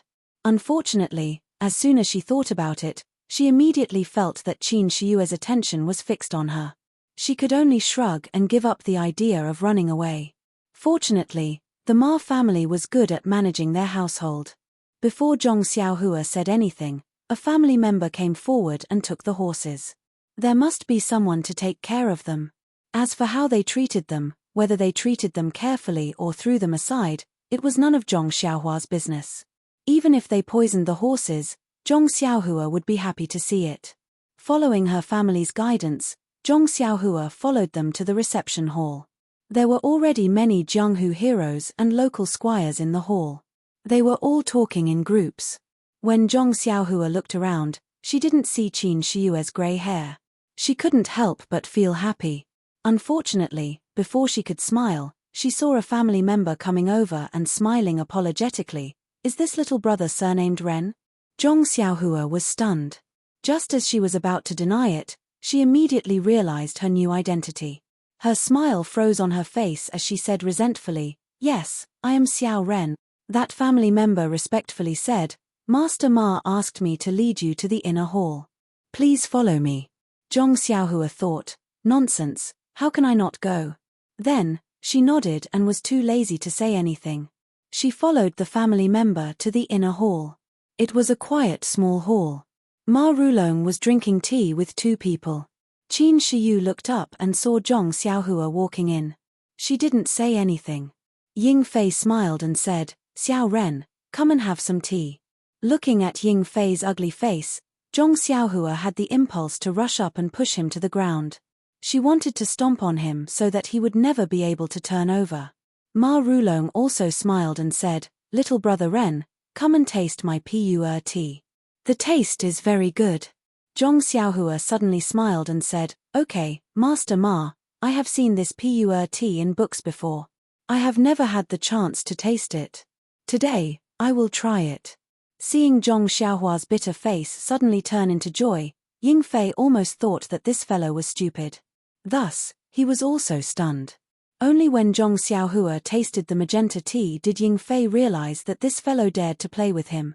Tonight, he would be in trouble. Ma Rulong accompanied for a while and said apologetically, "Master Qin, Envoy Ying, please wait here for a while. I still have guests to entertain. I will be back soon." Qin Shiyu said, "Go, today is your birthday. There will be many guests. If you take care of everything, it will be difficult. Take care of as many as you can." Ma Rulong's heart skipped a beat. He laughed dryly and quickly left. After Ma Rulong left, Ying Fei shouted, "Master Qin, this Ma Rulong obviously has a problem. He can't be explained clearly to the Righteous Alliance. What do you think we should do?" Qin Shiyu smiled and said, "The Emperor is not anxious, but the eunuch is anxious. The Master has not even said anything and you are already worrying for him. Don't be anxious, let's walk slowly. Since we have already met Qiu Shidao, I think old Ma will have a choice." When Ying Fei heard this, he opened his mouth and wanted to say something but did not dare to. He could only sit on the chair patiently and look at the door anxiously from time to time. Qin Shiyu had a confident look on her face and closed her eyes to rest. Zhong Xiaohua took out a vitality stone from her chest and drank the tea while absorbing the vitality. She was waiting for a good show to start. What else could it be? After the time it takes to burn a stick of incense, Ma Rulong wiped his sweat and walked into the inner hall. He smiled apologetically and said, "Master Qin, Envoy Ying, I am really negligent. There are so many guests today. This old man did not prepare enough banquet. Please wait a moment and let them set up the banquet here." Ying Fei was about to speak when Qin Shiyu spoke first. She said, "Ma Rulong, this lord did not come today just to celebrate your birthday. You must have already received the message I sent you earlier. Let's do the proper business before the banquet starts. Only after the business is done will this lord be in a good mood to drink." Ma Rulong smiled and said, "Master Qin is in such a hurry. Let's wait until we eat and rest." Qin Shiyu also smiled and said, "Doing things for the sect leader is more important than anything else. Let me take the things steadily first. Only then will I have a good mood." Ma Rulong thought for a moment and said, "That's true. Then please wait for a moment. This old man will be back soon." Not long after, Ma Rulong came in with a tray covered with a silk scarf. He handed it to Qin Shiyu and said with some embarrassment, "Since I received the message from the sect, this old man has been trying his best to find it. This is all I could find. I wanted to ask my relatives and friends to find some more during the banquet, but Lord came early. I can only let Lord down." Qin Shiyu smiled and said, "It's okay, it's okay. It's good that you did your best. This is enough." As he spoke, he lifted the silk scarf on the tray. Seeing the things on the tray, Qin Shiyu was shocked. She pointed at the things on the tray and said, "Old man Ma, this is what you were trying your best to find." Zhong Xiaohua, who was tasting tea, was also curious. When she looked around, there were only 3 to 5 old jade articles on the tray. Compared to Zhong Xiaohua's offering, it was like the difference between heaven and earth. Zhong Xiaohua did not need to use her spiritual sense to identify it. It was probably just for show. Zhong Xiaohua looked at Ma Rulong in confusion. She did not know what he was selling. Facing Qin Shiyu's accusation, Ma Rulong said with a stern expression, "Master Qin, this is the ancient item that this old man found according to the message. Didn't I tell you just now that I only found this little?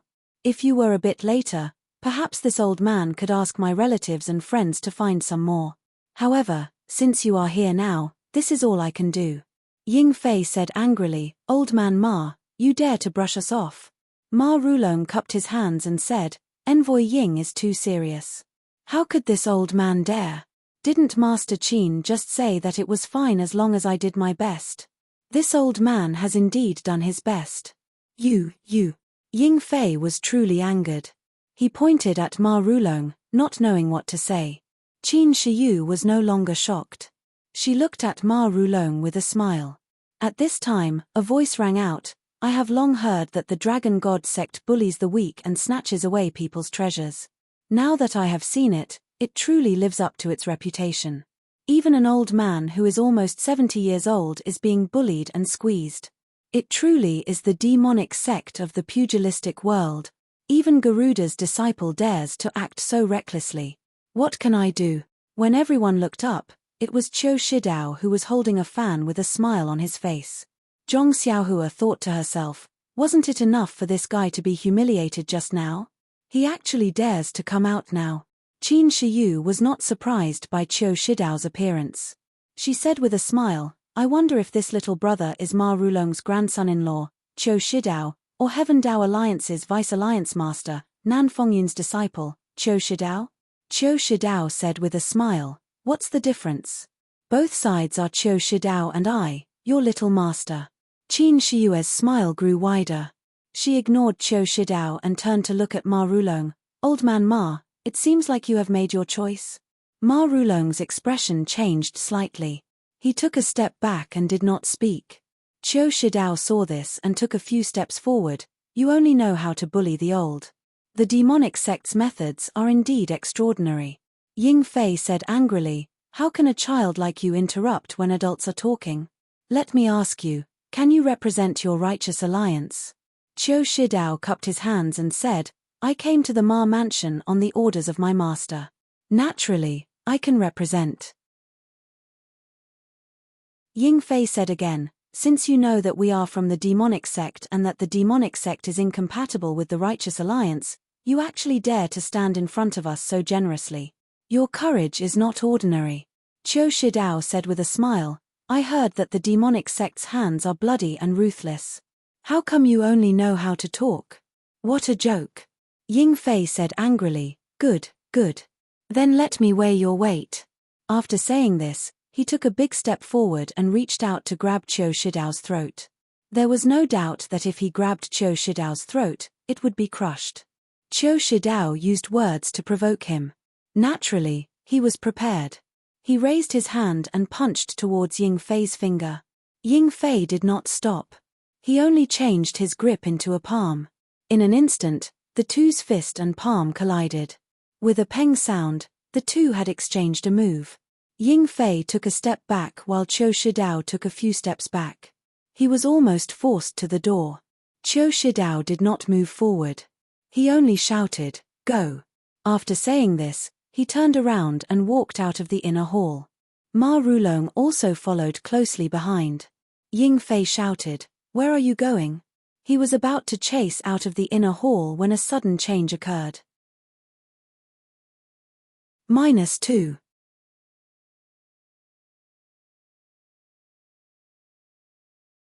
Chapter 261. Catcher, catcher, catcher, catcher. Almost at the same time, the windows on three sides of the inner hall were kicked open from the outside. Three short and fat figures fell to the ground like meteors and landed around the hall. Zhong Xiaohua originally thought that there would be some kind of mechanism in the inner hall or something like a big net that could catch them all in one fell swoop. At this time, seeing that there were actually three people, he was relieved. At least, he would not be accidentally injured. However, when he saw the faces of these three people, he could not help but feel a little surprised and also laughed. These three people actually looked exactly the same. They were the legendary triplets. Moreover, these three people all had small noses, small eyes, and chubby faces. They looked very comical. Unfortunately, this was Zhong Xiaohua's first impression. Ying Fei cried out in surprise, "The three auspicious treasures?" Qin Shiyu said with a smile, "Old Ma, it seems that you are determined to break off relations with the divine sect. The Righteous Alliance has really put in a lot of effort. They even sent out the three auspicious treasures." Qiu Shidao said outside, "A fine bird chooses a tree to nest in. This is common sense. Lord Qin, don't think about the future of others. Worry about your own situation first." Qin Shiyu laughed and said, "I am unbearable. I am not ranked in the top few in the divine sect. But in Jianghu, Even if it is the 3 auspicious treasures of the Righteous Alliance, what can they do to me? As he spoke, he raised his eyebrows and looked around in a spirited manner. He gave off an aura of disdain for all living beings and did not even glance at the 3 treasures above him. Seeing this, Qiu Shidao sneered and said, "It's easy to talk while sitting down. Anyone can say these words. It's not too late to say it after you see the real thing." After saying that, he made a gesture. The short and fat 3 auspicious treasures looked at each other and at the same time took out 2 things from their arms. One was an orange flag, the size of a palm, triangular, and the other was a fist-sized jade. Then, the 3 people uniformly threw the flags in their hands to the ground. With a kai sound, the flagpoles of the 3 flags were neatly inserted into the flat marble floor like tofu. Then, the 3 people uniformly raised the jade with their left hand and made a very strange gesture with their right hand. And this strange gesture was seen by Zhong Xiaohua. It was like being struck by lightning. She was stunned on the spot. Wasn't this the incantation of the earth-evading technique? The earth-evading technique that Zhong Xiaohua obtained had long been incomplete. There was only a complete incantation left. Whether there was an explanation or annotation behind it, he did not know. These days, he had racked his brains to comprehend the earth-evading technique, but he still could not understand the main points. The most important point was this incantation. He had never seen this incantation before. Naturally, he did not know how to use it. He did not believe that such a simple gesture with his fingers could exert an incredible power. Moreover, in front of Qin Shiyu and Ying Fei, he did not dare to try, so he had not made any progress. At this time, the gesture of the auspicious 3 treasures forming the incantation was like lightning striking into his mind. It opened a door that he could not find a way to open. With a thought, Zhong Xiaohua's divine sense immediately swept towards one of the auspicious 3 treasures. Under his divine sense, he could clearly observe the changes in the gesture. He could even clearly see that under the effect of the gesture, the jade stone actually emitted a faint yuan qi. It was guided by the gesture to the small flag on the ground. The small flag absorbed the yuan qi and emitted a faint brilliance. The brilliance became brighter and brighter. Then, it formed an invisible light curtain that covered the surroundings. In the blink of an eye, the light curtain of the 3 small flags combined together, forming a hemispherical sealed space. Just before the entire light curtain closed, Zhong Xiaohua heard Qin Shiyu exclaim, 3 talent flag gate formation. How could the Righteous Alliance have such a thing? And with the closing of the light curtain, Zhong Xiaohua's divine sense was also immediately isolated. It could not be delayed in the slightest, and was confined in this hemispherical space of the closed light curtain. Zhong Xiaohua was greatly shocked. Ever since he cultivated this divine sense, it was invincible. It had always been the secret weapon that he was proud of. What kind of formation was this? It could actually isolate divine sense. It seemed that there would not be a good situation today. Moreover, Zhong Xiaohua had another question in his heart. Just now, when his divine sense swept out, he discovered that the fist-sized jade stone in the auspicious 3 treasures hand actually contained a weak heaven and earth yuan qi. Could it be that this fist-sized jade stone was also a yuan qi? It should be. According to the records in the Worry-Free Heart Sutra, the yuan qi was originally like this. Immediately, Zhong Xiaohua pinched the small stone in his hand and wondered, if they took the real yuan qi, then what is this small stone in my hand? A miniature yuan qi? Perhaps so. However, the yuan qi contained in my own yuan qi seems to be much more than that big yuan qi. Could it be that this yuan qi is also said to be strong on the outside but weak on the inside? What made Zhong Xiaohua flabbergasted was not only this. When Zhong Xiaohua withdrew his divine sense and looked carefully again, there was another scene before his eyes.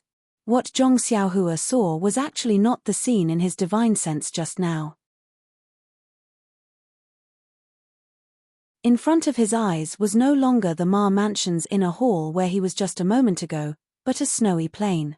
A gust of piercing cold air attacked. Zhong Xiaohua could not help but shiver. This was a phenomenon that he had never encountered since he came out of the Guozhuang house. Zhong Xiaohua thought for a moment and stepped forward. Along the way, he left a string of footprints. But after walking for a long time, the entire frozen plain did not have any movement. Even a tree, a bird, or a mouse could not be seen. He could only see the endless snow and a long string of footprints behind him. Zhong Xiaohua seemed to understand that this was an illusion, an absolute illusion. He was clearly in a small inner hall. How could he walk so far?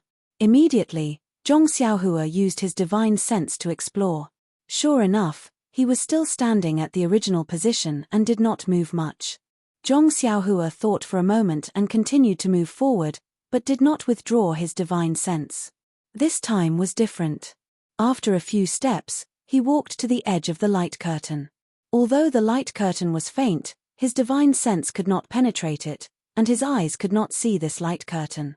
Therefore, Zhong Xiaohua could not see the situation outside. However, since there was no killing intent in this light curtain, Zhong Xiaohua did not have a good way to break this light curtain. He did not even use his divine sense to look at Qin Shiyu and Ying Fei. He also did not intend to help them. Even if they were captured by the Righteous Alliance, he was only their prisoner. The enemy of his enemy was his ally. Presumably, Ma Rulong and Qiu Shidao would not do anything to him. Thinking about it, it was better to stay still. Who didn't know how to sit on the mountain and watch the tigers fight? Zhong Xiaohua sat cross-legged and closed his eyes to cultivate. However, he did not know that his few unintentional steps made the auspicious three treasures, who were in charge of the formation, break out in a cold sweat. Since they got this three-talent flag formation, all the people who were trapped were like Zhong Xiaohua. At the beginning, they would just walk around in a small area and would not walk in a straight line. However, Zhong Xiaohua walked to the edge of the light curtain in a few steps. This was something that they had never encountered before. How could they not be shocked? Fortunately, when this young man reached the light curtain, he did not do anything. Instead, he sat cross-legged and closed his eyes to rest. It was really puzzling. However, whether it was puzzling or not, the auspicious three treasures did not have the time to waste on a servant. They did their best to maintain the formation and deal with Qin Shiyue's counterattack. Speaking of which, the illusion of this three-talent flag formation was also very strange. The appearance was born from the heart. The reason why Zhong Xiaohua could see the snow-covered plains seemed to be related to some little secret in the bottom of his heart. As for Ying Fei, just like Zhong Xiaohua, when he heard Qin Shiyu shout, three-talent flag formation. When he heard Qin Shiyue's shout, he was also very surprised. He couldn't figure out the meaning behind Qin Shiyue's shout. He felt that even if the three of them joined hands, they might not be able to defeat him and Qin Shiyu. However, he didn't have a divine sense and couldn't see the light curtain close. When Qin Shiyue's shout fell, his eyes turned black. Unexpectedly, the scene of a moonlit night appeared in front of him.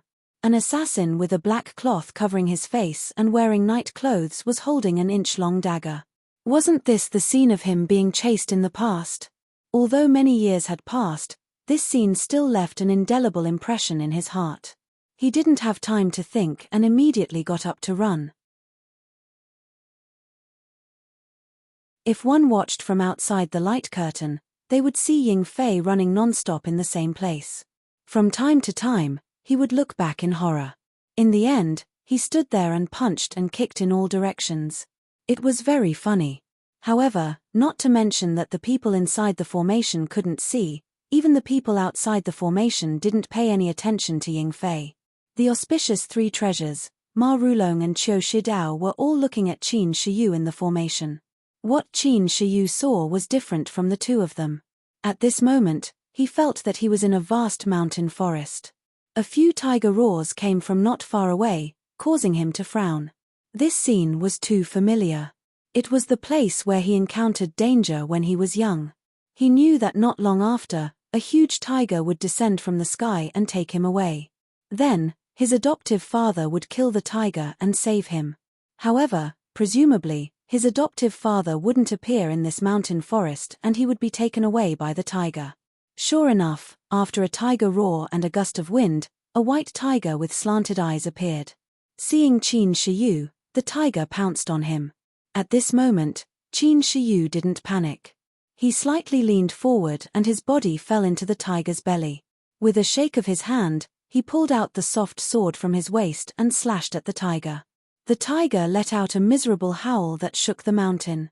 Its stomach was filled with internal organs and blood. Qin Shiyu held the soft sword in his hand and vigilantly observed his surroundings. He secretly pondered. This three-talent flag gate formation was something he learned from his master by chance.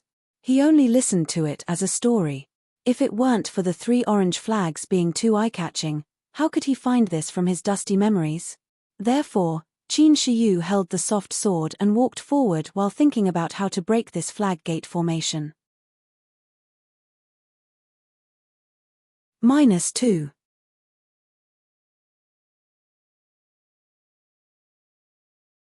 Chapter 262. However, no matter how hard Qin Shiyu racked his brain, he could not think of a way to break the 3-talent flag gate formation. He was just listening to a story and was curious. Why would he care about breaking it? Moreover, it seemed that in his mind, he did not have any impression of breaking it. Perhaps his master might not be able to break it. Slowly walking to a high place in the forest, Qin Shiyu looked into the distance. Looking at the continuous mountains, he could not help but praise, this formation is just like the legend. The illusion inside is so real. But if it is fake, what is at the end of the mountain? It seems that I have never been to the other side of the mountain before. Why don't I go and take a look?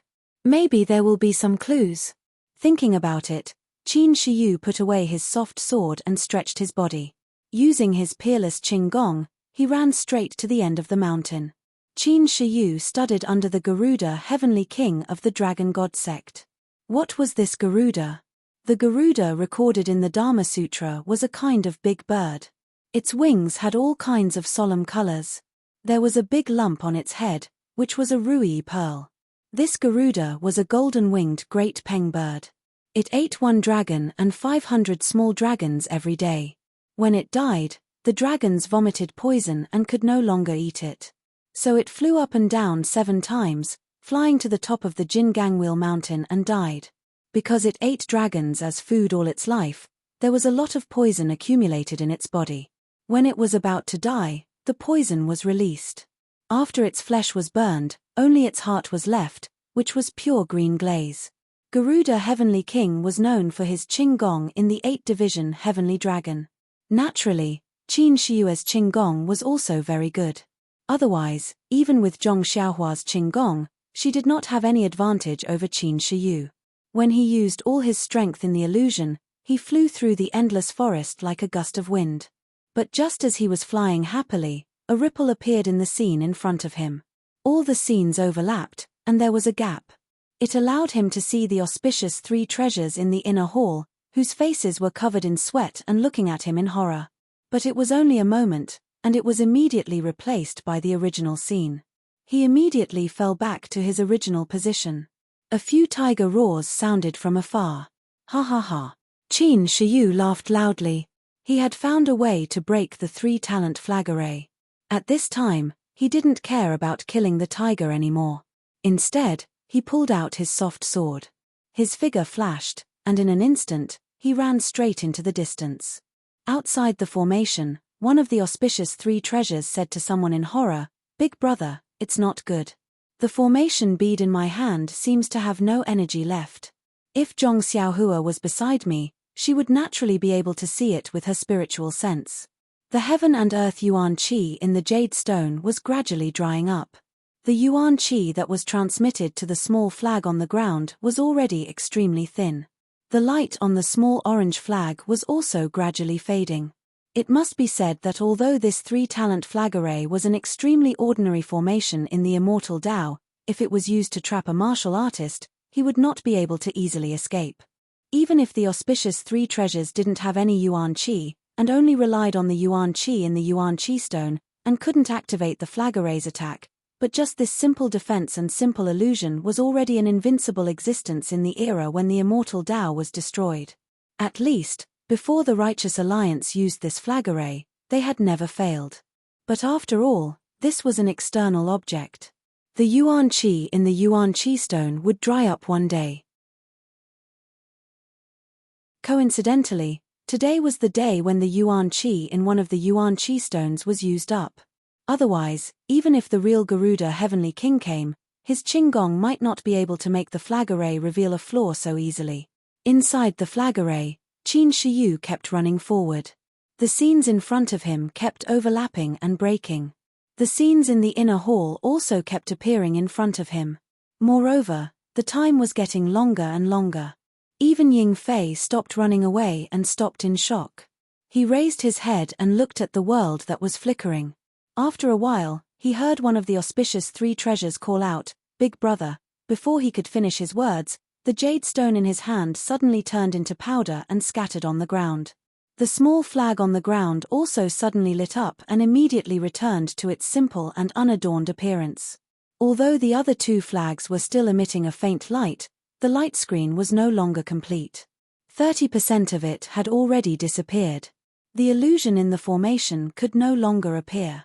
Zhong Xiaohua, who was meditating, sensed the change in the yuan qi and unconsciously opened her eyes. At this moment, the eyes of Qin Shiyu and Ying Fei in the flag array lit up. Qin Shiyu was already using his peerless Qinggong. At this moment, he just changed his direction and rushed towards one of the auspicious three treasures. Let's call him Bao for now. The jade stone in Bao's hand turned into powder, but he did not have this kind of experience. He was still making hand seals and did not loosen his grip. The power of the seal did not disappear. In fact, the seal used by the auspicious three treasures was not the seal used by the three talents flag array. After the celestial Tao was destroyed, someone improved the seal so that martial artists could use the yuan qi to control the array. When they could not extract the yuan qi from the yuan qi of heaven and earth, they naturally turned to absorbing the yuan qi of the caster. How could Bao's body have the vital qi formed by the yuan qi of heaven and earth? With such a forceful extraction, in an instant, his meridians were severely damaged. It was as if his vital qi had backfired, and a stream of blood flowed out from his 7 orifices. At this moment, Qin Shiyu and his soft sword were already in front of him. Poor Bao. His limbs were weak, and he could not move at all. Right in front of Zhong Xiaohua, Qin Shiyu waved his soft sword, and Bao's funny head flew up into the sky. Blood splattered on the ground, and Bao's short and fat body fell to the ground with a thud, and his blood splattered 3 feet away. Such a bloody scene scared Zhong Xiaohua so much that she closed her eyes. Although Zhong Xiaohua was already an experienced killer, he was very gentle when it came to killing people. He killed them all with one strike, and there was only a little red on the throat. It was also the first time he saw such a violent killer. However, immediately, he opened his eyes and walked out of the circle of light. He looked at the headless corpse from afar and sighed, "It's so good to be alive." When the other two saw Qin Shiyu kill their brother, they could not help but be terrified. They stopped the spell and threw the jade stone on the ground. They stretched out their hands and drew their swords from their waists. With a shout, they rushed forward. Although the auspicious three treasures without the flag gate formation were powerful, they were not what Qin Shiyu and Ying Fei were afraid of. The two of them each found one and instantly fought with each other. Originally, the auspicious three treasures were quite famous in the Jianghu. Their martial arts were not much worse than Qin Shiyue's. At least, they were better than Ying Fei. Ying Fei originally braced himself to fight, but after this fight, Ying Fei was happy. He did not know how many treasures the person in front of him had, but his inner strength was almost the same as his. The strength of the sword was also not very strong. Although Ying Fei did not understand, at least his life was saved. As long as he delayed this treasure, he could naturally escape after Qin Shiyu killed that treasure. Poor auspicious three treasures. The martial arts of the three of them were not much worse than Qin Shiyue's. When the three of them joined forces, they were stronger than Qin Shiyu, Ying Fei, and Zhong Xiaohua. However, they were afraid that something would happen to their brother. Since they could kill the enemy without any effort, why should they kill each other? Therefore, they took out their trump card and used the most powerful formation to trap them to death. However, this formation, which had been tested every time, was at the point of exhaustion. That was why there was a mistake and they lost one of their brothers. And they were in charge of the formation. Although they only guided the primordial chi from the primordial stone to the small flag, this also consumed their own inner strength. Therefore, the consumption of the auspicious three treasures' inner strength was much more than that of Qin Shiyu and Ying Fei. Sometimes, thinking about it, it was not necessarily good to hide one's strength. However, it was also not good to reveal one's trump card all of a sudden. Qin Shiyue's martial arts cultivation was higher than Ying Fei's. Naturally, she immediately figured out the bottom line of these three treasures. After more than 10 moves, Qin Shiyu found an opportunity. She also waved her soft sword. This treasure's big head also flew into the sky. His death was actually the same as the previous one. Zhong Xiaohua watched from afar. She curled the corner of her mouth and secretly said, "Barbaric." At this time, 2 of the auspicious 3 treasures were dead. The remaining one was also desperate. He desperately pestered Ying Fei to perish together with him. Ying Fei knew what he was thinking. He wanted to drag one of them down with him before he died. How could he let him do as he wished? He only thought that he was wandering around and didn't really hit him. Seeing this, Qin Shiyu jumped up and wanted to fly out of the inner hall. Her figure swept past the back of the last treasure. She didn't even look at it. She just waved her soft sword. Another burst of blood rushed into the air. The smile on Qin Shiyue's face became wider.